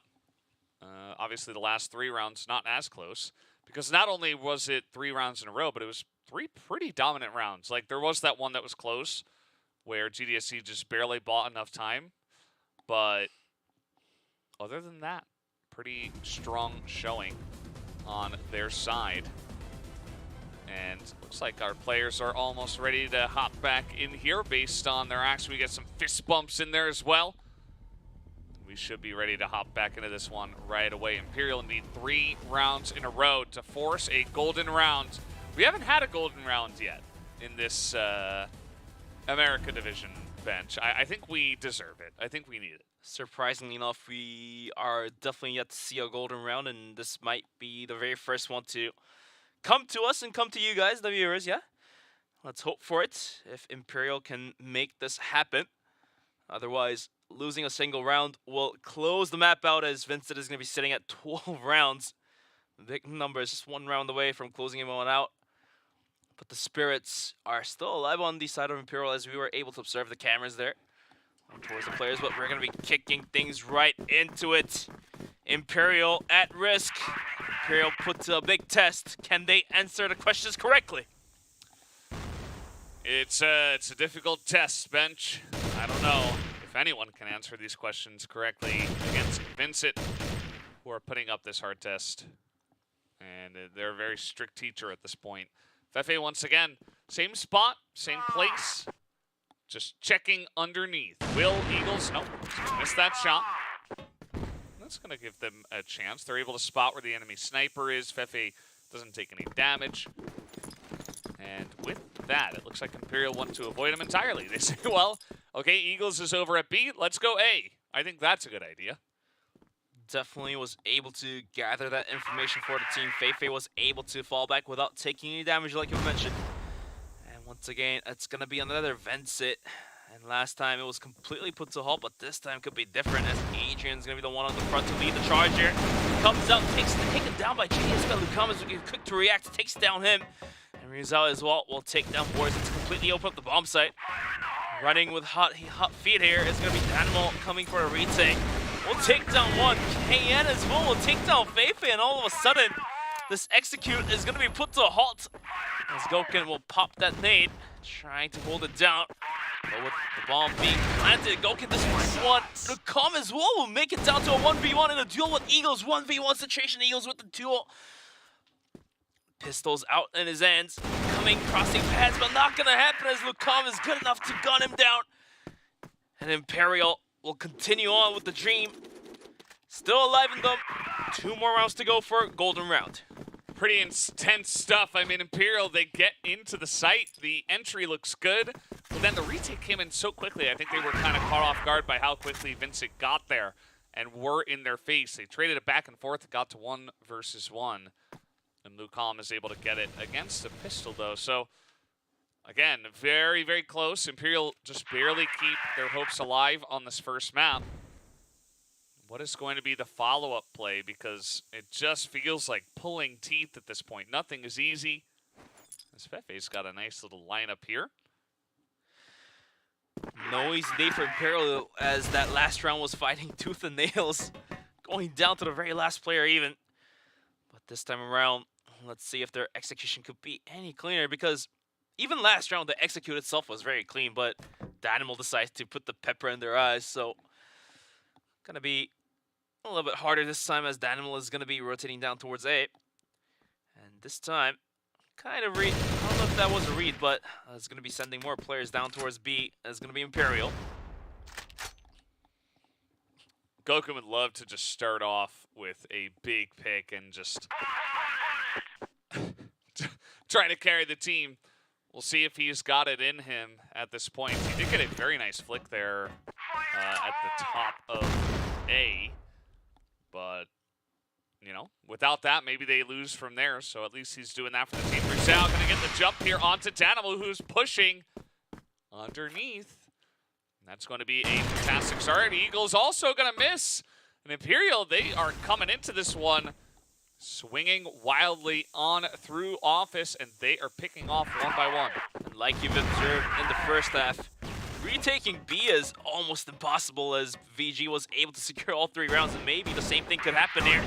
Now the bomb being planted, GDSZ desperately trying to get a lucky kill. Not gonna be happening, as Lucam will gun him down. KN swings out, and he goes down to Lucam as well. All of a sudden, all down to Borzen in a 1v5. And he says, oh no, he's going to be holding a corner. Trying to farm some kills here. As he swings out, spots off Fei to open things up, but there's no time left. Only 15, 14, ticking down, tick-tock. Now he's going to be running all the way back. He's just giving up. Yeah, he's definitely giving up on this one.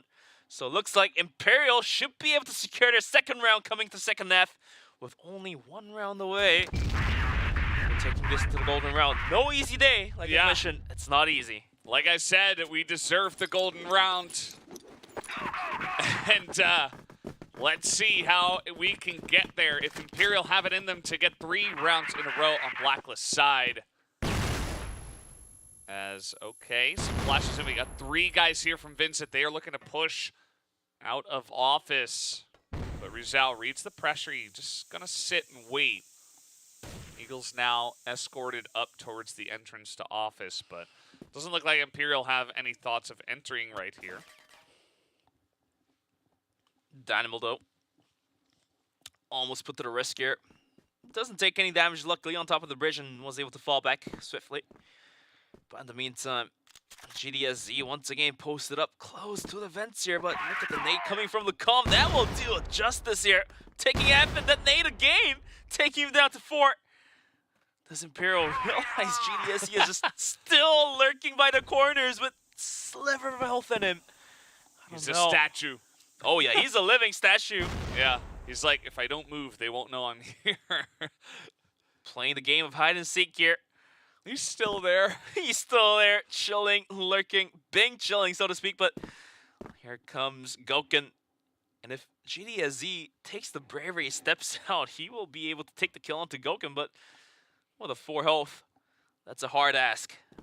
And rest of Imperial is going to rotate in towards Underpass. But look at the read. They have 4 players set up. Vincent Gaming, can they hold this push down? Well, let's see if they got it in them. We got 4 members of Imperial to make this play. Lucam holding onto the C4. He's got 5 kills and 0 deaths already. Imperial have dominated just like Vincent did to them on this Blacklist side. 30 seconds left. They will go for the push. Borzin and Danimal, though, in a very nice spot. Trying to read the pressure, trying to let them in and get the surprise kills from the office. Imperial are not ready for it. Danimal gets his first kill, and Borzin pops out. The spray is fantastic. As Goken now trying to clear it up for the team, but it's just him and Adrian, and they have to plant the bomb right now. It's do or die, make or break. 2v5, 2v4 now, actually, for a Dream. Flashes just completely blinding Goken, and it's going to be it. It's going to be Vincent Gaming taking map number 1 away from Imperial. Yeah, just like that, Vincent Gaming are able to do it on Imperial's map pick as well of Ankara, putting up a massive front to them and able to dominate here on the first one. As you guys can see, Imperial here, they don't look too phased, but certainly that is going to sting quite a bit. I mean, that was it was a marathon of a map too. We went all the way outside of a golden round. We had 24 rounds. It was 13 to 11 at the end of it all. I mean, Vincent Gaming, they just played a full best of 3. Well, I say full, it was like 2 quick maps, but still, 2 quick maps. They come into this one after a short break, and they're able to take a map right away from Imperial. Definitely well-earned victory here for Vincent as they tried their everything off, you know what I'm saying? Yeah. Taking it to every extra round possible, going to the very last one as well, although unluckily we were not able to see that golden round come to happening. But look at these shots coming out from these players, especially GDSZ just popping off. Batman kills left and right for his team. Some of these highlights, man. Goken coming in and winning that one was a huge moment. This was on the Global Risk side.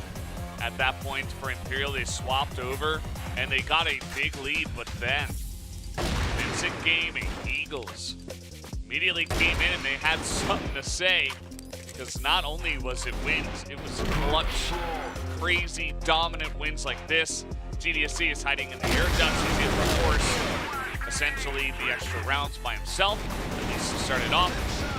And then and they totally wiped them there. And we went into extra rounds. Gaming just barely able to get across the line. Goken definitely off to a pretty slow start today. Looks like the rest of his team is waiting for him to get all warmed up and wake up. Meantime, it's going to be Vincent Gaming taking Kara away from Imperial. The last bit of the clips here. The gunning of Vincent seems to be on perfection. As we are waiting for the players to connect to for the second map of Eagle Eye. Here is your set summary. Going into a bloody battle. It's going to be 13-11, going into every single last bits of the rounds here. Tell us about the stats of all this. Yeah, well, I mean, take a look at Eagles. He's the first one that pops out for this map to KD, even though it was so close, right? They pick up 13 rounds, and he was carrying them. GDSE at 1.31 behind them, as he was able to do quite a number as well. On the other side, Adrian actually on top, just holding it together. I'm sure that on the side of Imperial, they'll be waiting for Goken to try to step up to the plate. We definitely know he is more capable than the numbers he showed in the first map. And Eagle Eye is going to be an interesting one. This is a map that both teams now have had some pretty good success on. And Goken definitely has to step up to the plate if he wants to do it in any other maps but Eagle Eye, because this is the map where the armors come into huge plays. And if Goken just continues to, you know, sleep, so to speak, then we might be able to see Vincent take map number 2 as well. As Eagles seems to be on point, he's completely awake. Landing shots after shots, pistols as well, just can't ignore that. Headshots after headshots with those pistols as well. You see that the whole of Imperial like to play in the dark, whereas some of the members on Vincent playing in the light. What is your take? Are you playing the dark gamer? I'm more of a light gamer. I'll go with that. Okay. All right. I'm more of a in the dark gamer myself. It's bad for your eyes. Yeah. Bad for your cornea. Sorry, Dr. Bench. I feel like it's more comfortable, but you know, it is what it is. Vincent Gaming in the lead. This is a full best of 5 as well. We have potentially 4 more maps to go through, and Vincent Gaming start off strong. Although, based on what we just saw, I think that this might be a doozy of a best of 5. Maybe all 5 maps. The potential here between these two teams, they look so evenly matched at this point right now. Yeah, looks like Vincent Gaming has figured out how to solve the threads, how to solve the needles. Well, and now it's going to come down to Imperial to counter for that. Otherwise, we might be seeing a very, very slow start.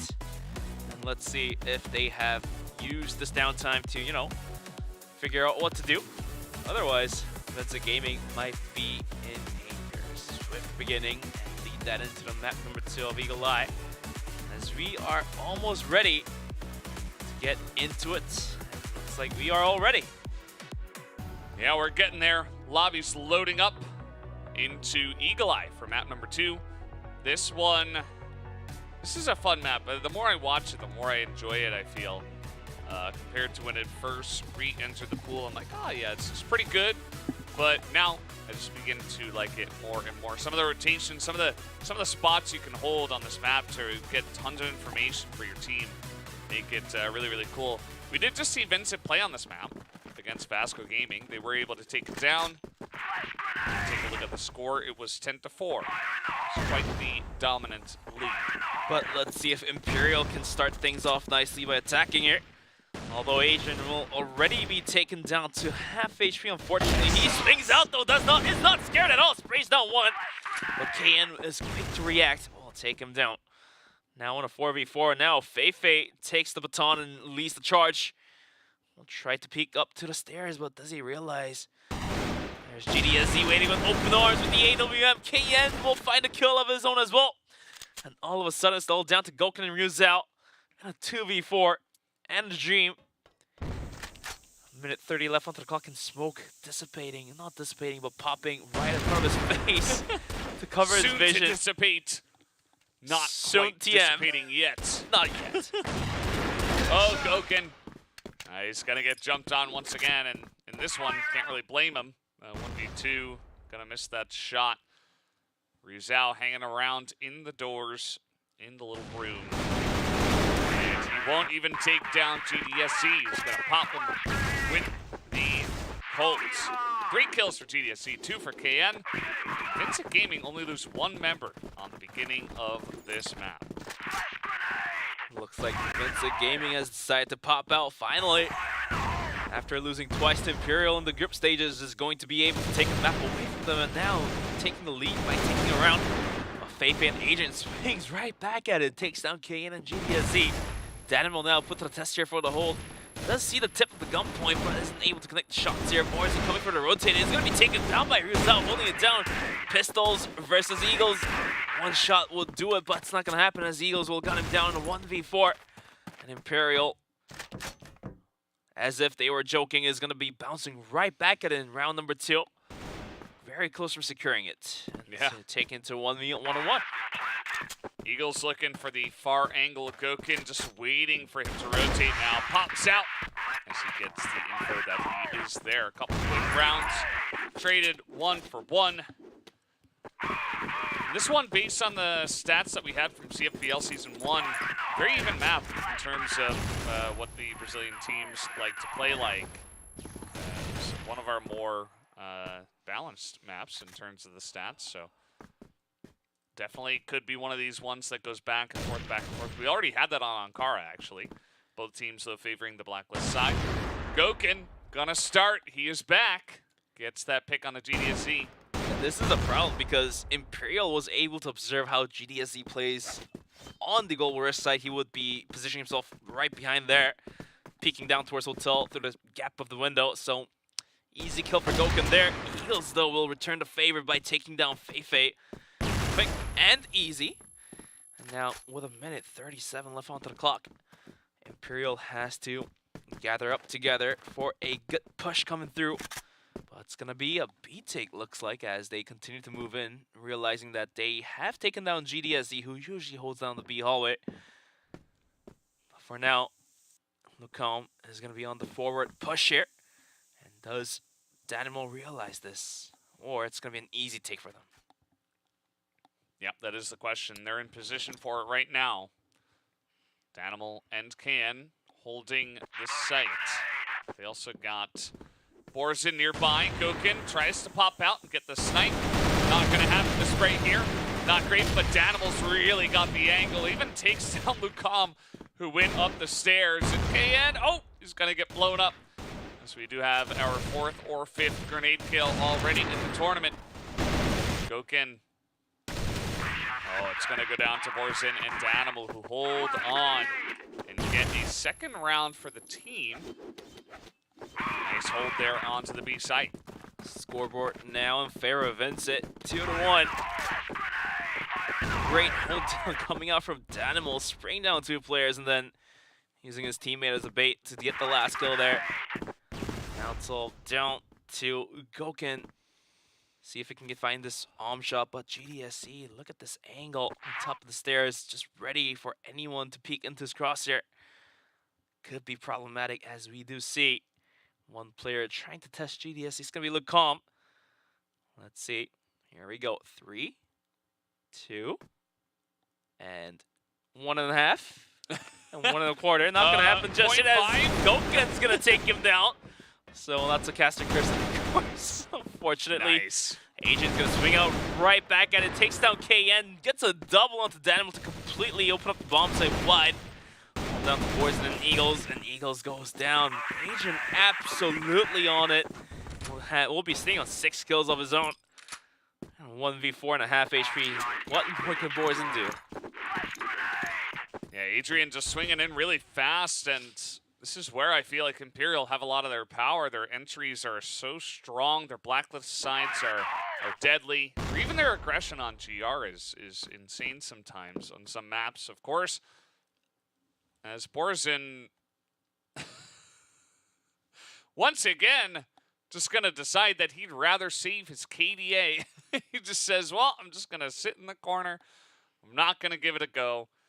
And, I mean, it was going to be very difficult anyway. So, maybe Boris doing Boris and stuff, yeah? Maybe take that time, you know, you think about it, maybe take that time to just sit as a team and discuss rather than, like, watching Borzen try something that is very futile. So, it is something we see from time to time. I mean, that is absolutely the case, I believe, because teams definitely need the time to, you know, discuss the strats and tactics and readjust what's happening. So Borzen will buy the time that's absolutely needed for Vincent. As Imperial will catch up to the neck 2-on-2 here, tying up the score. But in the meantime, we're going to be looking at Feifei here. Just casually walking up to the connector. But does he realize KN's in front of him? It's about to be a jump scare for Imperial here. KN right there.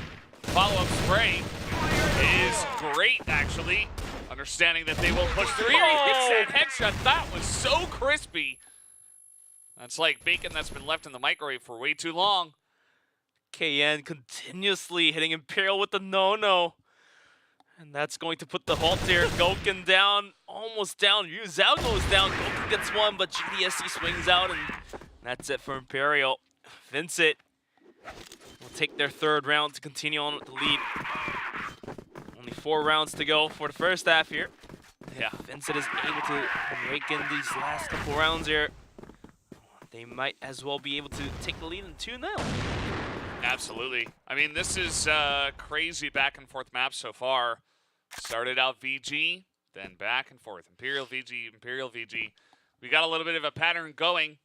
A lot less streaky on this map, which, to be honest, I was expecting. I thought this would be the one that would be very close back and forth. Feifei comes in. This time he's going to get the entry. It's a lot less unexpected when it happened to the Bud Warzone and Eagles. Two traded couple back. Eagles picks up another one. Snipe up north was pretty cool. GDSC is right there to help out his buddy, but Goken is going to take out Eagles afterwards. So after a long wait of the first map, Goken definitely does wake up, but look who's put to the test here. It's GDSZ.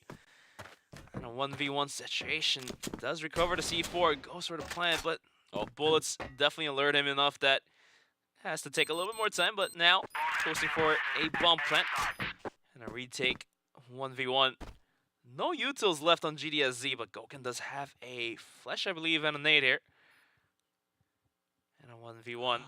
This rotation came in so quickly. Goken kind of knows that this is possible, but he has missed him. He does not know exactly where GDSZ is right now.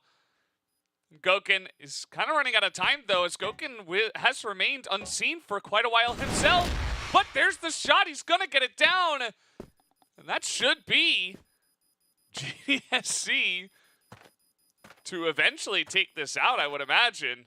As looks like perhaps our observer has had some issues. But either way, it does look like that should be a shot into a defuse based on the way the game was going. Yeah, I mean, it's justifiable that Vincent securing that round there. But sorry for the inconvenience, but the rounds probably looks like it's going to be a 4-2.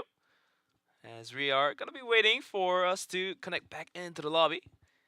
But in the meantime, players are going to be, you know, soaking themselves up with extra water, extra energy drink. Get that energy back into them, get pumped up. Which is good to see ya. Seems like the players are also a little bit confused, so I'd imagine that it just crashed. Like, that can happen sometimes, and we'll try to get the official word for you in just a moment, but from my point of view, I would say that it looks like he got the kill with enough time to defuse, so it should be their win. So we'll have to wait and see what the official call will be. But more than definitely, GDSC, when put to the test like this, he can clutch these like a you know what I'm saying? You got what I'm saying. I hope you guys gave him the no-no. Gave them the no-no for sure. Hit them with the no-no, yeah? Yeah. No. It's no. Not yeah, it's no. Yeah. Yeah. No. No. Yeah. No. No. Okay. Oh, well, come on. It's you know, We're just chilling. It's 9:45 in the morning. You and I have been up And for in quite a while. Brazil, I believe the time right now is around 19 Brazil time, I believe, something No, like I think that. it's like 9:47 p.m. Oh, if because I'm not there's a mistaken. 12-hour difference. You are absolutely correct, I my man. believe so. But in the meantime, just to wrap things up for the people that are just jumping in right now, Vincent was able to steal away Ankara from Imperial after a bloody battle going into the overtime. It was 13-11, and then now we're playing map number 2 of Eagle Eye. Had a little bit of break here as it had to be remade. The lobby had to be remade. It was a 5-2, more like a 4-2. Yeah, and guys, I just got the word that we need some time before we can jump back into the map. So we're going to take 5 minutes, and we'll be right back with the show.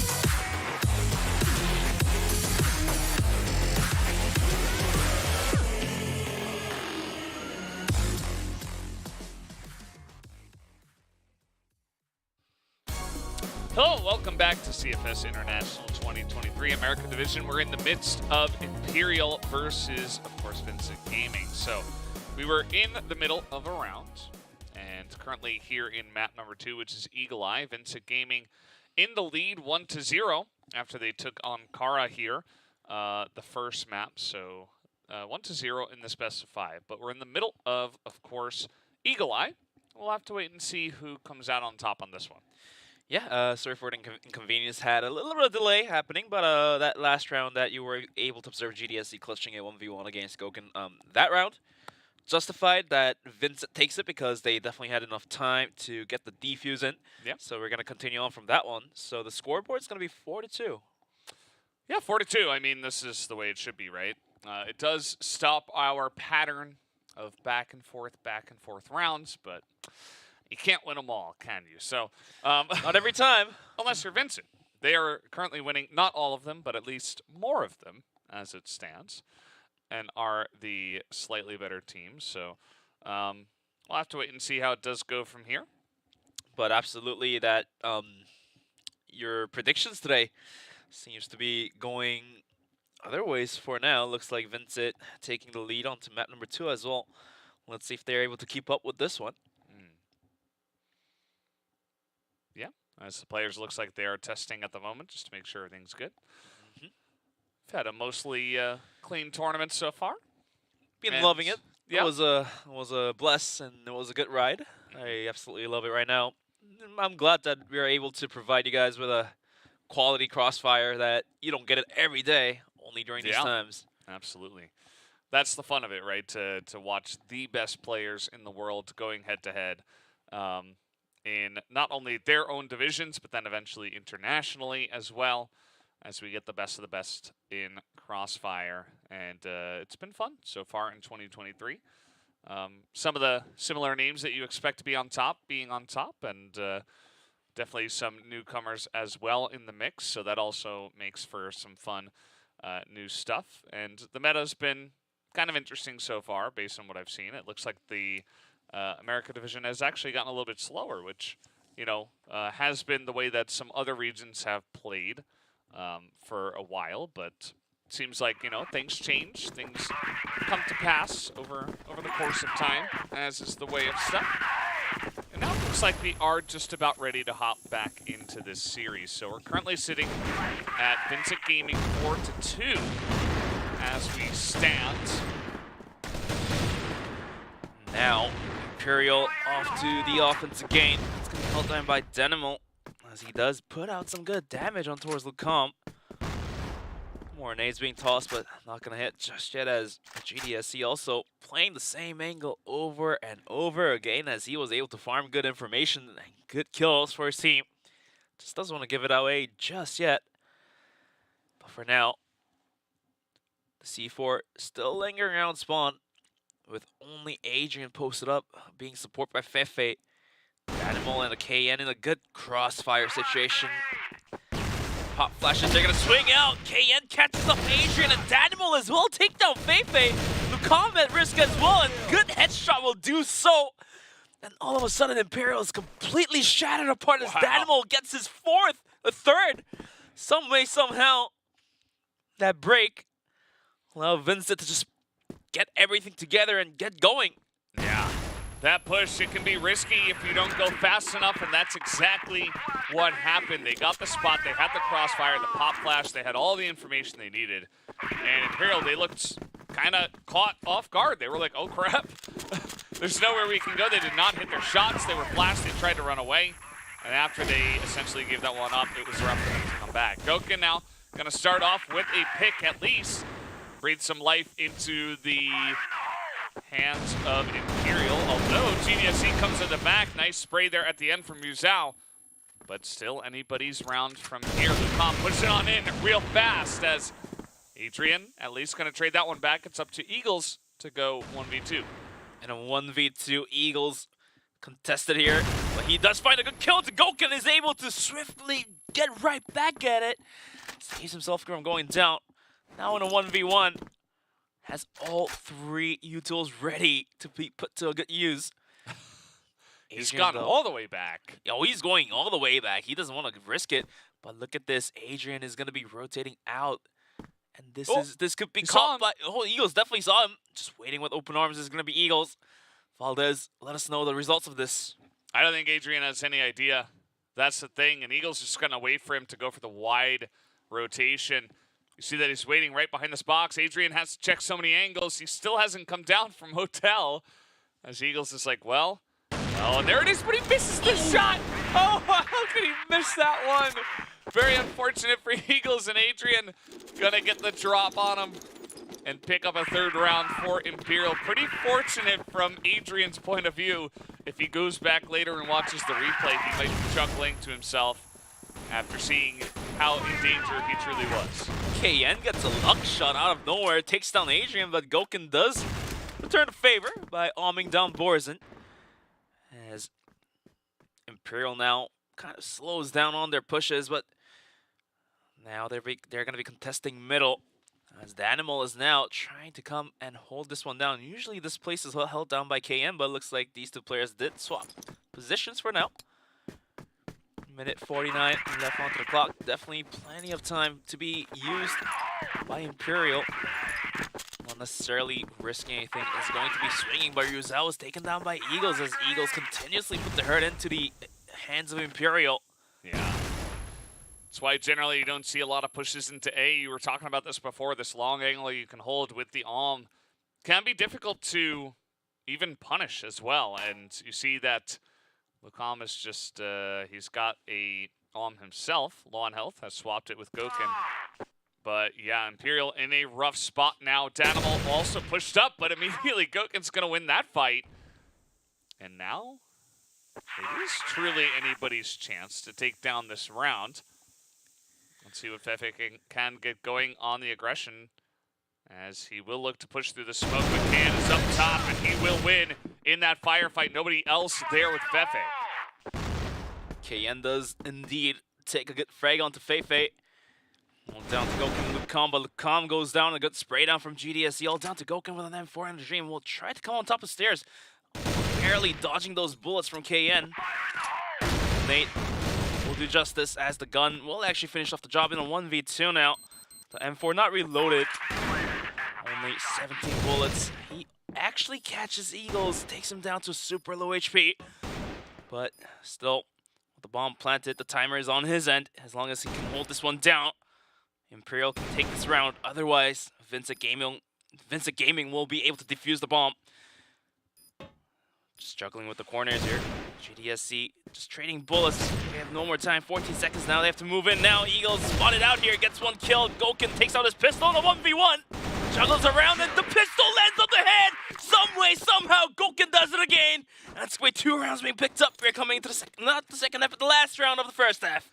Just crazy stuff from Goken there right at the end. And of course, we're going to remake this and get back in for this. As you can see the faces of some of the guys there on Imperial. Fefe looks dumbfounded by that clutch. Just crazy stuff as, you know, Vincent Gaming, they waited. They wanted to peek in together as a 2v1 unit. They were not able to put it together, and Goken takes immediate advantage of that. Also got the first pick onto the third guy that was there. Don't forget about him to get the plant in the first place. So making it really interesting. That was looking like a very dominant GR side from Vincent Gaming. But then immediately Imperial were able to pick up 2 more rounds there right at the end of the half. And now it's really anybody's map. So finally, are we safe to say that Goken is finally waking up from a long sleep after throwing away a map? He's an angry bear now that has been woken up from hibernation. He took a long sleep, but he's back. That's pretty clear to see. But speaking of getting back, Get It is going to be us and you guys at some quality crossfire going to the second half. And let's see if Imperial can actually hold the aggression down coming from Vincent Gaming, as Eagles is going to be holding on to that arm. And he's waiting to get a pick onto any players playing aggressively, swinging out wide. Actually, we're going to be seeing Ryuzel posted out pretty far from A long here. Borzen's going to be on the watch, but does he realize there's a player right by the corner? Yeah, that's the question. Ryuzel, here he is on this corner. Eagles looking to peek him. Will they go for the pop flash? Okay, that was a bit confusing as Danimal is like, oh crap, there's a guy right here. Gokin also on top of the site. He's got Adrian now as they get enough time to come on in, but Borzen at least trades one. Now it's up to Eagles in a 1v3, still Gokin alive, which is always a problem. Spot the tip of the head from Lucam from jumping, but the smoke is going to put him in no vision at all. And a 1v3. Does have the C4, goes for the shot, not gonna land. Goes for the jump shot, not gonna land either. Lucam comes around the corner and finishes the job, and Imperial secures one more round.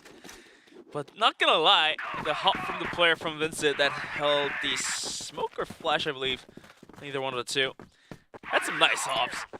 Gotta give him credit for that. Yeah, he was about to take off into the stratosphere, I think, with his hops. You are absolutely correct, my man, but we're gonna be moving into round number 11. Number 11 on the board. We are all tied up 5-5. This is exactly what it was like on our first map of Ankara. It was the choice for Imperial, but immediately Vincent were able to fight back on that one, and now Vincent choosing Eagle Eye. Imperial are fighting toe-to-toe with them. And although it does look like Vincent are slightly performing better, it's still, you know, Imperial could have a bit of a pop-off moment. We've seen them do it before. We've seen them clutch in situations like this before, but Vincent are putting up a wonderful fight. We'll still have to see if Vincent can actually take the lead away as they are tied up at 5-on-5. Interesting setup coming out from Imperial as Feifei decide to pick up a nom of his own. Here comes the push. Lucam has to fall back as the flash completely blinds him. Danimal and Borzen and a coalition will take down Lucam and Feifei for a great opening kill. Now with the setup being thrown out, B bomb site contested, absolutely contested, and should be opened up anytime soon as Adrian is going to be the solo player holding it down. Luckily though, Rizal is going to be flanking all the way from spawn, passing the information. Okay, there's nobody here. It's definitely a B hit. Now, Gokin has to come for the support. Otherwise, Adrian is put to the real test here. 1v5 hold down. Here we go. Danimal comes in, taps him out. Now B is completely open. Yeah, and Gokin's taking some pot shots, takes just a bit more damage as, okay, Rizal finds a very nice angle, but another grenade kill is going to take out Gokin. Rizal, I mean, he started this. He's got 2 kills under his belt. He needs 3 more for the full 5-man ace. Let's see if he can do it. As he hops out, gets one with the spray, but not another. Borzen will put an end to that. And immediately, VG are back on the board in the lead, 6-5. Vincent Gaming definitely showing that they are capable of taking down Imperial from the throne here. Here comes an early push from Imperial, though. Yuza will shoot out GDSE. K-Endo's gonna swing out, take down Lucam, and 1 more for Borzen. But Gokin doesn't want that to happen. Will swing out with his pistol, take down KN to equalize things back down to 3-on-3. But at the same time, losing Lucam and Rizal seems to be more painful than losing 2 players on the side of Blacklist, because obviously for Global Risk, you would have to be splitting your players to defend the sites and defend middle, so it's going to be a 1-1-1 split, whereas for Blacklist, you can just bum rush all 3 together, go for the trades. So it's going to be a little bit tougher for Imperial to hold this one down. Yeah, absolutely. Let's see how it goes, though. So you got 2 guys from Imperial waiting over on the A site, looking back into the spawn. They don't see anything. Meanwhile, over here we do have, looks like Adrian closest to the B site, which at the moment looks like where Vincent do want to hit, but the more time comes along, we got more guys joining up from Imperial. Feifei here now. Will Vincent actually continue onto the site and commit into this one? Just about a minute left onto the clock, and Danimal is going to be up on the front line here, going against Feifei if things happen to be crossing lines together. As the timer ticks down, the pressure builds up on these players, especially on the side of Imperial, as they have to hold on to the site. And Danimal leads the charge, spots out the tip of the head, or did he not see that? So he slips across the crosshairs of Imperial, and this could be detrimental as he's going to slip all the way across. Feifei having absolutely no idea that there's a player that passed right away. And with the bomb plant, Feifei jumps out, and he still doesn't know there's a player right behind him. And at this point, Danimal's just waiting for the second one. He's going to catch Gouken. Gouken's like, what the hell happened? Where did that guy come from? And Eagle's just going to pick up a kill as well. Might as well. As now, truly in the lead and in a mental lead as well. I mean, that one has got to be tilting. If you're Imperial, not able to cover that, just got kind of slipped by as if they were in stealth. And they kind of were, as they were not able to see them. Vincent Gaming 7-5, just 3 rounds away of getting ahead of Imperial in the finals. 2-0 on maps. That's a crazy feat already. Danimal showing us that he's got a big brain too. I mean, he definitely had an angle to wallbang Feifei inside the office there, but decides to let that slip and just find a position to shoot down 2 players. That has absolutely no idea. Feifei, unfortunately for him, that was going to be that. But in the meantime, we're going to be looking at this round coming through. Vincent was able to take 2 rounds in a row after losing that first one. So Vincent trying their best to close this one out in their favor to take that 2-0 lead. Let's see if they have it. Yeah. The Blacklist side has looked pretty dominant so far. Although we only have had 3 rounds, it has been mostly in their favor outside of the Gouken clutch. Let's see what they can get going here. Another crossfire held by Feifei and Friend over there. Looks like Feifei and Friends.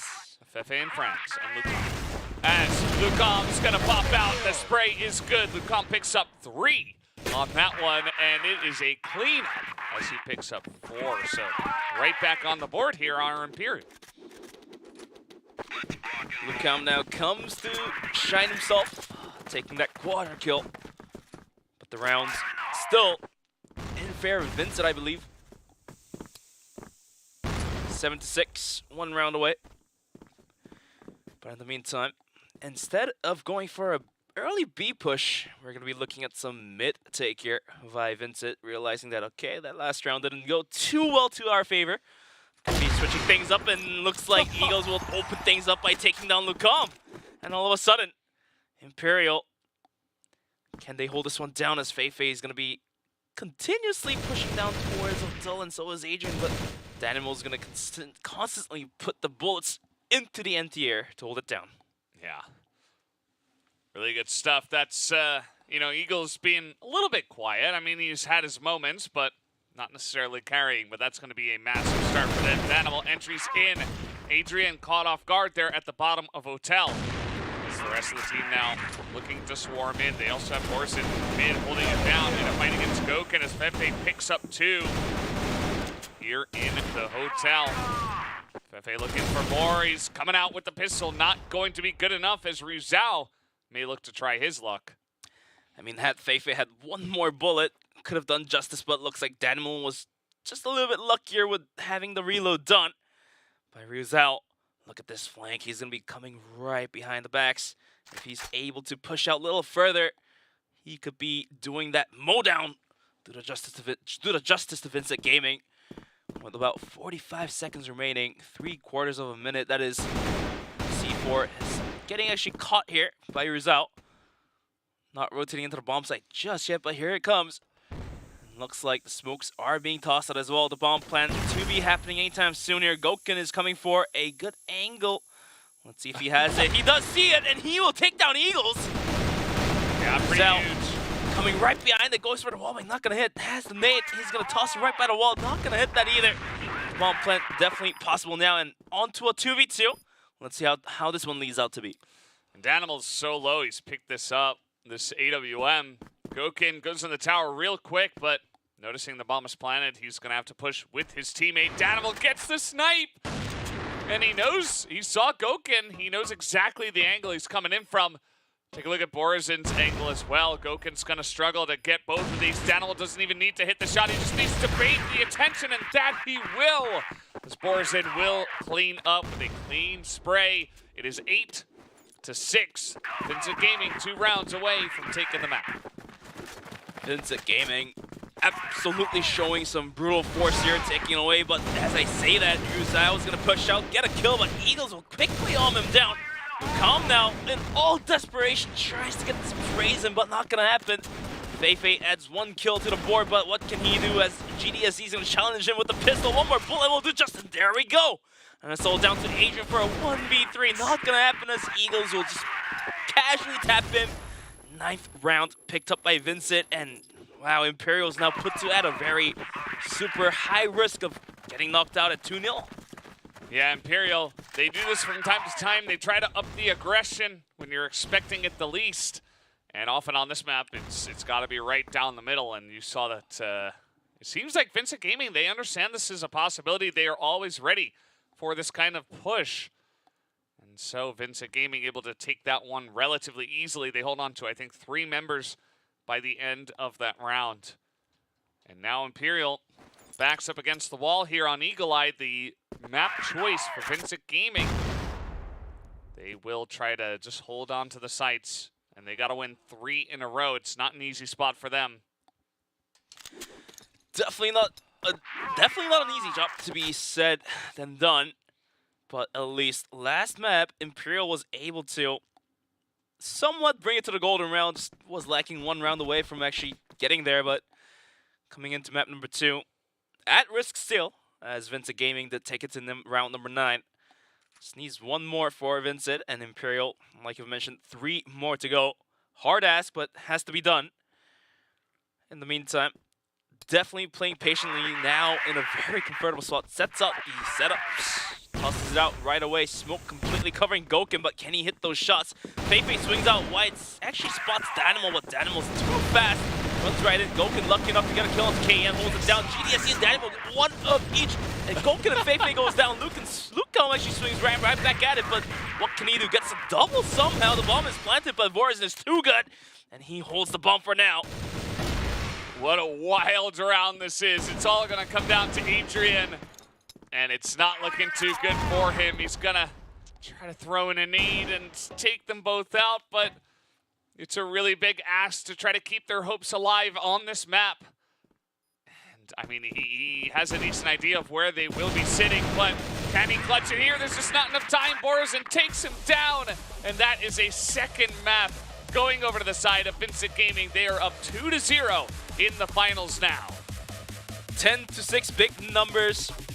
Definitely more cleaner wipeout than the first map, as that last map was more of an overtime map, and coming into map number 2, just clean shutout, 10-6. That was absolutely amazing by Vincent. Now it's leaving 1 map away. And all of a sudden, Imperial almost getting knocked out here. They really have to get their stuff together. Otherwise, that first place spot is gone from them. Yeah, Imperial playing pretty high-level Crossfire. Like, I feel like they have kind of reached a top level in terms of their ability, but to be honest, I think Vincent Gaming are just kind of outperforming them here. They deserve to be up 2-0 at this point in time. And absolutely, they should be very happy with their current situation. As some crazy highlights. KN is having the tournament of his lifetime. So are a bunch of his teammates all at once. Sometimes it all comes together when you need it most. In my point of view, what differentiates a great Crossfire player to a good Crossfire player is having the consistency in them. Well, in that matter, Gouken, yeah, obviously he's good, but can we call him the greatest? Not just yet, because the animal says, hello, I am back from a long sleep, and I am keeping my consistency. As you were able to see, he was unstoppable when he was entering into those bomb sites. Gouken did have some big moments himself, but not enough to get them across the line. Not enough. Not enough big moments. And they'll need him and the rest of the squad to really turn it up if they want to have a chance against Vincent Gaming, who are firing on all cylinders right now and playing some insane Crossfire. Some of the angles they're taking, some of the fights they're taking, this round was just wild. Like, there were like 3 smoke grenades, people were spinning in them. Danimal got lost one time, he just went down. He's like, oh crap, well, tried my best. And at the end of the day, it is going to be the cleanup there in the second half. Vincent Gaming got it done, 10-6. Vorazin, 2.0 KD. And yeah, some big numbers over there. On the side of Imperial, it actually was just Goken. Everybody else just not really in a position to do too much to help him out, which was kind of unfortunate.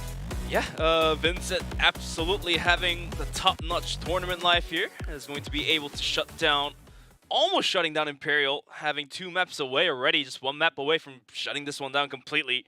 But we definitely have to take a look at map number 3 because Imperial, we know their game on port. It's top-notch, but so far, Vincent, their gaming is really on top too. So this is going to be the Clash of Titans. Yeah, absolutely. Well, currently, right now, 2-0, Vincent Gaming in the lead. We're going to take a quick break and come back for map number 3 of Port.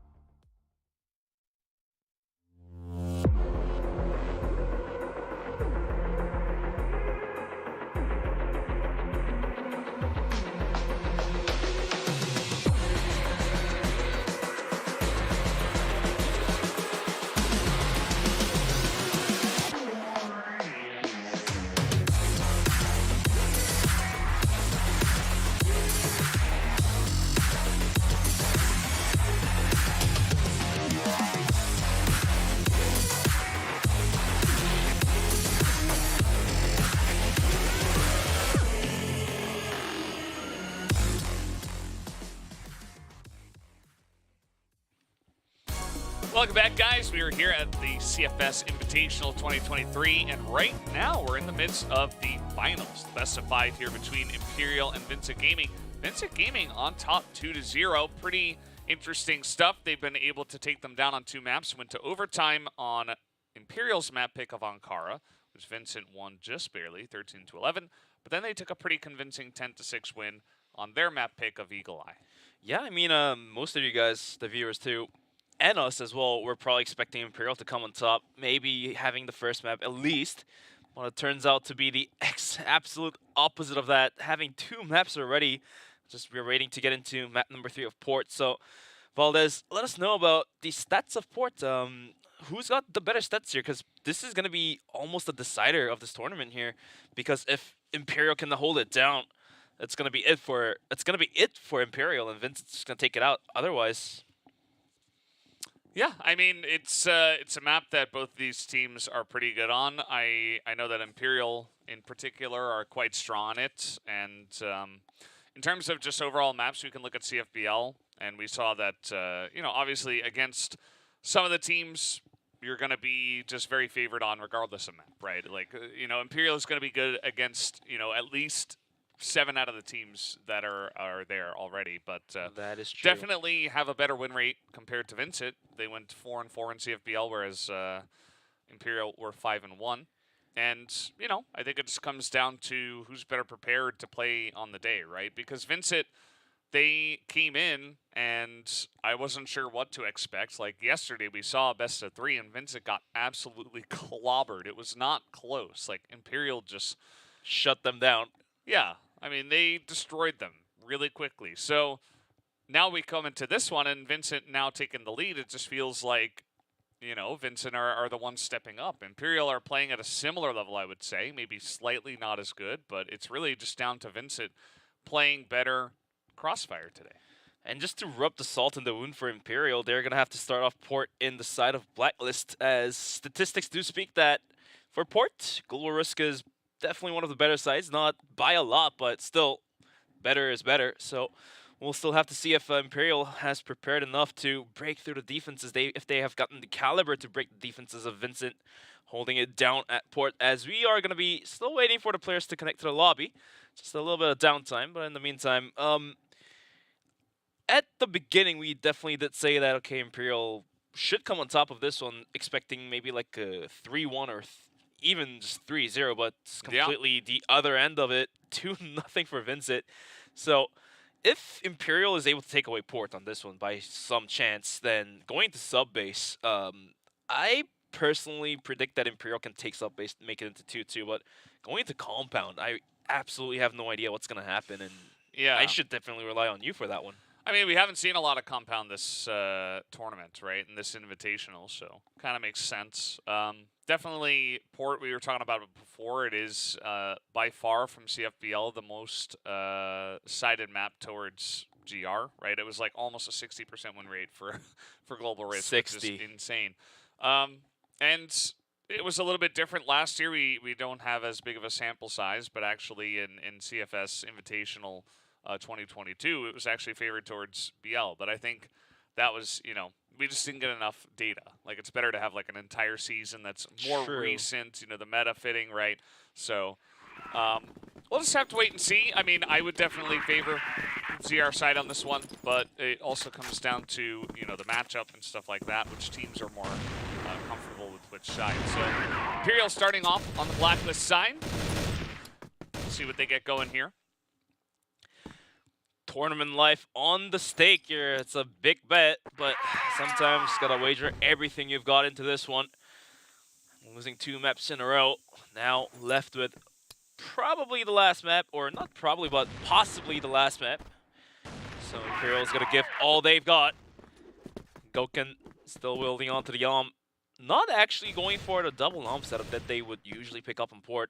Having that extra arm onto Feifei or, you know, Adrian and try to get early picks. Not going to happen this time, as they want to play as default as possible. Go back to the drawing board, play with the basics, and that's what they're best at doing. So, going to be looking at a lot of that happening right now. In the meantime, Imperial gathered right outside of the B bomb site, held down by GDSC. Danimal, but Danimal gets picked off right away. GDSC swings out, but the misstep is going to cost him his life as Adrian is going to spray him down. And out of nowhere, Borison did take a bunch of damage too, so that's going to even hurt for Vincent holding this one down. He wanted to get the trade onto Goken, not knowing that there were 5 bajillion people there. And he soon did know. KN, though, has, as we've said, just been really turning up the heat. Borison, given the arm, actually they have 2 at this point in time, so he's been able to pick that up. He gets a snipe of his own, and now all of a sudden, Imperial left in a point where they have to go 3v3. They will just run through under the bridge and look to attack through the back of B, as KN, not really ready for this, gonna get shot in the back. That opens up the bomb site completely. Eagles and Borison to be the last ones alive. At least has the double arm setup ready, as they were able to pick one up.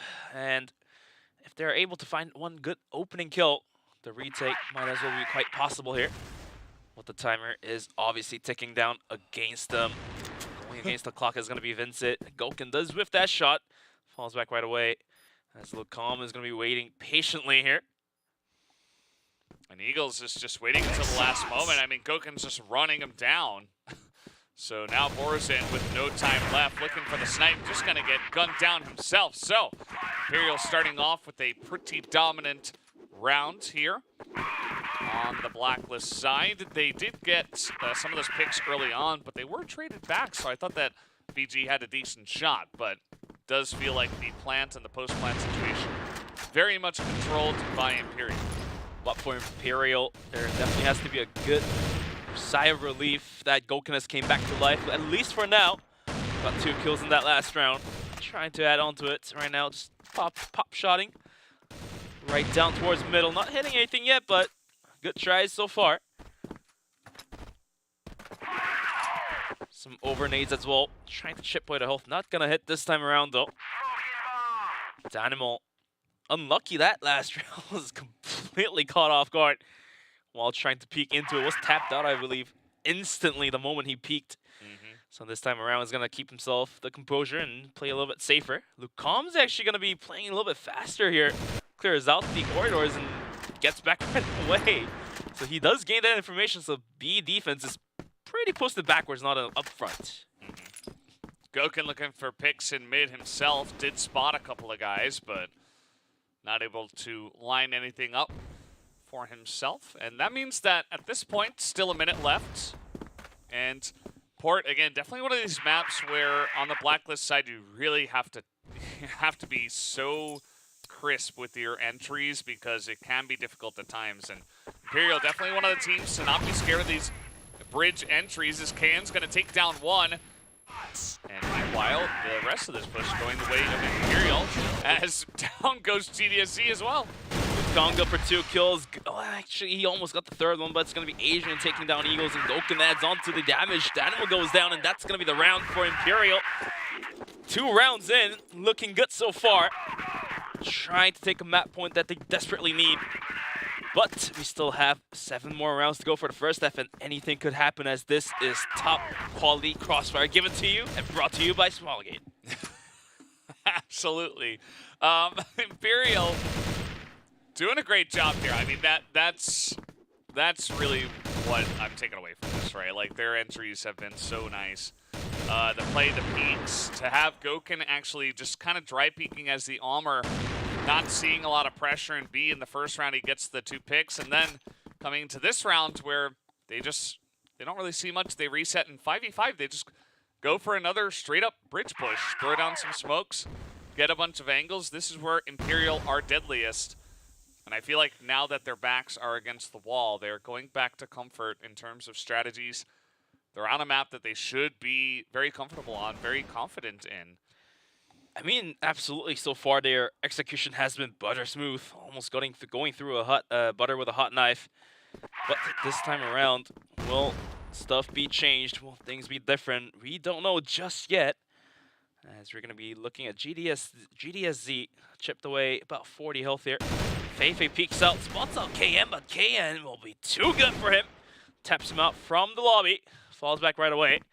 And the aggression is now coming right at it, as Lucam's going to jump right at him. Goken almost down one more player, and that's going to be the bomb site at risk. Animal, though, was good enough to get one more kill, but at what cost? Losing 3 players of his team. Going to be a 3-on-2 retake as the bomb is now proceeding its way into the bomb site. Or is it not able to hold that one down? It's up to Danimal here, as his entries have been good, but unfortunately, the odds stacked against him. Adrian just going to pop him with the one shot of that pistol. And now it's 3-0 in favor of Imperial. They've just been showing the better gunplay here at this moment in time. That was kind of funny how KN, he got that one pick on A long, and then immediately he just didn't realize that there was more coming from on top of the box. And it was, that be it, right? He did a great job, and then that was it. But then here's the thing, right? When it comes to playing with the basics, what's really scary is that when a good team comes back to the basics, the opposing team doesn't have much else to do.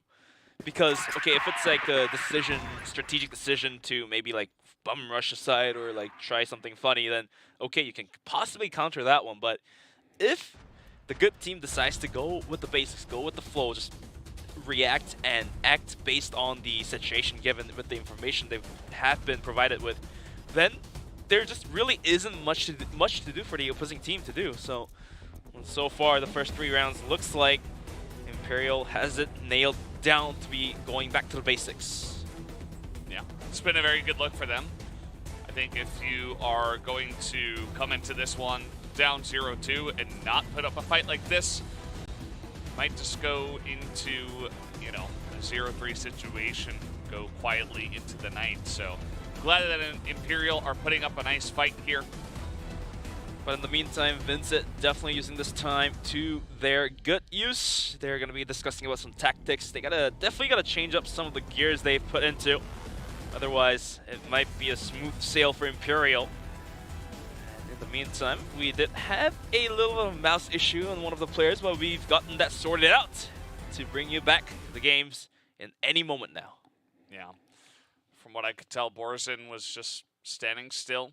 So I feel like he was not quite able to play the game.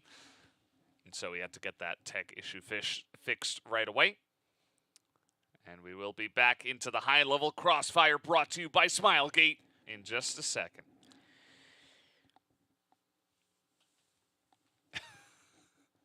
I was about to drop that line of game, but you stole it away from me. I stole it. No, it's public domain now. Aw. You stole too many terms from me, but we're going to be back at the game, provided you and brought to you by Smilegate. And now it's going to be some fast pushes coming out towards middle. There's Danimal and Borzin trying to push it down, but it looks like they're going to disengage for now. As Imperial, they want to continue to get the rounds. Feifei was a little too aggressive, is going to be caught out by a KN. Eagles on top of the side will take down Asian as well. Unfortunately for him, though, will be headshotted down by Lukong. Ruzal will swing away from the sights. Actually, pick that shot, but at the end of the day, he was going to be able to find the last bullet onto him. Down to a 2v2 as GDSC did find the good frag onto Ruzal. Goken is still alive, and that's what's scary.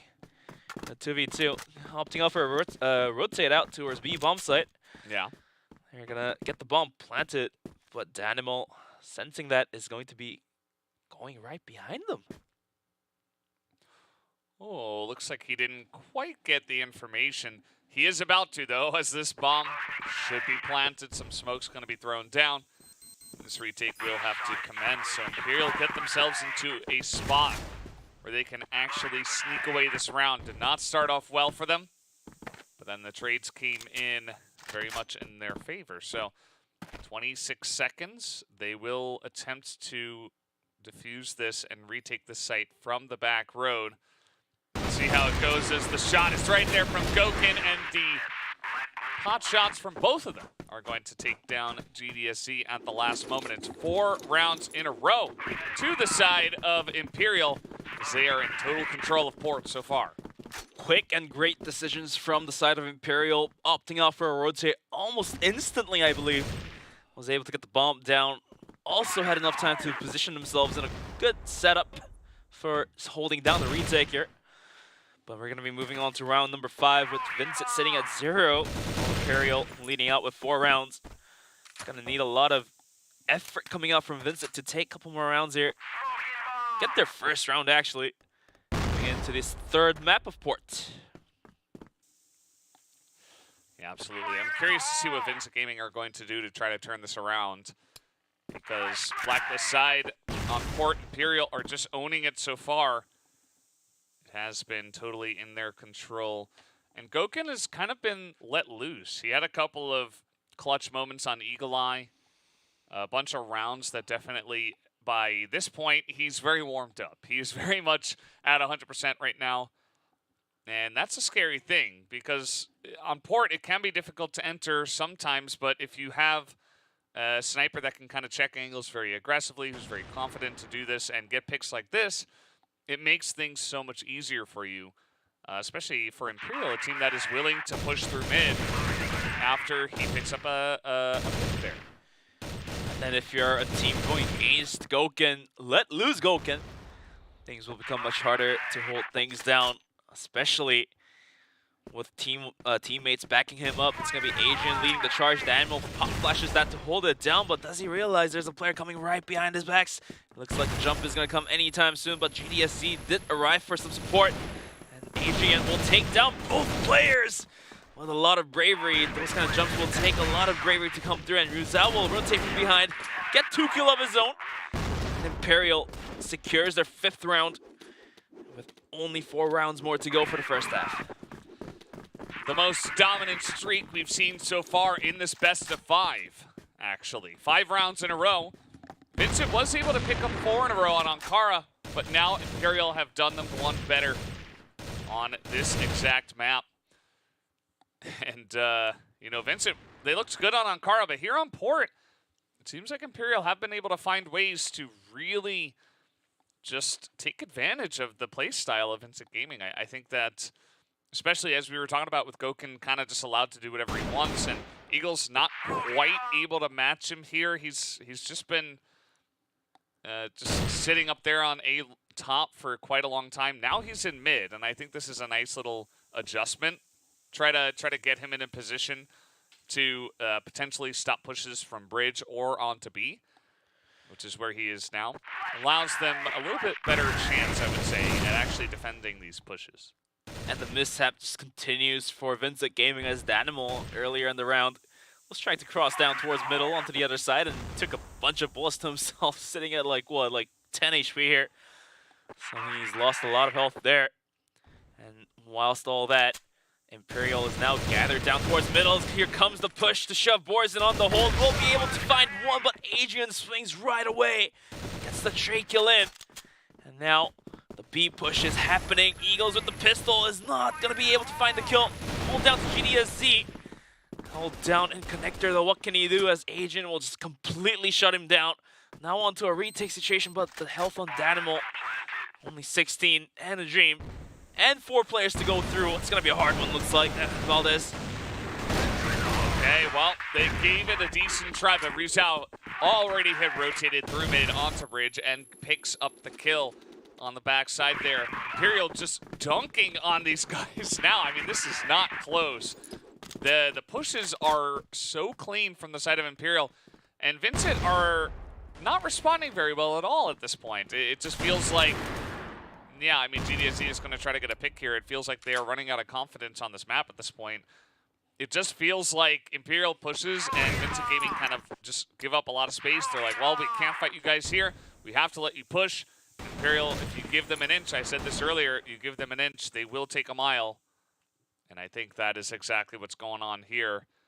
Vincent put really up against the wall on this map, at least, because, I mean, they were doing so well up until this moment. You are absolutely correct, my man, but 3 more rounds left into the first half, and if Vincent fails to pick up any, so that be it. But with all hopes, Danimal goes for a pot spray down, landing some pot shots onto Feifei, but not a majority of damage has been done. And with a minute 22 left, with a kill on board as well, Imperial definitely feeling a lot more comfortable and confident.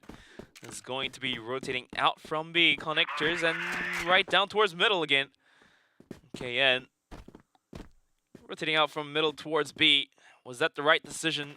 As Imperial now is going to be heading in towards the A connector. Eagles put to the test here, has the arm, has the angle to find the kill. But if all push happens, can he hold it down? Well, it is Eagles. I mean, he hasn't really been given a chance to try to clutch in these positions on this map just yet. And as I say that, he's just going to get his head taken off as Adrian going to shoot him through the box. Adrian has been having a massive map so far. Now Vincent once again kind of left scratching their heads. They did get the one trade. Borzen, I believe, got one, but Goken once again just taking pot shots from mid. They didn't even have this locked down. Goken's just doing whatever he wants at this point, and Borzen finally does take him out, but you can see the spread that Imperial have at this point. As okay, though, Kayan's going to pick up two, and all of a sudden, maybe they're peeking a little bit too aggressively. And finally, Vincent is going to get on the map somehow, some way. That was very unexpected, but Kayan and Borzen able to click on some heads. Definitely got to give a lot of credit to KN for opening things up, and Borzen as well to provide the support that they desperately needed. But Vincent still lacking a lot of rounds here. It's going to be 6-1. As long as they are able to pick up these last 2 rounds into the first half, make the scoreboard 6-3, then things could change. As like I've mentioned, anything could happen in Crossfire. Borzen swings out white, gets a kill. Eagles adds on to one as well. Now holding on to pistol on a nade, pops the nade. That might actually do the kill. No, unfortunately, that's not going to do. But Lecom's nade is going to take down Eagles. And Danimal as well will find a kill to make things put down to a 2-on-2.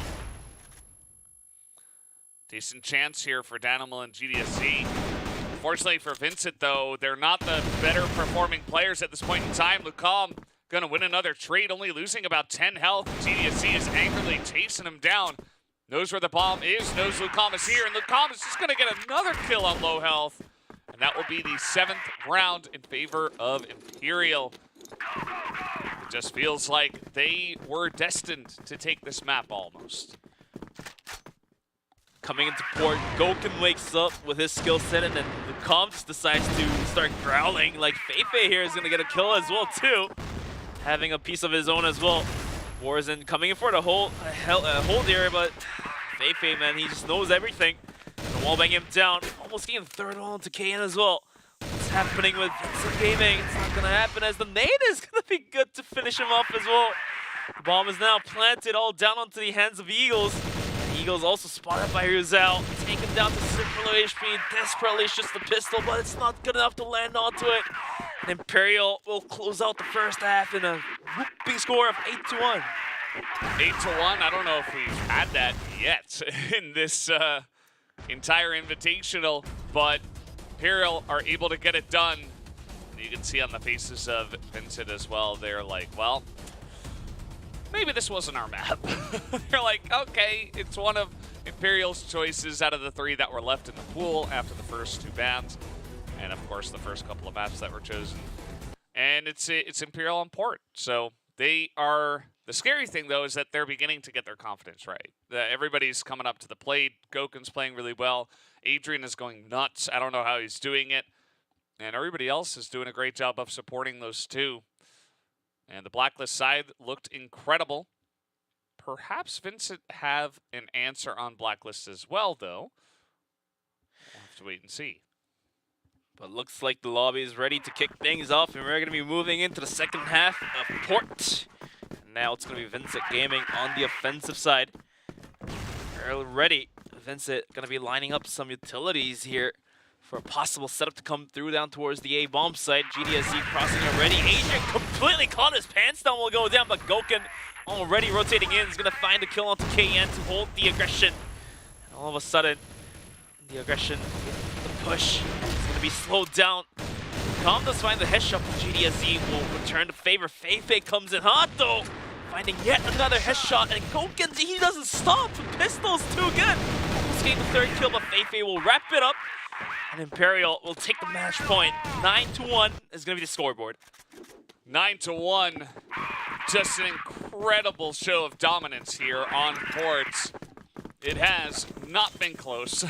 Vincent Gaming try to get in so quick as, okay, GDSZ gonna take his helmet off real quick, but yeah, they come in so forcefully onto the A site, and Goken stayed alive for way too long. Like, it took about 80 seconds, it felt like, for them to actually get in there. Another grenade kill, as this time Goken will not be surviving.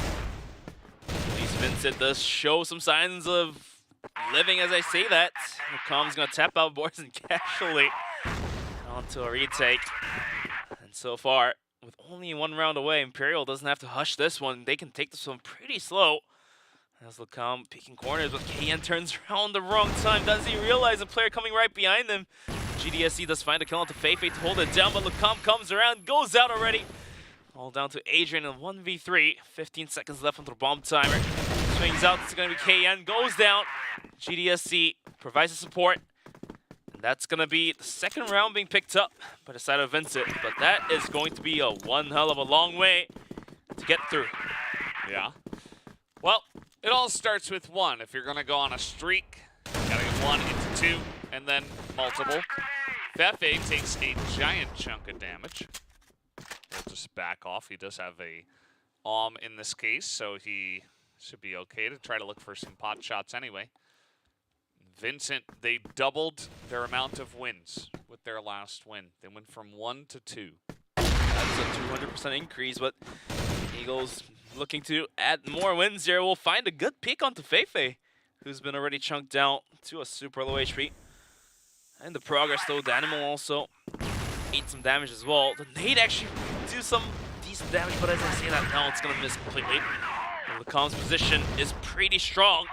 The moment he provides support from Goken, it's gonna be it. He does find one kill onto GDSC. Borzen pops up, and why is he doing that? Lucam finds 3 quick kills to hold on to the aggression. It's all down to Danimal and Eagles. And how in the world is this happening? Danimals gives it his best shot. He's running at him with the knife, might as well at this point. 10 to 2, the final score. Imperial strike back fast, and they strike back in a very deadly manner. As, I mean, they were looking a bit lost in the first couple of maps, but now they come out strong and show what they're truly made of as one of, if not the best teams in Brazil. And so they will continue in this best of 5 and give us another map of Subbase. We'll have to wait and see what happens on this one. Vincent Gaming did choose this one instead of Compound. Compound is one of those maps that some teams just do not like to play on. It's banned out, got banned out a lot so far in this one. But it almost looked as if Vincent was able to find their third round until Lucam decides to rub the mud in their face by taking that triple kill. We're going to see that soon on the highlights here, as a lot of moments are going to be from Imperial, as the rounds are mostly on Imperial anyways. But yeah, we've had some great shots coming up from Goken. Finally, the ones we've been waiting for. Those pot shots landing, and then good swings.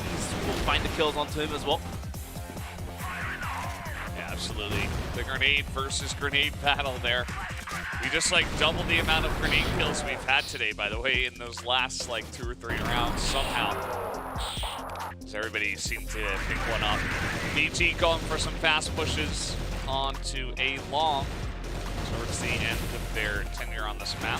Gave it the old college try. It wasn't meant to be. It was Imperial by the end of it all, as this is this last push we were talking about with Just holding strong the spray control, and the transfer there at the end is pretty unbelievable. Eagles just goes in, might as well at that point. Going for the knife kill, so to speak. But the knife was put down by the pistols. So the results are so far is going to be 2-1, as Imperial does pick up the map ports, as we are waiting to get into map number 4. But let's take a look at the set summary. 10 to 2 big numbers, with the giant Imperial finally waking up from a long sleep. The hibernation seems to be half put to the end here. Yeah, Can had some moments, but to be honest, this one was all about Imperial. Lucam on top, Adrian second in KD, and then Goken right behind them. Everybody above or at 1 KD. So just overall a great performance here. And I'm just curious to see if they can keep it up. I mean, Subbase is definitely one of those maps that Imperial from time to time has looked very, very strong on, but Vincent as well could give them a run for their money. This is one of those strange maps. Subbase and compounds generally left to the end of a best of 5. Well, here we go. We're going to be jumping right into map number 4. It's going to be Subbase. This might as well be the decider for Vincent whether if they can close this one out or not for the CFS Invitational 2023 Americas Division, brought to you by Small Gates. There we go. I put it in there smoothly like a butter. Nice, yeah. Thank you. But this one's going to be done in a pretty slow manner as Imperial decides to take their time. Running into the sights, but look at Borison's angle. Boosted up here, almost getting the kill, but has to back out. But Eagles is there to take the shot onto Ruzel. Make that 2 for Eagles. How in the hell do you do that? Feifei will finally find the kill, but already the damage has been done. Feifei is just playing with fire. He was running in there after those 2 picks, trying to just click on some heads. Did a decent job until it feels like his timer expired as he gave it a good try. Here is Gokin trying to get aggressive. Doesn't hit the shot. Morrison playing around the pillar very well. And not going to hit one once again. Gokin just decides, okay, well, I'll just run into the corner and get flashed and go down. So VG going to start off with a good first round win. Off to a very strong start. Sorry about that. But off to a very strong start. Eagles finding 2 kills of his own to kick things off already. Vincent picks up their first round. And then here comes KN, boosted up into the vents. Gonna be pushing right into it. Roselle, does he realize there's a player coming for him? Well, he's just hanging out for now. That player gonna stick in the vents. The wall bangs, the pot shots, so to speak. You gotta give it a try, I guess. But in the meantime, rotation is gonna be executed by Imperial to send things down towards the bomb site, which is gonna be held down by GDSZ. Oaken's gonna continuously put the bullet into the wall here, not hitting anybody necessarily here, but if they run into GDSC, the hit is going to do a bunch of damage. Here comes the push. GDSC dodges the flash barely. Now here comes the shots. Animal actually finds the headshot onto Adrian, and then Ruzel takes the kill onto GDSC to open things up. But it looks like the push is going to be successful for now. Yes, very nice push so far. Grenades over the top. One of them going to go flying. We got a big rotation from A-Road. Here comes Vincent Gaming. They're going to be running straight into a double stack, even kind of a triple stack. They have Lucom over here. There's really not too much time. Lucom going to pick up that first one up in AC. And down and they jump on in. Ruzel is right there, and the rest of the team is helping out. 13 seconds, Borisson against 3. And it will not be his day as we're all tied up 1-1. Imperial off to a good start as well. Will eventually pick up a round of their own, tying things back up, like you've said. 1-1 on the scoreboard, and looks like this third round could be a critical factor. Whichever team that picks this one up might be able to just continue on with the momentum, like we've told before. Eagles as well, gonna go for some pot shots as well, but not lucky. Just like how Gokin was last round, but those bullets from Feifei will actually chip away the health from GDSC. Unlucky for him. Ruzel up on the vents is going to be spending some time in there. As Gokin continuously puts the bullet out the windows. He's hoping that at least one of those hit something. I mean, he did hit something. It's going to be the walls, though. Yeah, Gokin, he is kind of declaring that, okay, I don't want anyone to be peeking this aim.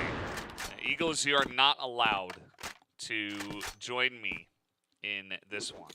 I'm just waiting for Dynamo to find an angle to spray down the door, and then Gokin just gets knocked out from a quick headshot. Could happen. We've seen it before. A little poke into lockers right now, as we even got Reeves out in through the hallway. Doesn't seem like they were expecting that one It's a very nice little lurk. Angle comes in. Imperial strong in onto the B site, but Eagles at least to trade one back in vents. With a member down, Imperial gonna be going for the plant here towards the B bomb site. Retakeable situation for Vincent Gaming here, as they still have 2 members strong. As the nade has a flash, as long as they're able to find that one opening kill and bring things back down to 2-on-2. It's possible, but GDSC already down super low and is completely finished off by Lecomte. All down onto the hands of Eagles. 1v3 has the has the nade. There's the first kill. Now he needs to find 2 more. Goken falls back right away. Only 8 seconds remaining onto the bomb here. Gonna tap the bomb, but what more can he do? He actually finds the kill, but there's no time left onto it. Yeah. As Goken will finish him off. Secure the round 2-1. Imperial takes the lead. Yeah. Nice try from Eagles. Wasn't meant to be. I mean, that was a really difficult retake in that position. So now they're going to charge into the machine room as Imperial. They are very used to this play, but Fefe going to be the first one that goes down. Rizal might follow. Borzin is trying to go against the 3 of them as Lucom picks up the double. And once again, we got Imperial in the lead here, 3-2 in terms of players. And looks like on the side of Vincent, the players looking the same. GDSZ and Eagles against the world. It's about a minute 50 seconds left onto the clock as the bomb is now rotating in closer towards the A bomb site, but I don't know if that will be a valid choice as we still have GDSZ holding it down. Strong man here. So playing with the clock will be the smarter decision as Imperial also decides to delay their pushes. Imperial. Will they actually go through this? They don't necessarily have to unless they don't want to give up computer control to Eagles, which makes sense. So they're going to throw in some utility in there, try to push them away, and maybe just hop down. Nope, they're not going to go down the stairs. GDSC now going to push forward, try to get this information of a rotation that is coming in fact. Imperial going pretty quick in through the hallway, looking for a B hit. Eagles contested here, misses the option, now getting sprayed down from nowhere. Adrian actually flicks around and finds the kill onto Eagles, gets the bomb planted as well, all down onto the hands of GDSZ.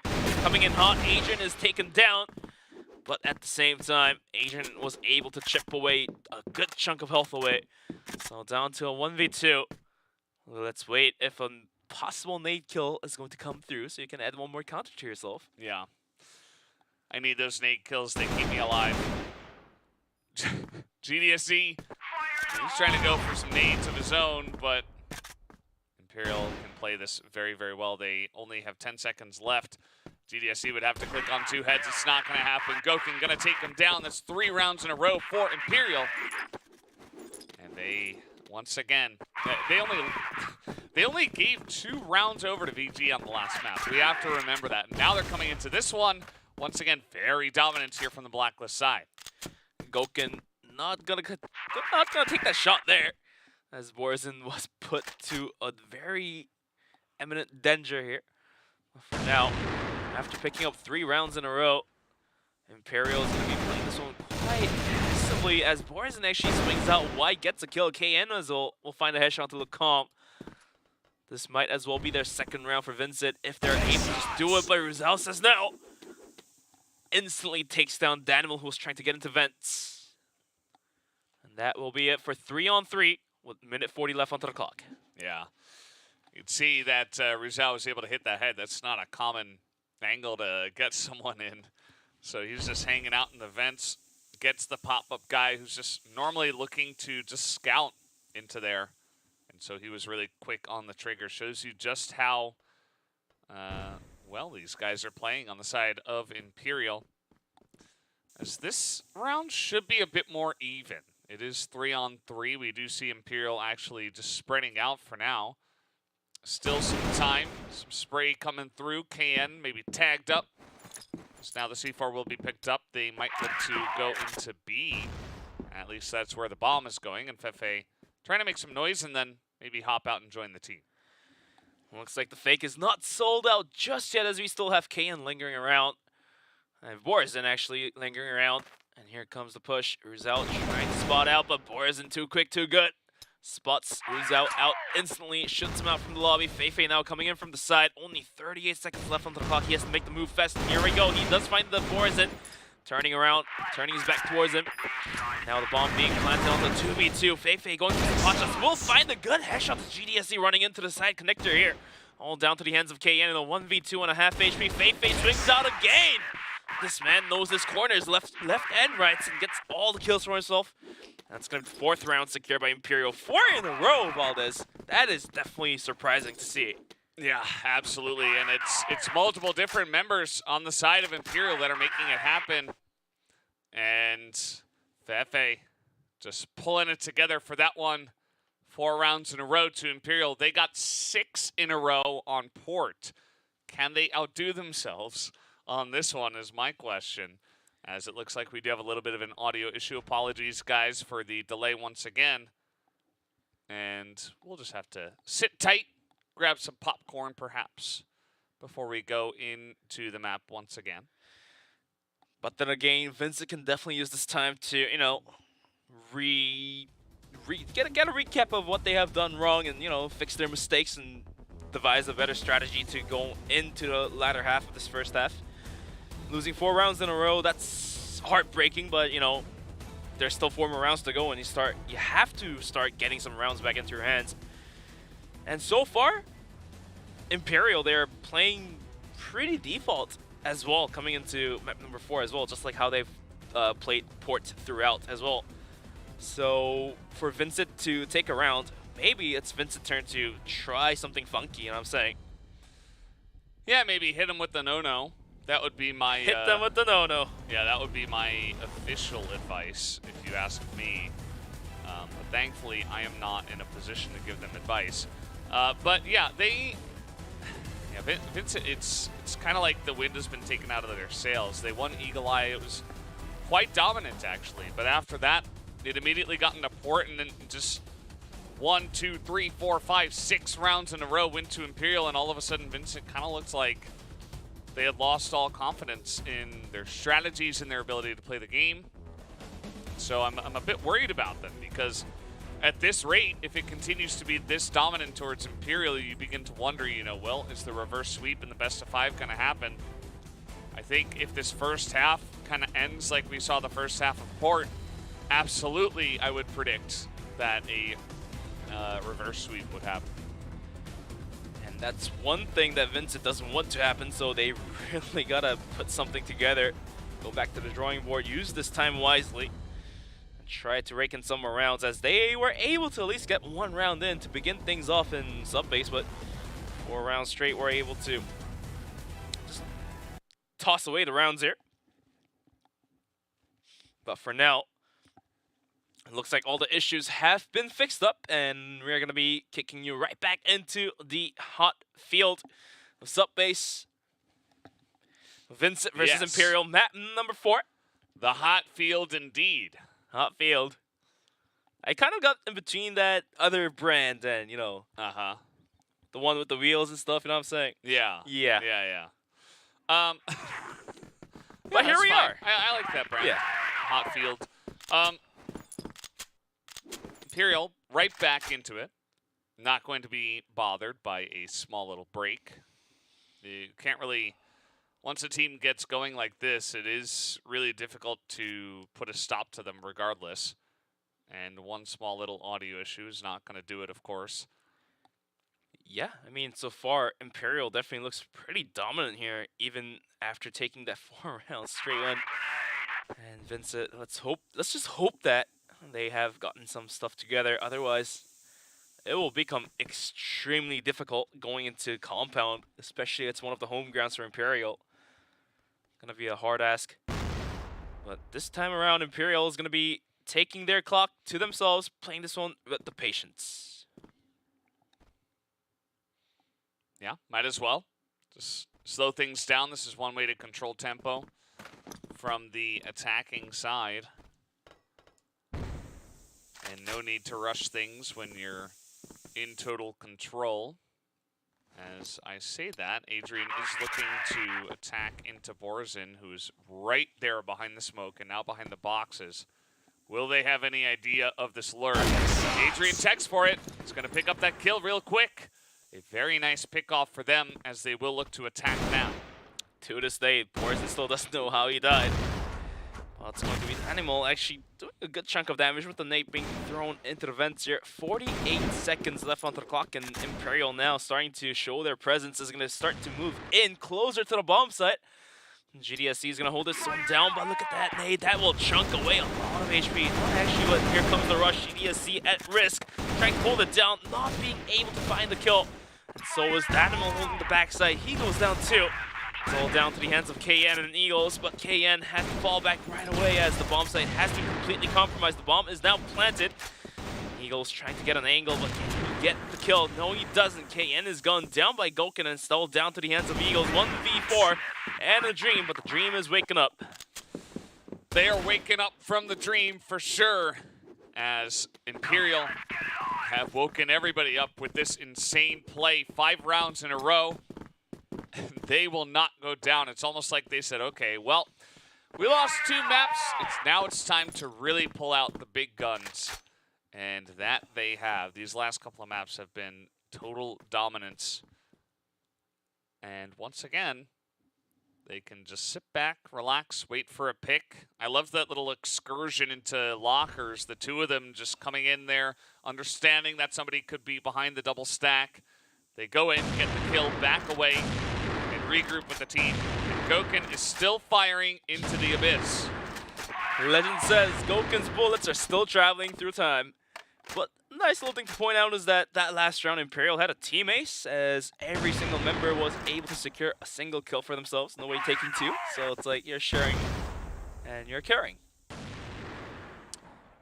Yeah, true. Minute 25 left on the clock though, and Goken's still going on with his little extravaganza. Not finding any damage yet, but maybe one day he should be able to get a kill at least. 2019 Imperial spray. Here comes Imperial as a team. They still have Rizal usually on that lurking role. He is once again by himself over in the machine room. And as it stands, there's only GDSC in this position. As he tries to get the spray down, nobody's actually there just yet. So now he will hop out. Lukam's going to take him down. Here comes Danimal trying to rotate over and help on this push, but Imperial say, no, we don't have to do that. We got a couple of picks. Now we can just back away. Especially that GTSC goes down and Borzin cut off through the rotation. It allows Imperial to just take the route that Borzin came from. It's completely open and clean. Animal will find Goken with his pants down. At least one good kill coming out from it. But a 2v4 retake. And now, with 5 rounds gone from the side of Vincent, they will really have to make this one happen. Otherwise, it's going to be 6 rounds in for Imperial. The Animal does get a kill, but it's all down to the hands of KN as Lukam is going to find another headshot. This man does it again and again. And all down to the hands of KN. This juggling. He actually finds the kill, though. Wow. 11 seconds left onto the bomb. He can tap it, try to bait Lukam to come out, but does he have an angle? No, he doesn't, as Lukam is too quick, too good. Gets the headshot, secures around. It's going to be 6-1. Imperial looking pretty superior. Fantastic effort from KN there at the end. Also helped out by, I believe it was GDSC. And finally, Goken, he found someone over there. He wasn't spamming, though. It's just a straight-up kill. He's going to get another one as now VG just challenging him where they don't necessarily have to. Borzin, though, working on the side. Will be traded out. Imperial still in total control here. 4 against 2. As they look to isolate Eagles, he's not going to hit that shot, and he also will bite the dust. GDSC surely to follow soon. He will pick up 1 at least. So much spam is going in onto him. He gets another somehow, and a third. Can he do it? No, he runs out of bullets. He's got 3 health. And finally, Goken finds an AK and will take him out. Some pretty crazy stuff as Imperial have outdone themselves. They got 7 rounds in a row. It looked highly clutchable as he dropped the C4. At least Eagles will pay back the debt to Goken by shutting him out from the lobby. By you go, Goken. Come as well. The overswing will cost him his life. KN taps him out from the lobby as well. And all of a sudden, Vincent desperately looking for their second round. I mean, if they close this first half out in an 8-1 again, then we will eventually have to go into compound with a lot of losses here. GDSC had his angle so wide, expecting either a fast push or a wide peek, and it didn't happen. Fefe just holds the corner, although he does go down, and VG are coming back here. Adrian alone.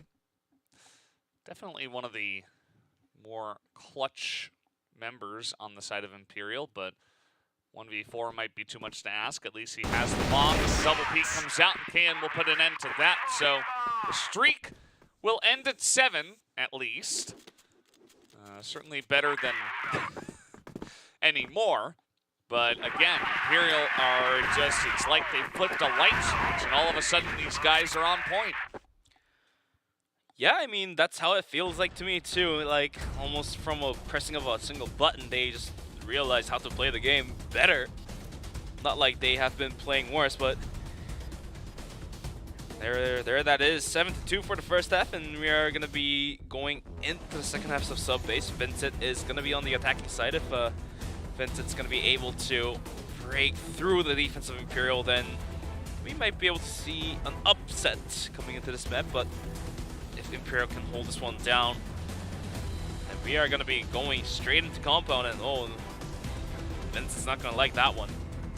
Yeah, and, you know, we can talk all days, we can talk our heads off about stats and, you know, past performances and stuff like that, but sometimes in Crossfire, a team just steps up to the plate, they win a bunch of rounds in a row, and the entire atmosphere of the entire series has changed. I think Imperial has done exactly that. It takes a great team to be able to just turn it on like that, but also to just totally take over the entire lobby for the last couple of maps. Let's see if Vincent Gaming have it in them to at least put up a challenge here on sub-base.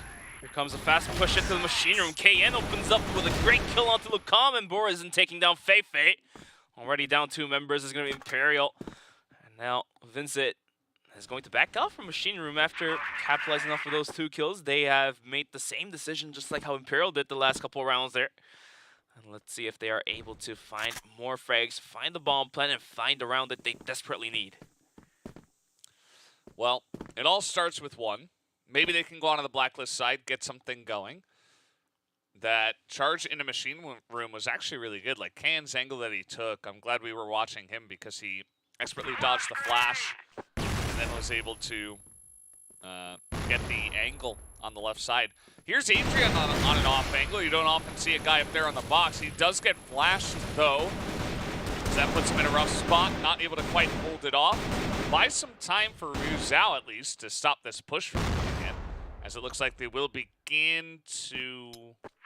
Well, they were going up the stairs, but not anymore. Eagles holding this angle. Here comes the swarm. The bomb site is now taken as Zhao has to go up the stairs. Flash grenades are going to put some hurt into the hands of Borzin, but the bomb is now planted. All down to go with Zhao. Borzin is going to be jumping on top of the silo, trying to get some bullets in, as Eagles will actually find a kill onto Rizal down to the hands of Goken, as he does arm down Eagles for a trade, picks up an AK, goes for a headshot, and then he does find one onto Borzin, and the rest of VG is like, okay, we can just delay more time as there's only 18 seconds left onto the bomb timer. Goken picking up an once again, 1 HP and a big dream timer taking away from him, as KN will swing out, get the kill, and secure their round. And all of a sudden, Vincent looks a lot happier now. Yeah, I mean, you start off with 1. You get onto the blacklist side. It's your turn to kind of take over the flow of things. And they did exactly that. That was a great look here. The fight in machine room, you saw that Imperial tried to take that aggressive fight and continue with the momentum, but they got shut down pretty hard from there. So let's see if Vincent have what it takes to pull off this kind of comeback against a team like Imperial. Would be legendary. instead of challenging Machine Room this time around. Vincent Gaming is going to be challenging outside B here, which is only held down by Goken. But look at this angle that Eagles actually was holding the same spot last time, but he did with his shot. Let's see if Goken has it in him to take the kills here. Smoke is going to cover the angle, so it allows Danimal to sneak in, and this could be problematic, as we did see Danimal in the past couple maps. He was able to find a very lurky spot and secure the round for his team. As there's only a minute 20 left onto the clock, and C4 is moving, closing in to the bomb site. Yeah, looks like they want to go from hallway. A bunch of smokes and utility used in the locker room. I think they're trying to go for a bit of a head fake here and hope that Imperial are not looking right when they come in, but we do have a lot of guys on Imperial right in this position as Goken and Lucom are just going to zone them out. But Borzen and Eagles comes in at the perfect timing from lockers to just catch them totally off guard, and that will get them into the B site. Now it's all down to Feifei. Although Borzen is down super low, Eagles is still standing strong. Feifei will gun down one. Now down to a 1v1 situation. Eagles has dropped his arm and picked up on M4 here. So it's going to be a rifle versus rifle. Still holding on to 2 nades here. Let's see if he's got it. More damage has been done, and Feifei is too good. And Eagles will go down as Imperial secures their 8th round. And Vincent losing that round is going to be very detrimental, as now they're only 1 round away from losing the match point here. Yeah, and that was a pretty wild round. I love the idea, actually, from Vincent Gaming to angle into hallway, but just a crazy hold by Goken and Lucom that was nearly taken back. But then at the end, a nice clutch from Feifei. And speaking of which, they're looking to push into him. Once again, they are not making this time. Feifei trying to get the poke. He gets one, but KN immediately takes his head off. And if I'm Vincent, I would consider a rotation. Instead, just 2 of them are going to go down to grenades. As yes, they will trade, you know, a couple of kills back, but that is nothing compared to what Imperial got in that trade. Now, after losing 2 players like that to the nades, Eagles and GDSZ in all hopes to secure this round will get the bomb planted. And little do they know, all 3 players of Imperial are closing their gaps in to get the retake happening. Goken still has 1 more nade. Had that, oh my god, lands right on top of Eagles, chunks him down for even more. But here comes the retake push, led by Asian with the pop flash right behind him. GDSC has holds one down. He's going to be good for 1, but Yuza will jump right down for that trade kill. Will get one of his own as well. Eagles in 1v2, misses all the options, gets out the pistol, but no! Goken, he's too good. Gets the defuse in as well. There was just enough time left, about 2 seconds more. And that's going to be Imperial taking their 9th round. 9-3 at this point in time. Imagine they lost the first 2 maps and we might have 10-2, 10-3 on this one. Just insane stuff. Although PDSC is able to get that one, they pop out into A road. Adrian is right out the mid door as well. Danimal is able to trade it back somehow. Ruzao is all the way through Machine Room, just back there in spawn. As Imperial don't have any more time to waste, they say. They want to get on to compounds. And they might just be able to do just that. The 2 members of Vincent Gaming so low. It's KN gonna spot it here. It's not over yet. They are able to get in onto the A site. But look at the nade held down by Rizal. It's going to be thrown anytime soon. Lucom, he himself is going to take a bit of a beat down. Down to about 20 HP, looks like. Danimal on 10. Rizal's nade's going to miss, but the bomb is now planted and it's ticking down. Coming in is going to be the retake from Imperial. But the angle from KN and Danimal will be very crucial. KN waits for him. Danimal, he has to pop up, but he pops out in the wrong time. Lucom takes both kills, gets the round. It's going to be Imperial getting the round and getting the map. Boys, we are going to map number 5. It's going to be Compound. Compound is on the way as they are able to compound their first map win into 2 and tie it all up. And I think we know who should be favored going into map 5 after what just took place on the last 3, or rather 2 maps. Only 5 rounds total were given over to Vincent Gaming. That is just incredible dominance from the side of Imperial. You can see that everybody still, they have one more map to get it done on. It's not free. Vincent Gaming definitely going to have some time to go back to the drawing board and consider what they got to do to actually come in here and get the win and try to challenge for the top prize in America's Invitational. Well, let's take a look at some of the set highlights from that previous map. Sub-base, that was. Had some nade kills. I want to see those clips again. Very amazing kills as well, too. Yeah, just incredible stuff as some of the angles. That's when Goken finally got an angle there through the doors. He was trying for a very long period of time, and he finally got there at the end. Some crazy clutches that did come out. GDSC giving it the old college try, very close there at the end. As this push through hallway, VG on the attack on the Blacklist side, nearly able to make it happen. But then Fefe says, "You shall not pass." Not today. Shall not pass. Not tonight. Maybe not any other day as well. But you saw those Hail Mary things taking away 2 players. And basically, I feel like that completely shut out the soul from Vincent. Although, that was a good push from Fefe coming out. That's going to be that sub-base completely shut out. The scoreboard looking absolutely nasty. 10-3. As now we are tied at 2-on-2 for the map score. Yeah, Lucan with a nice little 360 spinorama at the end to pick it up.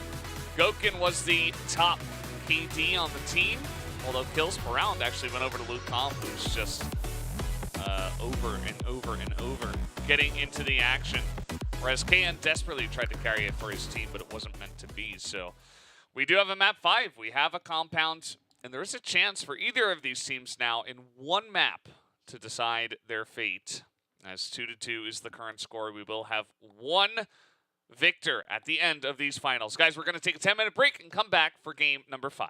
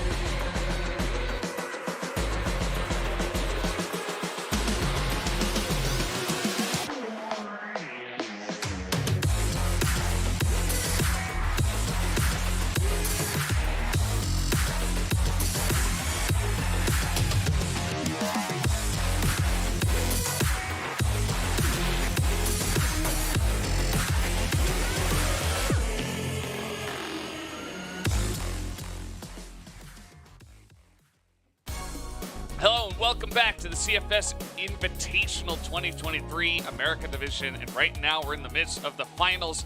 Game 5 between Vincent Gaming and Imperial is about to take place. And, I mean, Vincent Gaming, they started off so strong, but Imperial are coming back with a vengeance, only allowing 5 maps, or 5 rounds rather, to the enemy team in the last 2 maps. Yeah, I mean, it looked like a clean shutout until Vincent was able to take 2 maps away from Imperial. It was a 13-11-1 bloody battle in the first map, and the second was 10-6. Pretty clean, so to speak, but some way, somehow, Imperial just decides to wake up from their hibernation, take 2 maps, and 10-10, 3 whooping scores right away.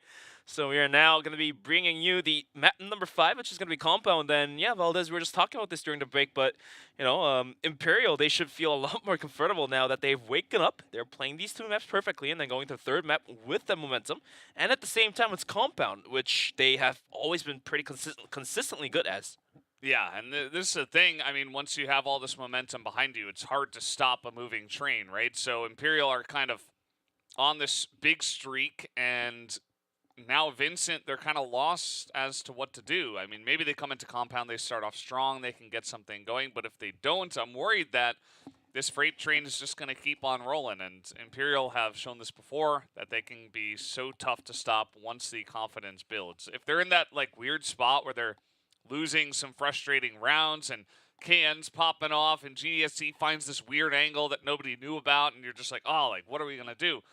Then they're not really in their strong spot, but if you can get them a bunch of rounds in a row and a couple of maps in a row, that's when Imperial are in their comfort zone, because these guys really feed off of that energy.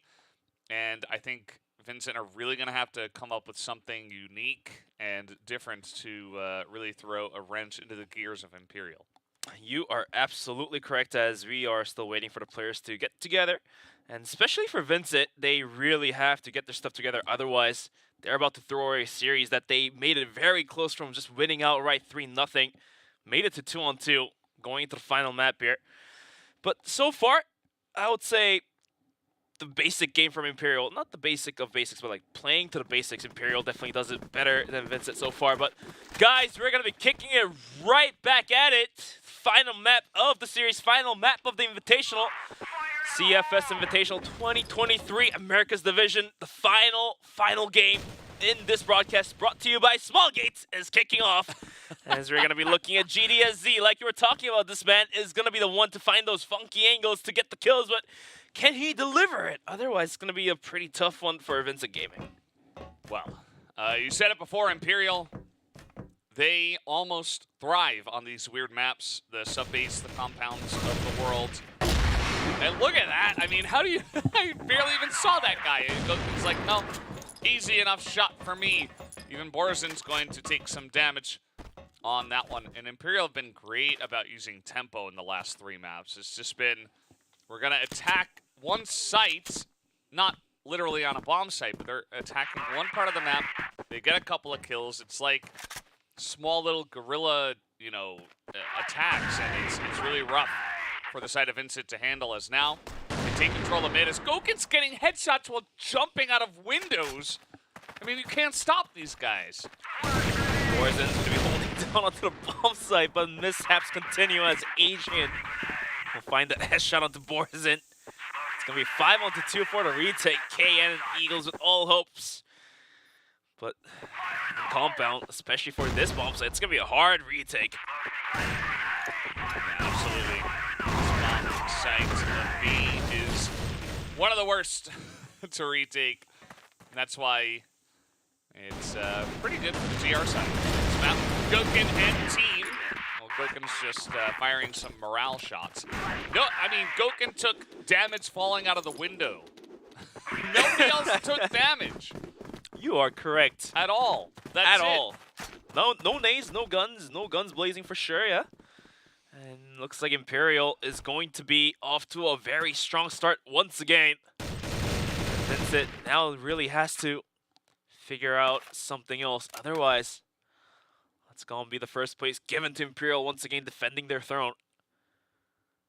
Yeah, Imperial, I think, probably getting really frustrated by the way the first couple of maps went, and they just turned up another gear, because I thought it was Vincent really stepping up to the plate, but perhaps it was just Imperial not playing at their full potential. And now that they are, we truly see what they are capable of. But if it's anyone to hold on to those wonky windows, it's going to be Danimal, because he's been hitting some naughty shots to put his team kind of back together. But let's see here, the pop flashes, and here comes the aggression, and Adrian just pre-fires that angle. Come on, and Danimal goes down with a quick headshot. At least GDSE was there to take the kill, and Boris in to put extra damage by taking down Lucam. Feifei, though, says no to it. Swings out, wall bangs the corner once again. Borison goes down, and now the bomb site contested completely by Feifei. The support has to arrive anytime soon. GDSC trying to hold it down, lifts the arm shot, and that's going to be Feifei taking the bomb site by himself. Well, Eagles at least able to get this pick on Ruzao, who was lurking in mid. So now we got a little 2-on-2 situation. Curious to see how this one is going to go. Feifei and Koken both have arms. So does Eagles. So 3 out of the 4 guns left. Obviously, they could pick some up and trade. It looks like Eagles is trying to do that right now. So we'll go over to the AK. Plants here on the B site, so they want to have some entry power. And that's exactly what gun choice they will go for. Feifei trying to hold down this angle from behind. After this smoke dissipates and, well, there's nobody here. That's strange. They must have rotated. It's getting a little bit more obvious if Feifei's able to hit that shot. It's a one-on-one now. Skokin will try to go in this 1v1. Eagles, though, buying some time, trying to get in there. He has to get the kill and the plant defuse. There's just not enough time to do both, as Skokin as well will be able to pick up that clutch kill at the end. Nice little hide-and-seek play from Gokin, delaying the time as Eagles completely debated. Eventually goes down to another headshot onto him. So Gokin continuously hitting those no-nos is going to put the hurt right in the face of Vincent. But now we're going to be moving into round number 3, and Vincent definitely needs to pick up some pace. Otherwise, it's going to be another clean shutout, maybe like a 7-2, 6-3, even possibly 8-1s could be coming through as well. So gotta wait around and see what happens. But so far, Imperial looking pretty dominant coming into the final map of the day. Yeah, absolutely. Coming out here strong, 2 more round wins in a row. The Blacklist side, they're still getting it done. Their attacks have been clean, crisp, and they're even more than that. They're just clicking on some heads a bit better. Sometimes that's the way it goes in FPS. Sometimes you just have the better gunplay, you just have the better mechanics, and you just win. And it does feel like they've got that turned on at this moment as well. We'll see if they can keep it up. Vincent Gaming not out of this yet. It's still early on in the 5th map. And here comes the push from Feifei, leading it. KN's holding the corners, gets 1 kill, goes for the second, realizes Ryu's out. He's right behind it, so he's going to be smoking that angle off. Nades are coming his way, getting flashed out as well. Adrian's going to be leading the charge on now. Here comes Adrian, goes out Adrian. And all of a sudden, Eagles also find a kill down towards middle. It's going to take down Gokin, and it's going to be down to hands of Ryuzao and Lucam. At least has the bomb site for now. Oh! He's actually going to check that angle. Borzin trying to lurk in the corner. Not going to happen. Lucam now calling Ruzao, his brother, over to join him. Lucam, though, is pretty low on health. So maybe they'll just go towards A, although he will rotate back. Eagles making some noise. Trying to come back in here. Lucam has picked up an arm and will take down Eagles. And they know exactly where Danimals is as well. Ryuzao on the rotation, almost crossing paths with Danimals, but luckily enough, he was able to cross closer into the bomb site. As Danimal now sitting with 32 HP in a dream, he's going to be closing in his gaps towards the bomb site. It was all that bomb. Now getting planted by Lucam with 1 second remaining, so that was very close. And now Danimal closer to the site, find the kill onto Lucam to open things up in a 1-on-1. Ryuzao is going to be playing the same corner Gokin was playing to delay the time. It's going to be 23 seconds left onto the bomb timer. Danimal now has to move in closer. He's going to be jumping right into the site. 32 health, like I've mentioned before. 1 bullet will do life for him. 1 headshot. Here's out. Finish it off, and that will be Imperial picking up their 3rd round and continuing on with their dominance. And it's 2 rounds in a row that is just so close. The last one, I have to say, I think Goken's clutch with just a little bit extra time was a little bit crazier, but still, it's just two that are so close, and I feel bad for Vincent Gaming. They're getting down to these 1v1 situations that they have chances to win, but they're just barely coming short of the mark. Imperial just turning out to be the better team at the end of it all. 3-0 here to start us off on Compound. Going into round number 4. Playing with middle position here. Danimal is getting spotted out. Will be able to spray down AJ. Going for the second. Gets the double kill. But at the end of the day, it's going to be Goken with hitting that no-no again. Danimal goes down. But the hurt has been done towards the side of Imperial. 3 on 4. As now they are trying to gain control of middle here. Still has a couple smokes to work with, as we've seen from the games of Baisha in the grand finals. Gaining control of mid is so crucial in the map for Compound. And now Rizal just poking, prodding here. See if he can get any lucky picks, but so far KN has been holding his composure for a good enough amount of time. Only a minute left on the clock as GDSC will find a kill onto Lecomte. Rizal going down to KN as well, so this might as well be the very first round of VG to pick up their desperately needed round in Compound. It's looking very likely. Goken the only one to pick up a kill, and that was after Danimal had already gotten 2. Eagles is holding this angle. He's not going to hit the shot. Actually takes a little bit of damage himself, as now the pistols are coming out, but it's just a headshot from KN. And finally, Vincent Gaming are on the board, so they're going to stop that streak short this time from Imperial. Just a nice way to mix things up, right? They're not sitting on sites. They are mixing up their defensive positions. Danimal gets aggressive at pillars that time. That's the kind of thing you need to mix it up and really catch them off guard. If your opponents are playing almost perfect crossfire, you got to throw a wrench into the gears. Otherwise, those gears, those cogs are still going to continue turning. You've definitely got to try every option you have. Otherwise, like you've mentioned, there's no stopping to this dominance Imperial is providing to us right now. Minute 48 left onto the clock here, and looks like they're going to be going for mid-control again, as we've seen some early nades coming through from the side of Vincent Gaming, trying to gather control of mid.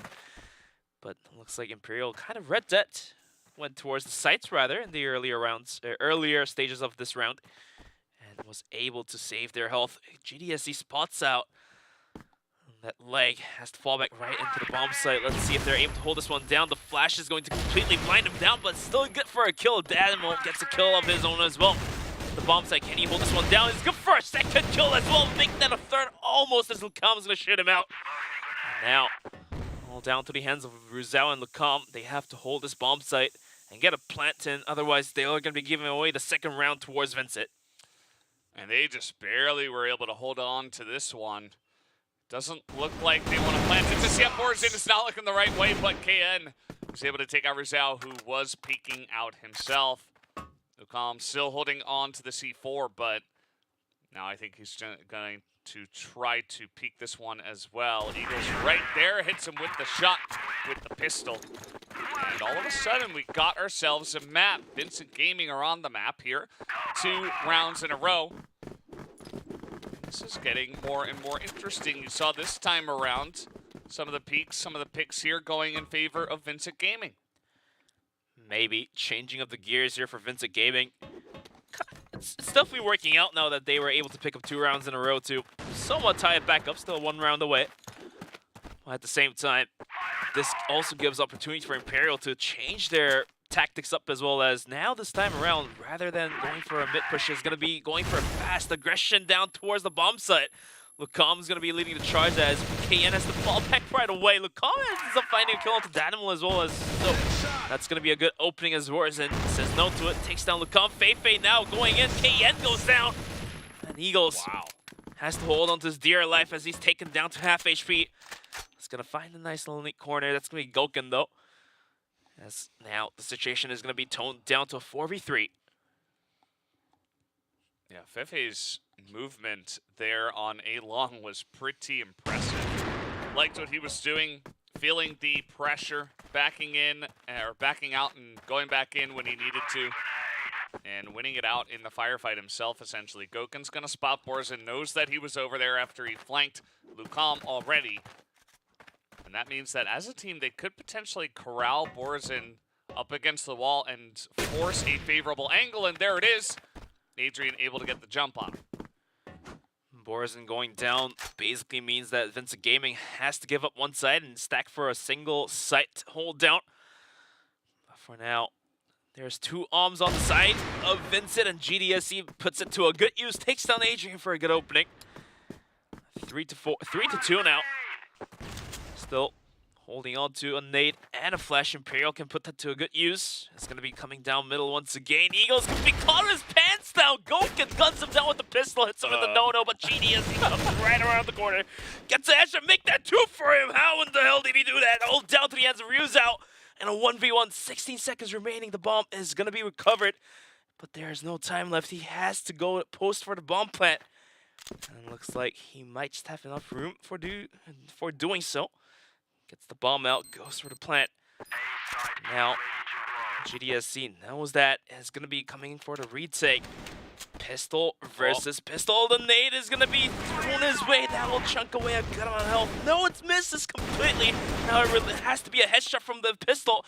Otherwise, it'll be Rizal taking me out. No, it's going to be GDSC with yet another kill. Some way, somehow, the retake is possible. And all of a sudden, Vincent Gaming is going to make things back tied up 3-on-3. They have taken back control of the series just like that. And yes, I meant series because although they are not in the lead, they have finally proven to themselves, to Imperial, to all of us, that they can in fact fight up against this team just like that. A couple of massive clutches here in the last couple of rounds as Compound is already delivering, and we're only 6 rounds in. Just crazy, crazy stuff. As GDSC, I mean, it really came down to the fact there was not that much time, and Goken was kind of running in. He got that 50-second location to be free. Now, speaking of which, they're trying to play into pillars here. As Adrian and squad, they are going to lose Fefe on the entry. And in fact, Vincent say, okay, we got the bonus kill. We're going to back away. We can reset on these sites, and we're going to be fine to do exactly that. Which is absolutely the right way to play this one out after taking a kill. Gotta use that man advantage to yourself, and for now, Imperial is gonna suck up that loss and back up from the bomb site. Come down towards middle once again, but this one seems to be a more reckless play than a settled one, as we're gonna be looking at Adrian jumping on top of the corners. And Goken back in towards the top side of middle, just looking down for a possible pick. Not gonna happen as well. Only a minute left, and KN holding the corners. Can he spot out Ryuzel? Yes, he does, but not good for a kill. He's gonna spray more bullets. Tom comes around, gets the kill onto KN. There we go. That's gonna be a good opening. And now down to a 4-on-4. Eagles trying his best to find an angle as well. Only 46 seconds left onto the clock, and looks like Imperial is lost as to where to go for a take and execution. Yeah, exactly. This is what happens. Vincent get a couple of big rounds in a row, and all of a sudden, you never know what's going to happen. But Goken, he's going to make it about him once again. Runs on in, gets the quick flick. He does go down to Borzen, though, through the office tiles. As now Adrian's going to get headshot by GDSZ. Running out of time here. They will get this bomb down, but advantage into Vincent Gaming's hands. Let's see if Ryuzao, he's got the most health on this one, unless Lucam can just click on a couple of heads. Ryuzao's kind of got to play front man here. Stop this, but the rotation is coming in. It's going to be thwarted. And now it's up to Ryuzao, 1v3. He's trying to buy time. He gets one, he gets two. You gotta be kidding me. No way he gets this. There's no way he dies. Unbelievable. As what a spray transfer there onto the second guy, and then he wins the pistol duel. And that one is a crusher. Both players from both of these teams trying to clutch it for their team, as this is going to be the last map, last match to end off the series. But for now, Imperial picking up the round is very crucial, as they are going to be one on the lead. Although the rounds are only 7 rounds in. Let's see what happens on this round. because we only have 2 more rounds to go for the first half. But let's talk about some strategic maneuvers these two teams have made. So what I was able to see was that a lot of early mid aggression not happening on the side of Imperial, so they're trying to bait out the nades, bait out the flashes coming down towards their way. So rather they will try to contest connectors first, and then once the nades are thrown out, once the smokes from the side of Glorious is cleared out, they're going to be coming down towards middle to see if they can gain that ground. As on the side of Glorious, it does definitely take the utilities to take control of mid. Yeah, the mid control hasn't been the big turning point so far, although it definitely can be, especially when we see Vincent on the attack. I think, you know, these strategies will definitely turn around and potentially show a different side of themselves here.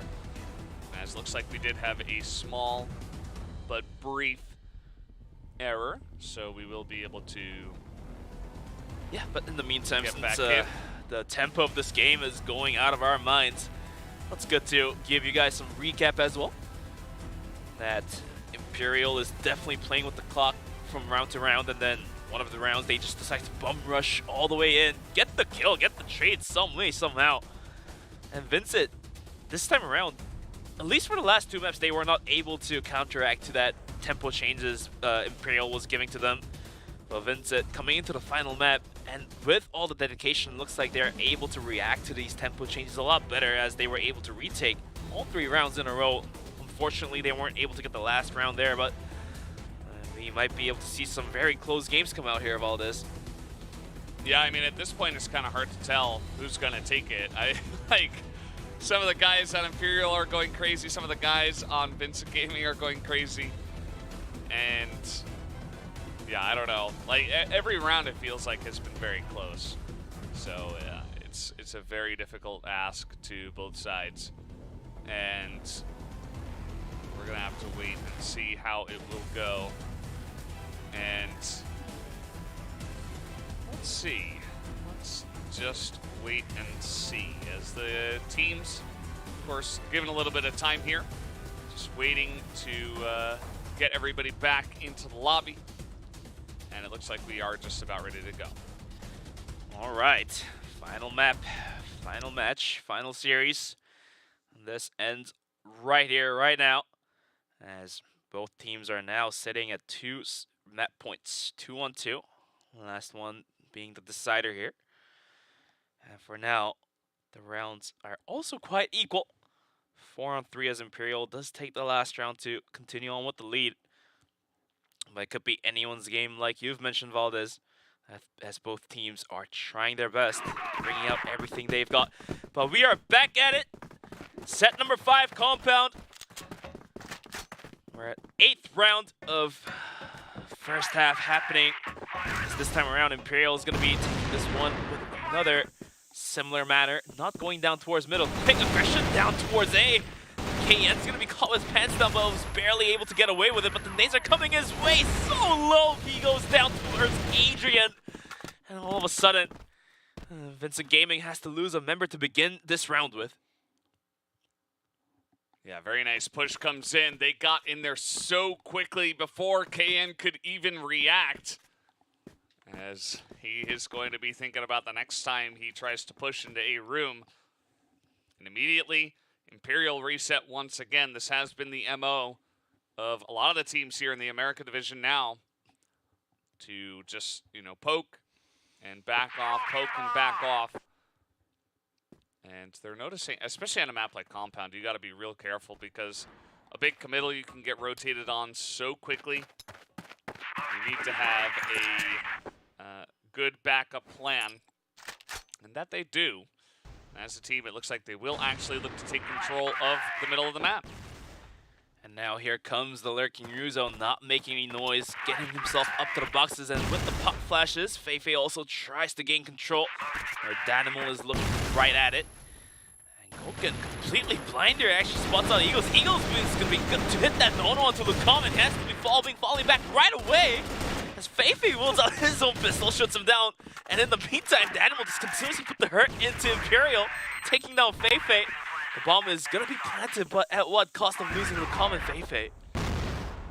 Yeah, very, very nice shots. Very well handled on the pressure there by Eagles as well. Just to pop one and back away to his teammates. He knows they're right behind him. And that's going to mean that they have a very strong retake here. 4-3.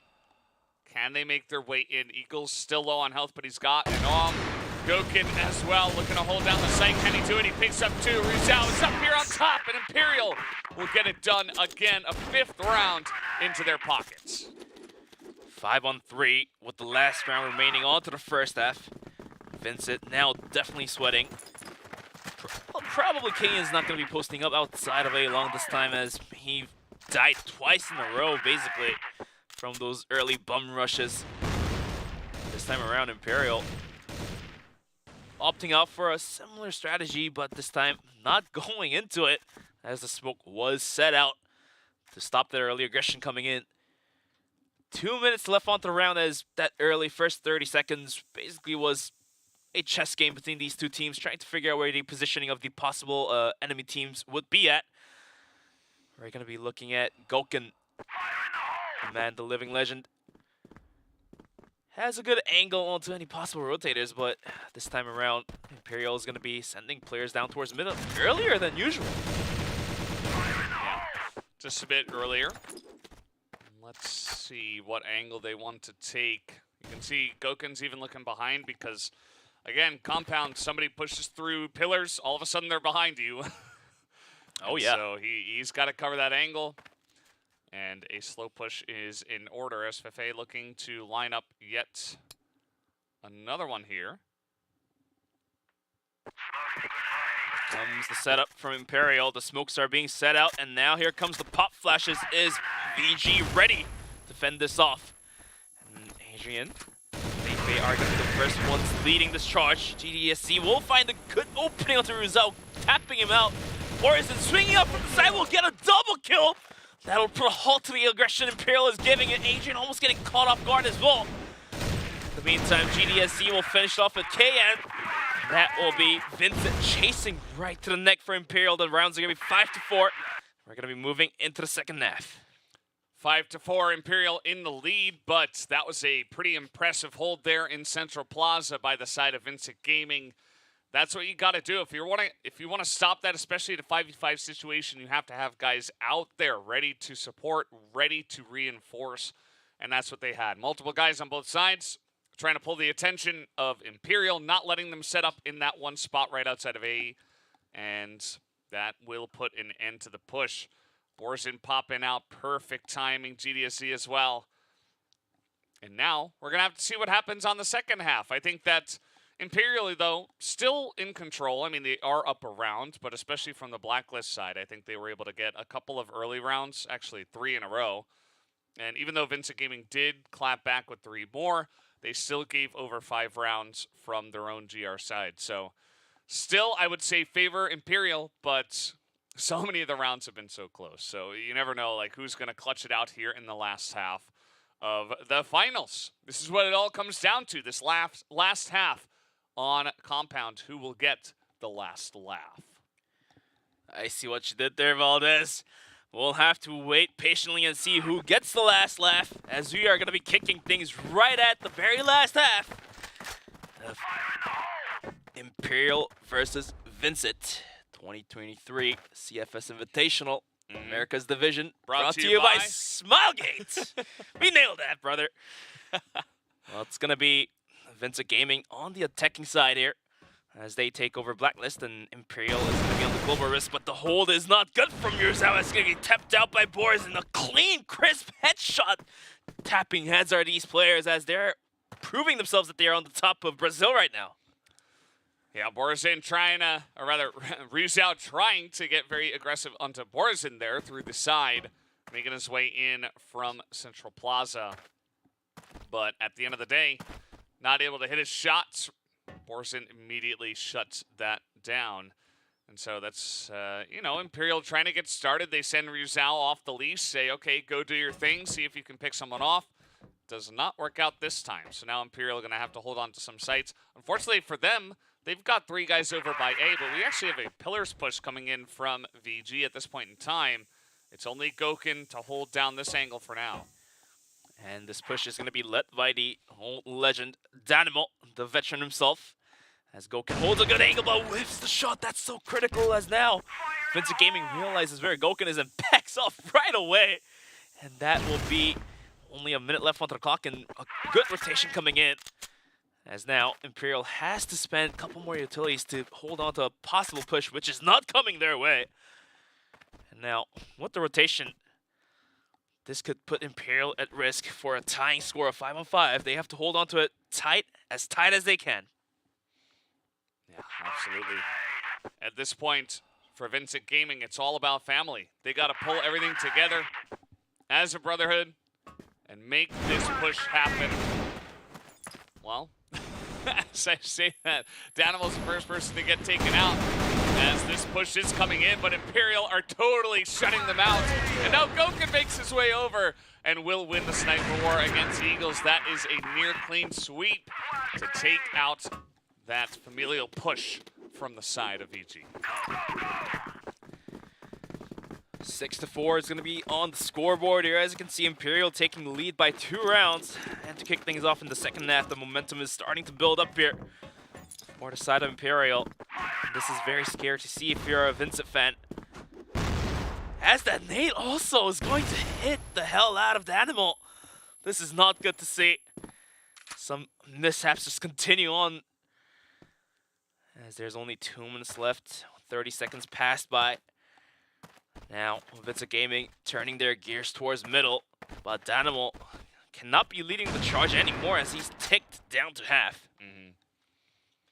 This is part of why I feel like this map is really catered to the side of Imperial, is that there are so many. It feels like one of the most complicated maps just because of the many different routes you can take and the weird angles on multiple sides. And Imperial are just so good at using those to get small advantages on the map. So far we have seen that here, especially from the GR side, although it still is early in the half. Let's see if Vincent have an answer here. They are able to keep it close. In they will push, considering going past pillars into B room at this point in time, but a very nice crossfire is held by Imperial. This is extremely dangerous if they want to push through here. Adrian and Feifei holding the angle. The animal was poking that one now. As Imperial shoots out, they're going to know the locations as Feifei is going to gun down 2 people. Adrian holds a great angle by the doors. Will find 1 kill at the end of the day. Boris is trying his best to get the kill. Will take down Adrian for the refrag. At the same time, Lucam now comes over to add on to the damage. We'll find the frag onto Boris and the C4 is down. Eagles completely lost down towards middle. Don't know what to do. 30 seconds remaining onto the clock. 1v4 with the timer completely against him with the bomb at the worst spot possible. What this man can do, I mean, he's been put to the test so many times for the clutches, but this time it looks almost nearly impossible. It is. Goken will make it impossible. Picks up a 3rd kill in the half. 7-4 now in favor of Imperial. And man, I did not like that push from the side of Vincent Gaming. It feels like they are rushing. We have seen so much back and forth gameplay and plays where you do not fully commit. They knew there were so many members of Imperial there, and still they tried to push in. They tried to outplay them. And Imperial just, all they had to do was hold the crossfire. Just wait and defend. Very easy for them. They were already in position. They had, even Lucam was there. So the second that Adrian went down, Lucam's like, okay, I'll just take his place and take down Borzin. And that was the 4th member in the push of Vincent Gaming. They made it very easy for Imperial to read that and respond in due time. Look at the confidence coming out from Imperial now. They have taken their 7th round. Feifei is going to take on an arm of his own and put that to use. But we'll still have to wait and see if he can actually hit those shots. Otherwise, Vincent Gaming is readying their setups.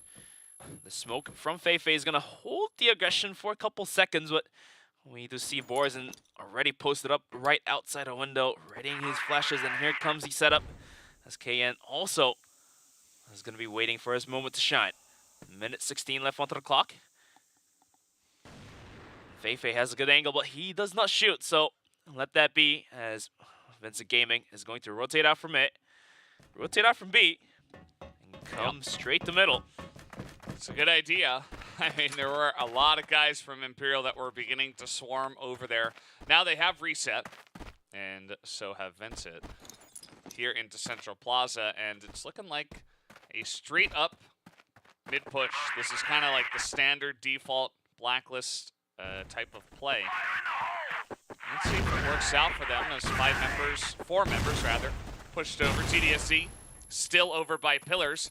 And it looks like they want to go mid to B here and try to attack in onto Fefe and Adrian. Nobody back in spawn at this point. Fefe not able to hit that initial shot, but the damage is coming in. Ryuzao is right there as Lucom pokes out of spawn and immediately sends them into the meat grinder. Everybody goes down. Fefe with 2, Lucom with 2. So now Fefe 6-0 on the half. 8-3 on the score, 8-4 on the scoreboard, and Vincent, they're going to be sitting with 1 round away from giving the match point away and possibly giving the #1 prize away too. Like I've said before, the money, it's huge, $75,000. You don't see it anywhere else but Crossfire. And now Imperial just 1 step closer to the prize money right now. Is going to be playing this one with the patience. Virtue again, and Fefe is going to continue to put the hurt into Vincent Gaming. Picks up Eagles. Anyone else but Eagles too. And now playing a 4v5 with their armor down. Vincent Gaming, now they have to pull something out of nowhere to make this miracle happen. Yeah, you can see that the only player that has gotten a kill on the half is Borzin. Everybody else zeros across the board. Borzin with 4. And that's not enough to get over the line here against this team.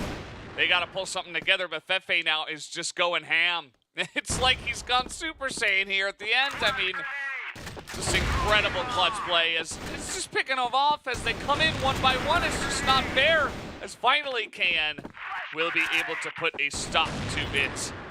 And man, okay, Borzin giving it a shot here, but it's a grenade to take him down as match point has been achieved by the side of Imperial. 1 more round, and they will win yet another CFS Invitational.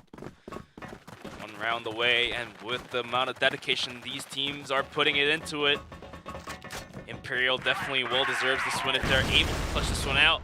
But for Vincent as well, they have to put all they've got into this one. Imperial now thinking about that money, as we're going to be sending 2 players out towards Pillars.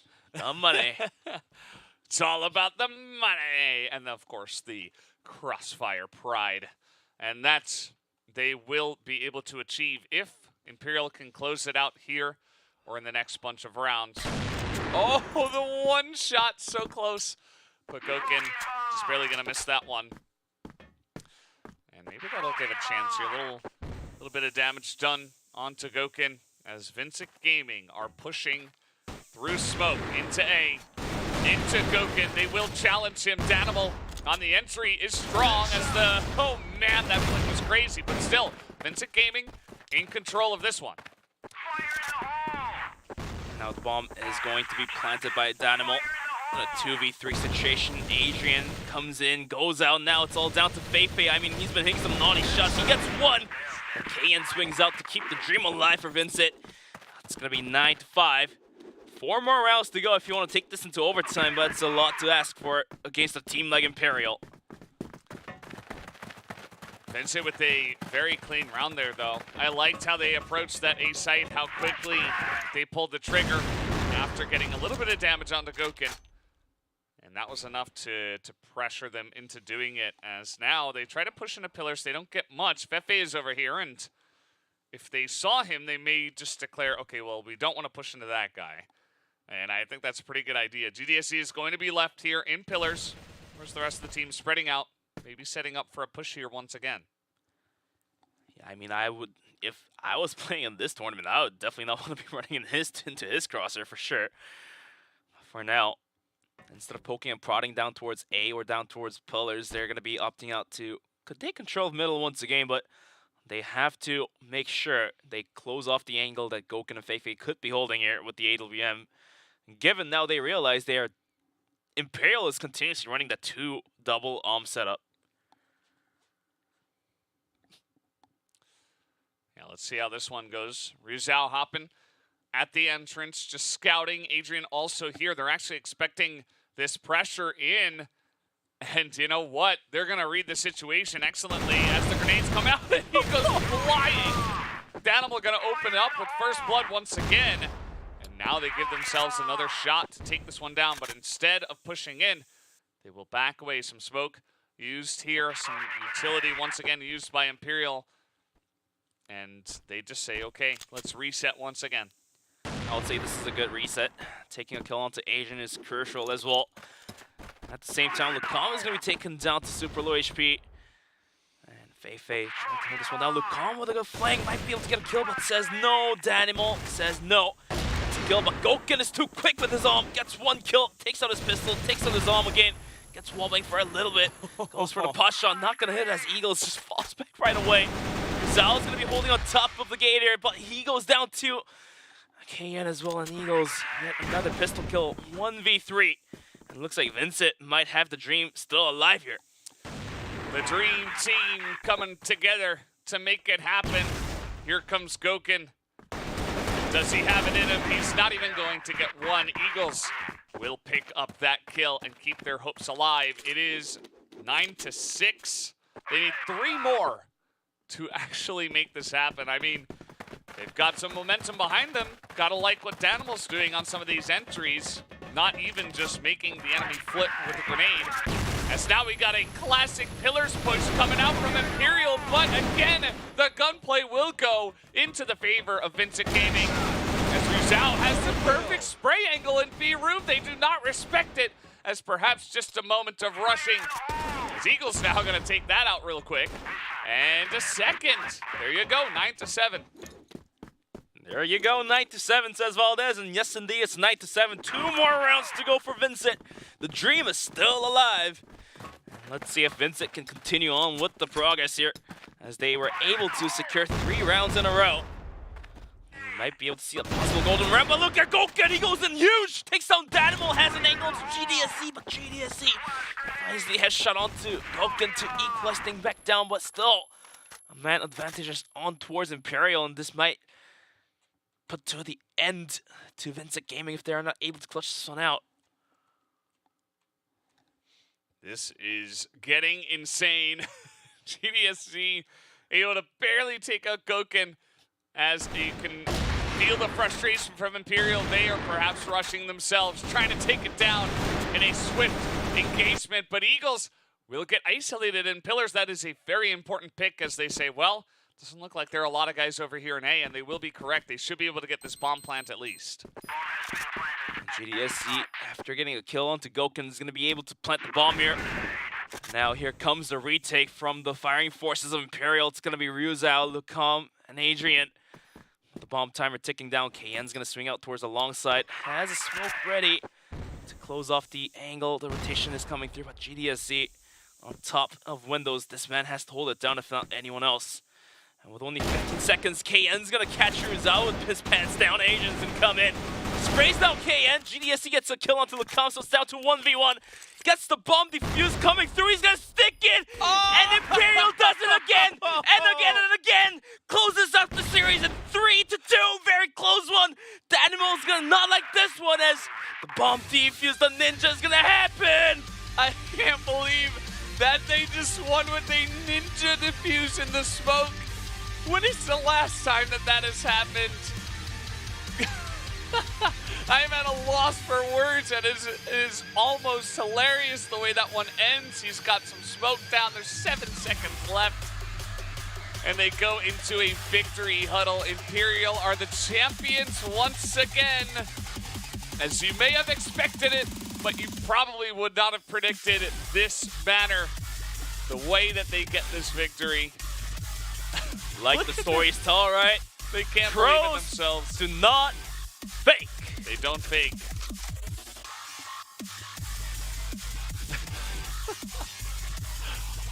Look at the spirit from these guys. Yeah. We got the headsets back on. They're like, all right, let's go map 6. Let's go. We want more. But definitely coming off to a very slow start, losing two maps in a row. Was able to make a very huge comeback. 3 maps. I don't think anyone else can do it but Imperial. Well, let's take a look at some of the amazing dump plays. Definitely a good effort coming out from Vincent as well, trying to make it back, but it's one step too short. Thought we were going to have an overtime, but that Ninja completely shuts it off as we're about to see that Ninja come through soon. That's all I want to watch. Like, these highlights were crazy. We had some crazy clutch rounds early as well. I just want to see the Ninja defuse. I just want to see that. Oh, man. What a series we had here. To be honest, first couple of best of threes were like, it's, I don't know, pretty one-sided. Will today actually deliver? And then Vincent went up 2-0, and I'm like, man, this is just going to be like a quick shutout by every team that starts winning. But Imperial are certainly just built different. That they started to pull it together here right at the end of the map as well in the second half. And Imperial started to rush it a little bit as well. They started to run in. Eagles had some crazy moments. But then we had that happen. We had this. And there was a bunch of play in and crazy. Here you go. That's what you wanted. This is it. Like, so he just puts his head down. He's right behind this. And take a look at GDSE. He's like, oh, God. He's actually holding it. And he was. 7 seconds left. He's just got the hearts out. And that's all that was required. 10-7 is what it took at the end of the day. Imperial got there in the end. It was a crazy comeback. 3 maps in a row. Port, sub-base, and compound all going the way of Imperial. Port and sub-base were absolute smackdowns. And then compound actually delivered there at the end. Very nice run back from Vincent Gaming to give us a really nice compound to finish it off. What a way to end the series, and what a way to end this invitational. What a Ninja diffuser. You don't see that a lot often as well. Like you've mentioned, you've been in this business for a while, and how many times you see on Ninja diffuse? Never. And how many times you see on Ninja diffuse to finish off a final? Yeah. No, never to finish a final. I can say that with certainty. Goken, the MVP. I don't think anyone is surprised by this. I mean, he was definitely great. was off to a slow start, but he was able to catch it right back up coming into map number 3. So, well deserved. I wouldn't be surprised to see another player taking the MVP as well for the Ninja Fuse, though. But there it is. That's our bracket complete. The empty pieces are now matched. It's going to be Imperial coming in on top. 3-2 scoreboard.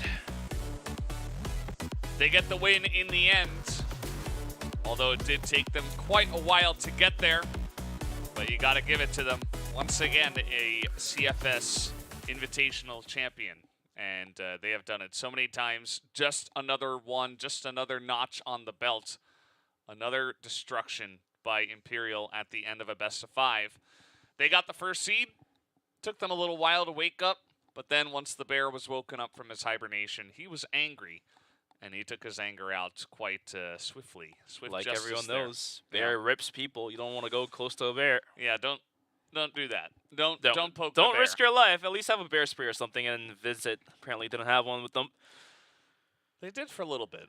But, for a while, and then kind of ran out of gas, I guess. And 2 maps in a row just happened to be like that.